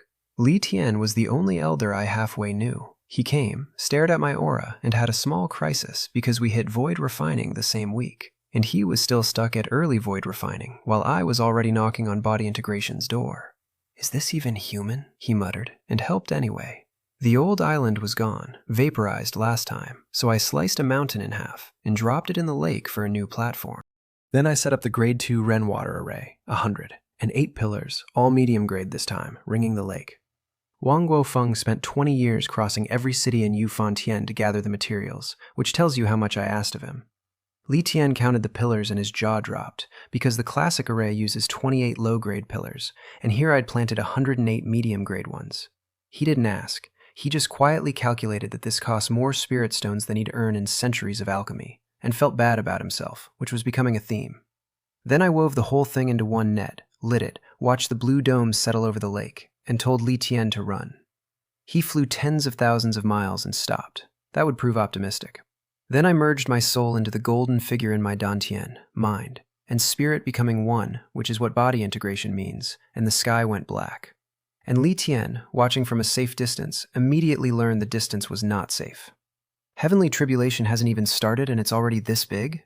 He'd once tailed an elder's body integration tribulation just to study it. And that one was nothing next to the vortex forming over me. So he backed up, and backed up more. He flew 1,000,000 miles before he stopped, and along the way, he passed weak little beasts that spooked him. So badly, he lost control of, let's say, everything, and lay trembling on the ground. A void refining elder, reduced to a scared animal by the pressure leaking off my breakthrough from 1,000,000 miles away. "How is this logical?" he whispered at the purple sky. Purple sky. Because the tribulation opened normal, a barrel-thick bolt, sieved by my array down to a fraction, which I punched apart with my own self-made physical divine ability, the Milky Way celestial cycle art. I built that one myself, pushed it to Earth rank high grade, and stopped, only. Because the sect had exactly one Earth rank physical ability to reference, and building further from scratch would have eaten years I didn't want to spend. Even half-finished, it let me tank the early bolts bare-handed, which I'd never have dared without the grade 2 array cutting the tribulation by more than half. I burned through the middle rounds, trading punches and shields, and by the 70th bolt, I raised the sword formation for the finale. Because I knew the last bolt was going to be insane, it was worse than insane. The vortex burst into a sky full of purple lightning, and Li Tian, watching, went white. 9 heavens divine thunder? That only shows up when a Mahayana perfection cultivator faces the great heavenly tribulation before ascending. A storm from a realm 4 steps above where I stood, and I'd pulled it at a body integration breakthrough. Li Tian didn't stick around to admire it. He turned and fled another 1,000,000 miles, because 9 heavens lightning covers an absurd area, and he wanted a great deal of geography between himself and me. Then he stood there praying to a sky I was standing under, half hoping I'd survive, half plotting to borrow my lightning array afterward if I did. I poured my bottomless dantian into the swords, and the purple waterfall came down, and hit the sword shell. Layer after layer cleaved and rebuilt, until finally the sky cleared. Phew! Thank God I upgraded the array. That tribulation was several times worse than my void refining one, and the grade 2 array, more than halving the power, held completely intact this time, pillars and all. I'd upgraded from barely survived and lost everything to survived clean with reusable gear. Progress. Then Li Tian flashed back, took one look at the unharmed guy who'd just eaten Mahayana grade lightning at a body integration breakthrough, and changed how he addressed me. Junior brother, no, junior martial uncle Zhang, are you all right? Realm is a hard wall, a whole tier up, and you're not equals anymore, and Li Tian was too proper to pretend otherwise. Body integration puts me among the top handful of the entire sect, maybe 30 body integration cultivators total, plus 2 Mahayana ancestors above them. He couldn't just call me junior brother anymore. The former Grand Master, calling the token kid junior martial uncle. I found it deeply awkward. If he calls me that, what do I call him? Nephew? But I let it go. Names don't matter. The heart behind them does. We flew home, and I checked the surrounding cities on the way. No beast tide this time. The tribulation had scared every high-tier beast clean out of the region, and left the weak ones too terrified to riot. One small mercy. Li Tian was quiet the whole trip, and I could feel him spiraling, genuinely admiring me while genuinely aching, because I never do anything. But cultivate. Never gloat over a breakthrough. Never throw a party for refining a treasure. Just grind and climb past everyone. 200 years of cultivation and already body integration, and completely calm about it. He resolved, again, to work harder. It wouldn't close the gap. It's not the variable, my guy. Then he asked what I thought of the sect master's demon suppression army order. What's there to think? Cultivate hard. Whatever comes, strength is the foundation. Because I'd already read the room. Feng Xiaotian forming armies in every prefecture, cracking open the vaults, jacking up disciple merit. That's not routine. The sect had smelled something coming, something big, and something not from inside Yu Fantian, because nothing inside Yu Fantian warrants that kind of fear. Given 2 demon calamities in a century, the conclusion wrote itself. The demon race army was coming back. The 100,000-year-old catastrophe, round 2. A storm was building, and everyone with eyes could feel the wind. The players, meanwhile, were having a blast and a grievance. The demon suppression army took anyone foundation establishment or up, paid a salary, and ran a merit shop where enough demon kills bought heaven rank abilities the sect used to hoard. Players loved it. They respawn, so demon hunting is free money. Their one complaint? Not enough demons. The sect kept wiping out every wave, so there was nothing left to farm, and cultivators started killing each other fighting over the rare demon corpse because the merit was that tempting. More cultivators died to other cultivators than to demons. The biggest earners had barely scraped together enough merit for one ordinary treasure, and still they lined up to join, because a salary for patrolling is a salary for patrolling. In the big prefectures, the demon suppression armies swelled into the hundreds of thousands. A whole world, quietly arming, waiting for a war most of them didn't understand was coming. I went home and upgraded everything again. Lifebound treasure to high grade. And a level 3 spirit gathering array, 5 times the cultivation speed. Because I'd made a decision, and it surprised even me, Yu Fantian was heading for a great calamity. And as an elder of the Dao Saint Sect, I wasn't going to sit it out. I could log off. I'm a player. I could just not be here when the demons came, and I had zero intention of doing that. The sect gave me the technique, the abilities, the whole road up. I owe it. That's a debt and a karma, and if I hid from it, I'd never sit easy again. And cultivators are supposed to seek freedom, and there's no freedom in a guilty conscience. So no, when the storm hits, I fight. For a second home I never expected to have. Then I lit the level 3 array, sank into a 5-fold ocean of chi, and did the math. Even at 5 times speed, body integration great perfection was 800 or 900 years out. 800 or 900 years. And I had no idea if that was faster than the demon army. The path gets crueler every step. 200 years to body integration, and nearly 1,000 more just to fill it out. Take it slow, I told myself. Hope we make it in time. And I closed my eyes and grinded, while a world armed itself around me, and, far out on a lonely island in the heavenly star sea, a door quietly finished getting ready to open. 800 years passed. And I want you to sit with that number for a second, because on Earth it was about 3 years. 3 years of 8 p.m. logins on a couch, and inside, 8 centuries of nothing but grinding in a 5-fold ocean of chi. Then I went back to Thunder Lake one more time, and broke through to Mahayana. The tribulation nearly ended me. The middle rounds I punched apart barehanded with the Milky Way celestial cycle art, no treasures needed, because by now I'd redesigned the array to cut tribulation power by 2/3. Then the finale came. 8 bolts of 9-colored divine lightning in a row, and then a 9th thing I'd never read about in any book, in any record, in all of Yu Fantian's history. Golden lightning. A tribulation with no precedent, for a talent with no precedent. The array still ate 2/3 of it, and it still punched through layer after layer of my sword formation and nearly hit me clean. If that gold bolt had landed on me directly, my skinny frame wouldn't have survived it, Milky Way art or not. It scared me half to death. But the sky cleared, and I was standing, and I was Mahayana. Only 3 people in the whole sect stand at Mahayana now, counting me, the sect master Feng Xiaotian, the back mountain ancestor Wu Yumin, and the couch gamer. Feng Xiaotian took 20,000 years to reach Mahayana, and another 10,000 to still be at early Mahayana. Wu Yumin's cultivated 80,000 years to reach middle Mahayana. I did the whole climb, mortal to Mahayana, in a little over 1,000. The path up here is so slow it breaks minds, and even at 5-fold speed, my next step, Mahayana perfection, the doorway to ascension, is 3,000 to 5,000 years out. And after that, the great heavenly tribulation, which, given what my tribulations look like, I genuinely do not want to imagine.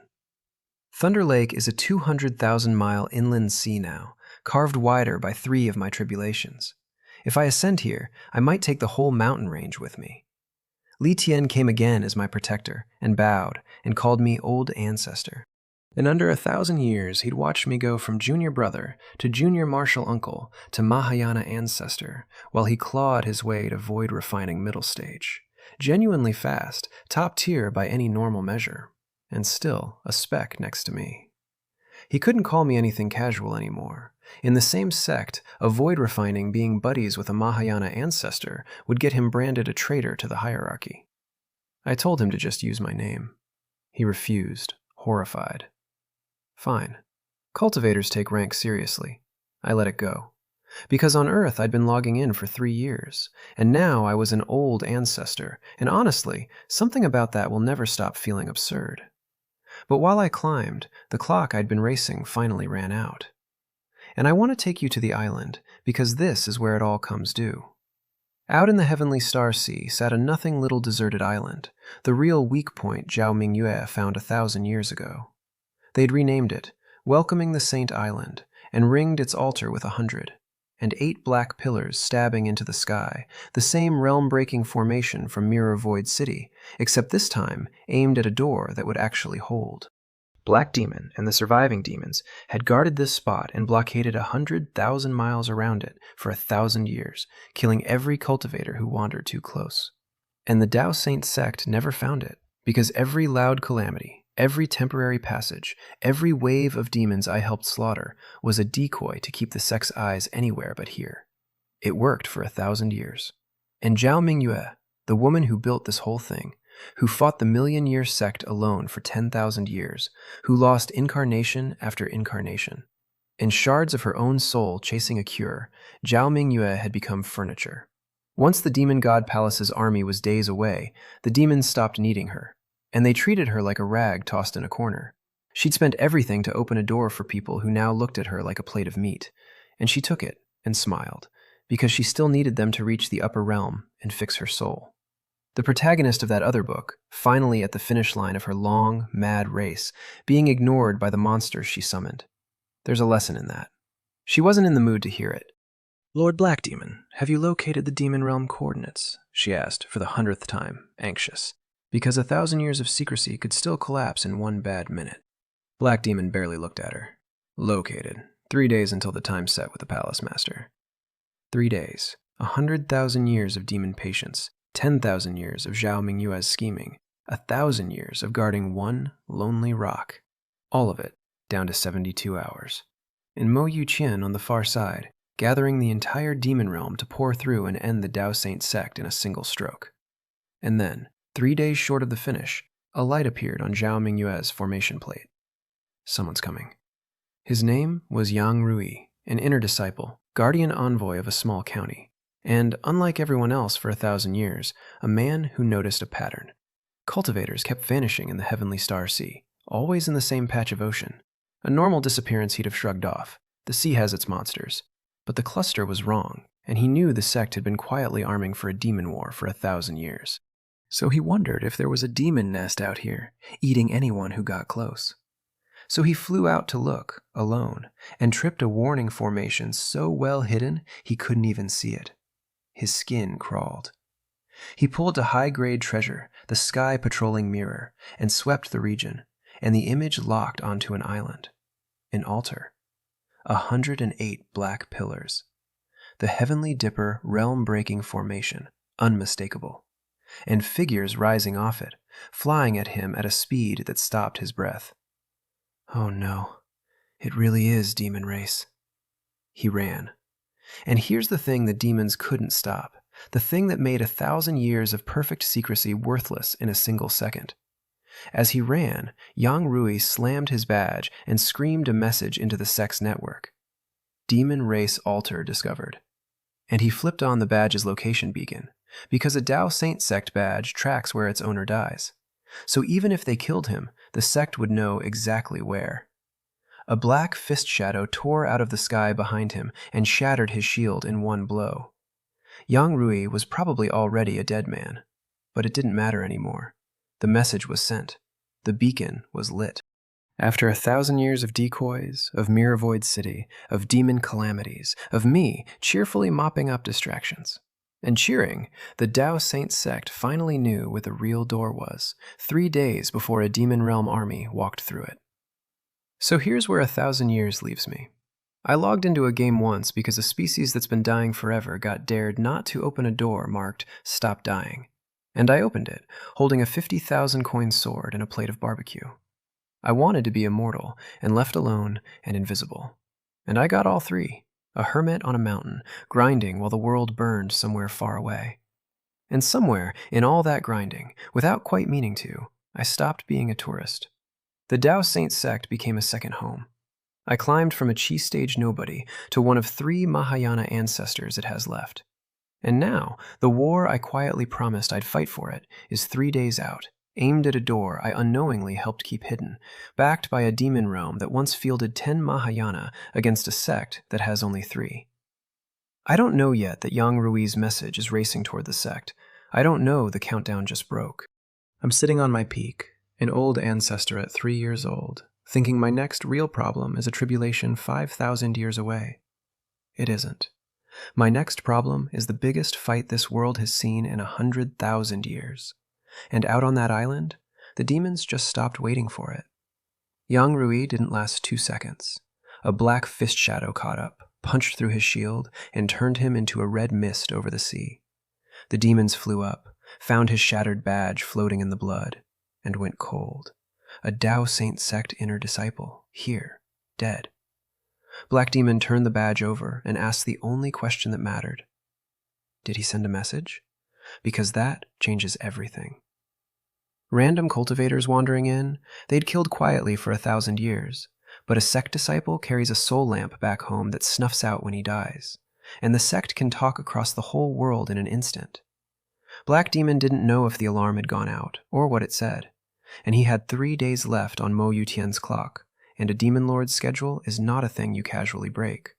So he hesitated. Zhao Mingyue did not hesitate. "Lord Black Demon, what are you waiting for? Open the passage, now." Because it didn't matter whether Yang Rui got a message off, the second his soul lamp died, the sect would send someone to investigate, trace it back here, and 1,000 years of work would burn. "The palace master won't blame us. Open the door, bring the army through, and it's a triumph, not a crime." She was right, and Black Demon knew it. He sat on the altar, sealed hand after hand, and the 100, and 8 pillars lit black, and a dark crack tore open in the sky. 3 days early, the door was opening, and on the far side, a world was waiting. Because 1,000 years ago, the moment Black Demon first made contact, Mo Yutian built a city. Wanli City, the Long Expedition, and for 1,000 years demons streamed in from across the demon realm until there were, and I want you to hear this number, billions of them camped around it. Billions. A whole realm packed and pointed at one door. Mo Yutian felt the crack open early, shrugged, early's fine, as long as it opens, and sent his bodyguard captain, a body integration great perfection warrior in gold armor, through first to scout, carrying a teleport mirror. Then he gathered his 12 demon god guards, every one of them a Mahayana, and got ready to walk into Yu Fantian himself. Meanwhile, the alarm reached the sect. Lu Mingfang got Yang Rui's message, altar, realm-breaking formation, multiple powerful demon races, and a woman who might be Zhao Mingyue's true body, not an incarnation. Then the message cut off mid-scream. He raced to the Hall of Longevity, the room where every disciple's soul lamp burns, and found Yang Rui's already dark. Dead. Then he did the math that scared him. The old calamities had 1 demon each. There are barely any demons left in Yufantian. Yang Rui saw several powerful ones, plus Zhao Mingyue in the flesh. She never shows her true face unless something enormous is happening. This was the thing they'd feared for 1,000 years, a real, stable passage, opening at the Heavenly Star Sea. He flew straight to the sect master, and here's where the sect learned it was already too late, and paid for it. Feng Xiaotian heard the report and knew a void refining elder couldn't survive whatever was out there. It needed a Mahayana. He moved to go himself. Lu Mingfeng blocked him. The sect master can't leave if the demon armies arrived, and he dies out there, the whole war is lost before it starts. And then an 80,000-year-old voice spoke from the doorway. "I'll go." Wu Ye Min. The other Mahayana ancestor, the one who'd guarded the back mountain for millennia and never involved himself in anything. Because with Feng Xiaotian needed at the gate, and only 2 Mahayana in the whole sect, he was the only one who could. "The sect master stays. With the ancestors' backup plan, the gate holds no matter what. I'll go look." And he vanished east. He shouldn't have gone alone. Nobody could have known how bad it already was. Wu Yemin followed Yang Rui's death beacon to the island, saw the altar, saw the demons, and saw the black hole already open in the sky above it, and his stomach dropped. Too late. He came down with a palm of endless fire, a heaven rank ability at Mahayana middle stage, and erased the island in one strike. Black Demon and the guard demons, ash. The gold-armored scout that popped out of the black hole, ash. Only Zhao Mingye survived, because Zhao Mingye always survives. She swapped places with an incarnation she'd stashed 100,000 miles away, and was gone before the fire landed. One palm, and the whole conspiracy on this side was dust. But the door doesn't close by killing the people around it. A stable passage, once open, is brutally hard to shut. 100,000 years ago, it took 3 Mahayana ancestors flying in, and self-destructing inside it to seal the last one. And this door was more stable than that one. Wu Yemin hammered it with everything, and it didn't even flinch. And while he hesitated over whether to throw his life into it, the door rippled, and Mo Ye Tian came through. The demon lord unfolded into a golden giant, swatted the fire aside, and his 12 Mahayana guards poured out behind him. 13 Mahayana, 2 of them late stage, stronger than Wu Yemin. against one Mahayana middle stage cultivator, alone, a world away from home. He turned to run the instant he counted them, and Mo Ye Tian froze him with a black bead. He shattered it and freed himself, and the 12 guards closed the net, and he knew. It's over. He didn't grieve for himself. 80,000 years, no regrets, no realistic path to ascension anyway. What broke his heart was the arithmetic. The demons were stronger than 100,000 years ago, when the sect had 5 Mahayana, and still barely won at the cost of 3 of them. Now the sect had 2, and one of them was about to die in a ring of 13. He looked at the sky and hoped the ancestor's backup plan would be enough, because he could no longer imagine winning. Then he did the only thing left. He picked the weakest demon, an early-stage Mahayana, and threw his whole soul at killing it. Kill 1, break even. Kill 2, turn a profit. Mo Yu Chen cut his hammer in half before it landed, and the 13 fell on him at once. And they shredded his shields and split his body in 2. His nascent soul shot free, and Mo Yu Chen reached to catch it, a 100,000-year-old demon lord who knew nothing about modern Yu Fantian, and wanted to rip the information out of a captured soul. Wu Yemin didn't give him the chance. He self-destructed. The blast shook the sea, wounded most of the ring, made 2 early-stage Mahayana cough blood, the last spiteful gift of a man who refused to be read. And then he was gone. The Dao Saint Sect was down to 1 Mahayana, and the war was 1 minute old. Then Zhang Yuhe flew back in, bowed to the demon lord, and introduced herself. 20,000 years of fighting the sect, the founder of the demon god cult, the woman who opened his door. Mo Yu Tian, wary, still knowing nothing about this world, asked the one thing he needed. How many Mahayana does the Dao Saint Sect have? And Zhang Yuhe, desperate to stay useful, desperate to reach the upper realm and fix her soul, told him the truth as she knew it. 2. You just killed 1. Only the sect master, Feng Xiaotian, is left. 1 Mahayana. What? Only 1? Mo Yu Tian's face went from wary to radiant. He'd braced for a war lasting tens of thousands of years. Instead, 13 Mahayana and billions of soldiers against a single Mahayana and a wounded sect that never recovered from the last war. A slaughter, not a war. He shook Zhang Yuhe once to be sure she wasn't lying. She wasn't, and she couldn't be. It'd be proven the second they fought. Then let her go, delighted. Very good. Once the army's through, we push straight to the gate. And the demons kept pouring out of the black hole, demon clouds swallowing the sun, the whole of Yu Fantian trembling under the weight of them. 1 Mahayana. That's what the demon lord believed. That's what Zhang Yuhe believed. And they were both wrong, and neither of them had any idea. Because the sect's second surviving Mahayana was a 3-year-old couch gamer who'd spent 1,000 years pretending to be a hermit on a lake, and not one soul in the demon realm knew he existed. Back at the sect, Feng Xiaotian and Lu Mingfang waited for word from Wu Yemin, and the word that came was the worst kind. First, a rushed message from the ancestor himself. Passage open, army fully descending, 13 Mahayana demons, 2 of them late stage, prepare immediately. Then silence. Then a panicked disciple from the Hall of Longevity. Wu Yemin's soul lamp just went out. They couldn't believe it. A Mahayana middle-stage cultivator doesn't just die. Even surrounded by his peers, he should be able to run. But the lamp was dark, and the truth landed like a mountain. The demons were strong enough to trap and kill a Mahayana in a single opening exchange. The sect had 1 Mahayana left. The enemy had 13, plus a number of soldiers that didn't fit in a sentence.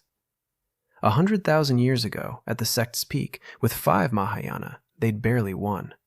This was not that sect, and this was worse than that war. Feng Xiaotian had no time to grieve, so he didn't. He gave 2 orders. First, shut down every teleport array in every prefecture and city, immediately. Because the Heavenly Star Sea is on the far eastern edge of the world, and without teleport arrays, the demon army has to cross Yu Fantian on foot. Years for the horde, a month or 2 even for a lone Mahayana sprinting ahead. Killing the arrays bought time, and time was suddenly the only resource he had. Lu Mingfang caught it instantly and flew off to spread the order. And second, Feng Xiaotian walked out of the hall and looked up at the great ancient bell hanging in the rafters, the Yu Fan bell. It has no attack, no defense, one function. It is a loudspeaker for an entire world, and every living thing in Yu Fantian hears it ring. In over 1,000,000 years of Dao Saint Sect rule, it had rung exactly 3 times. Each time meant the whole world was in danger. He took out the sect seal. Only the sect master can ring it, or the world would drown in false alarms. Took a breath, and drove his power into it. A beam of gold light struck the bell. When? 9 times, and the sound rolled across all of Yu Fantian. The 4th ring in 1,000,000 years. Everywhere, the world stopped. Elders and disciples snapped out of cultivation across the sect and flew up to stare at Dao Saint Peak. What happened? A demon calamity? No, you don't ring the Yu Fan bell for a calamity. Then it's a full invasion. Nobody knew the details, but everybody knew the weight. After 1,000 years of quietly building demon suppression armies, only one thing could make the sect master ring that bell. The demon race had come back, in force, for real. Even far out in the heavenly star sea, Mo Yutian heard it toll and didn't care. Let them ring their bell. He had 13 Mahayana and 1,000,000,000 soldiers, and he believed one Mahayana standing in his way. The advantage was his. He'd just wait for the army to assemble and roll straight over the world. And on a lake at the heart of the sect, on a peak called Galaxy, the bell reached me. I opened my eyes in my cave, the 5-fold chi still churning around me, and I knew before anyone told me. The war I'd promised I'd fight, for a sect that started as a place to grind, and became, somewhere in 1,000 years of quiet, a second home, was here. Not 5,000 years out, now. And I sat there and did the same arithmetic the sect master just did, and I came out the other side of it in a very different place than he did. Because the whole world thinks the Dao Saint Sect has one Mahayana. Mo Yuchen thinks it. Zhao Mingye swore it to his face. Every demon pouring through that door is marching toward a sect they believe has a single old man defending it. And they are wrong by exactly one.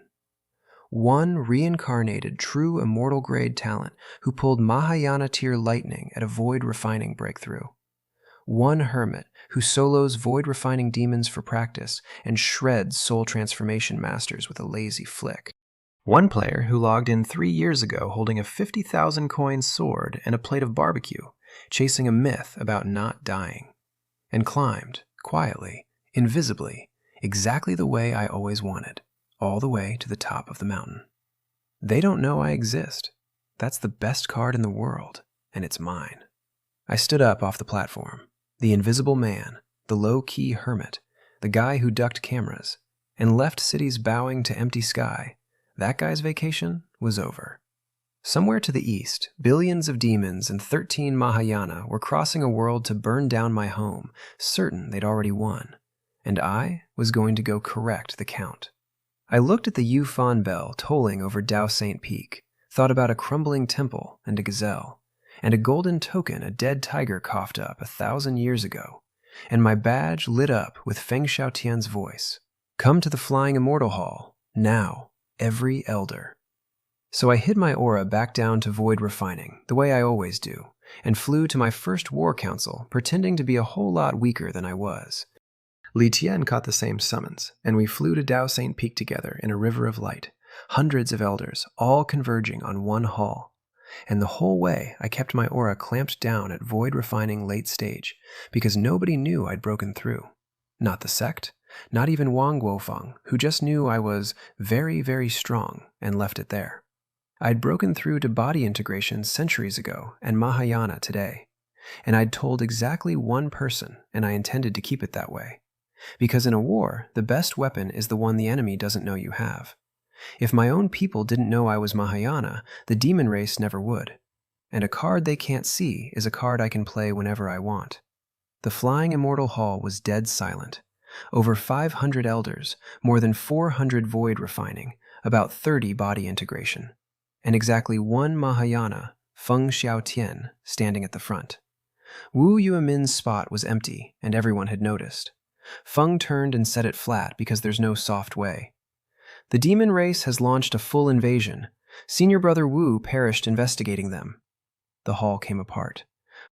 The ancestor fell? Impossible, Mahayana middle stage. Who could kill him? Nobody choked on the invasion. They'd braced for that 1,000 years. What they couldn't swallow was a Mahayana ancestor dead before the war even started. 100,000 years ago, the demons only killed Mahayana to seal a door. They didn't just casually delete one. So how strong was this army? Feng pressed the room quiet and gave the number.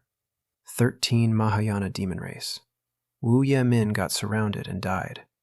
And the Dao Saint Sect had 2 Mahayana yesterday and has 1 today. Then he threw up a map of all Yu Fantian and pointed at a single narrow spot. We build the suppressing demon city here, the flowing cloud corridor, in Ling State. We stop the army there. And it was, honestly, a smart place to die on. The corridor is a thin neck of land with a death zone on each side.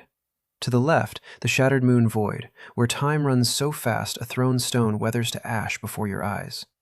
And a cultivator turns to dust the instant he enters. To the right, the boundless sea. Not water, a cracked wasteland of space that nothing has ever walked out of. 2 walls nobody can cross, and 1 road between them. Plug the road, and the entire demon army in the east cannot take 1 more step west. Give up most of the world, hold a sliver of it. Nobody sane suggested marching out to meet 13 Mahayana in the open. Wu Yemin tried a version of that, and came home a soul lamp. So the plan was defense, and defense was the only plan there was. Feng sent Lu Mingfang ahead to start building, told everyone to prepare fast, and dismissed the hall. Everyone filed out heavy-hearted, except me and Li Tian. Feng looked at us, curious. He had hopes for us, the 2 prodigies, the future of the sect. But a full invasion doesn't spare geniuses. Sooner or later, we'd both be on that wall, and he clearly wasn't sure either of us would live through it. Li Tian shifted, wanting to say the thing, not daring to, because he didn't know if I wanted it said. So I waited until my divine sense confirmed the last elder was long gone, and then I let go of the aura I'd been holding for 1,000 years. Mahayana rolled off me and filled the hall. Feng Xiaotian's face just stopped. You broke through to Mahayana? Then, immediately, impossible, absolutely impossible. 1,000 years of cultivation, no one reaches Mahayana in 1,000 years. Because void refining in a century was already a once-in-the-immortal realm freak, but every realm after is exponentially crueler, he'd figured maybe in another 10,000 years I'd get here. Not now. Not the day the world caught fire. And then his shot cracked into something like hope, because the arithmetic just changed. Wu Yemin dead left him alone, 1 old man holding up the sky. And now there were 2. He got a strange, almost superstitious look, and I could read it. He was wondering if I was Yu Fantian's son of luck, a peerless prodigy who appeared exactly when the world needed saving, born for this. If he'd known I was a 3-year-old player who logged in from a couch chasing a myth about not dying, I'd have loved to see his face. But I didn't say that. I said I'd broken through that very day, returning from tribulation, and that the sect had carried me for 1,000 years, so it was my turn to carry it. Because I meant it. But I hadn't dropped my mask just to make the sect master feel better. I had a plan, and it needed him. Because his corridor strategy was correct and also not enough. There's an old line from Earth. Hold a thing too long, and you lose it anyway. Pure defense loses eventually. To actually stop the demon race, somebody had to go on offense, and nobody in the whole sect could do that against 13 Mahayana, and 1 billion soldiers, except maybe 1 guy nobody knew existed. Because breaking through to Mahayana gave me 1 last gift, and it was the whole reason I was about to do something insane. My primordial Dao body, the special physique that's been a mystery since day 1, the thing with no description on the website, finally woke up. Spirits are born with an innate ability that unlocks at a certain realm. Li Tian's fire spirit body gave him life flame at soul transformation, a healing power. So strong that back at Mirror Void City, when the void refining demon used him as a punching bag, it barely mattered. As long as he isn't killed on the spot, he just knits back together. An unkillable cockroach. Mine woke at Mahayana, and it's called Primordial Unity. It multiplies my strength by 9. Not 9%, 9 times. And I need you to understand how broken that is. The Dao Saint Sect has burst abilities too. The best of them buys you 10, maybe 20%. and comes with a bill, centuries of recovery at minimum, permanent cultivation damage at worst, dropping dead on the spot if you're unlucky. Mine has no side effects at all. None. That's not a divine ability, that's a bug. And a 9-fold boost isn't just 9 of me stacked, with the numbers compounding. It means I, a fresh Mahayana, can kill a Mahayana late-stage demon. The strongest thing in that invading army, and I can delete it. Of course, the game balanced it, a little. Primordial unity drains resources like a broken faucet. Even my bottomless Dantian can't hold the burst for long, so the window is short. And I can only use it once every 100 years. A world-ending super move on a 1-century cooldown. But a card like that, played at the right moment, doesn't win a fight. It flips a war. So here's what I told Feng Xiaotian, and it's the most reckless thing I've ever proposed. I wasn't going to stand on the wall at Flowing Cloud Corridor. I was going out alone, ahead of the army, to hunt. Not the 13 Mahayana, I'm confident, not stupid, and Mahayana demons don't die easy. But there are only 13 of them, and there are countless regular demons pouring through that door, and I can kill those all day. Behind enemy lines, one batch today, another tomorrow, forever if I have to. Guerrilla warfare. Every demon I kill is one that never reaches the corridor. Every ambush slows the whole army's advance and buys Lu Mingfang more time to finish the wall. And it does something the numbers can't. It breaks their momentum. An army that thinks it's already won, suddenly bleeding to a ghost it can't find, stops feeling invincible. You keep a war alive by refusing to let the enemy feel safe. Feng said no, too dangerous. Wu Yemin died out there. He'd finally gotten a second Mahayana and did not want to lose me in week 1. But I laid it out. Wu Yemin died because he got jumped, surrounded, no warning. I wouldn't. I'd never let the 13 box me in. I only hunt the regular demons. I run the second Mahayana shows. And I've got the best escape technique in the sect, plus a 9x strength panic button if the running fails. And, though I didn't say this part out loud, I'm a player. I respawn. The demons can't kill me once and then camp my corpse for 100 years like poor Wang Guofeng's friend. Worst case, I die, log in tomorrow, and go right back to hunting. I am, structurally, the perfect guerrilla. And the biggest edge of all? Nobody knows I exist. Zhang Yuhe swore to the demon lord that the sect has one Mahayana, so the enemy will never guard against the second one. They won't see me coming, ever, because in their heads, I'm not there. Feng went quiet, then agreed, because he'd wanted to do exactly this himself, and couldn't. A sect master can't sneak off to play assassin. Then he asked what I needed, and I asked for the one thing that would keep my secret while making me deadlier. Let me read every divine ability in the scripture pavilion, quietly, nobody else knowing. As a Mahayana ancestor, I had the right to all of them for free, but doing it openly would announce my breakthrough to the whole sect, and I wasn't ready for that. So Feng walked me there himself, cleared out Elder Feng, and pulled every jade slip from the tower, over 100 heaven rank and above abilities.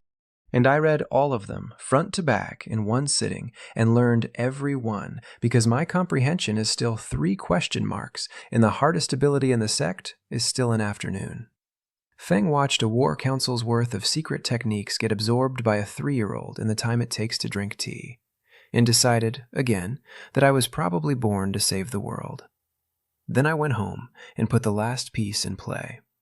I called up Wang Guofeng, 1,000 years of my pills, and my peak had carried him to soul transformation middle stage faster than almost any inner disciple alive, and gave him a job worthy of the Alliance president.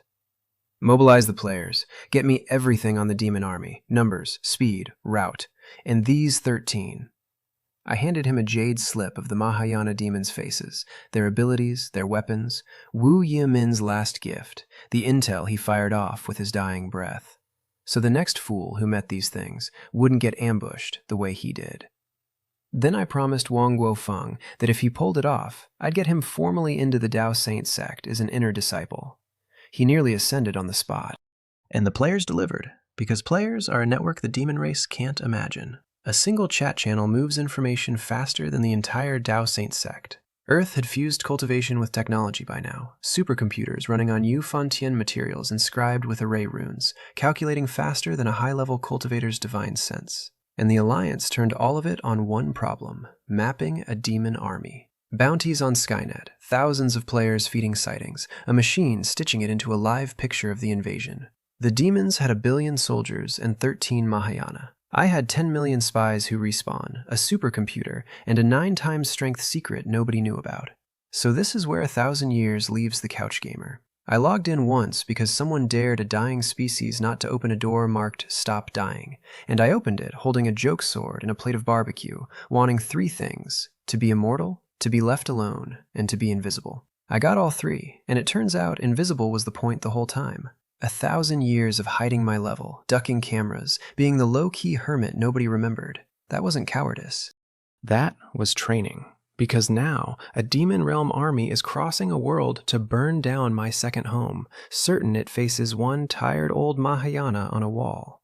And it has no idea that the quietest disciple the Dao Saint Sect ever forgot became its deadliest weapon, and is already walking east to meet them alone. 13 Mahayana, 1 billion demons.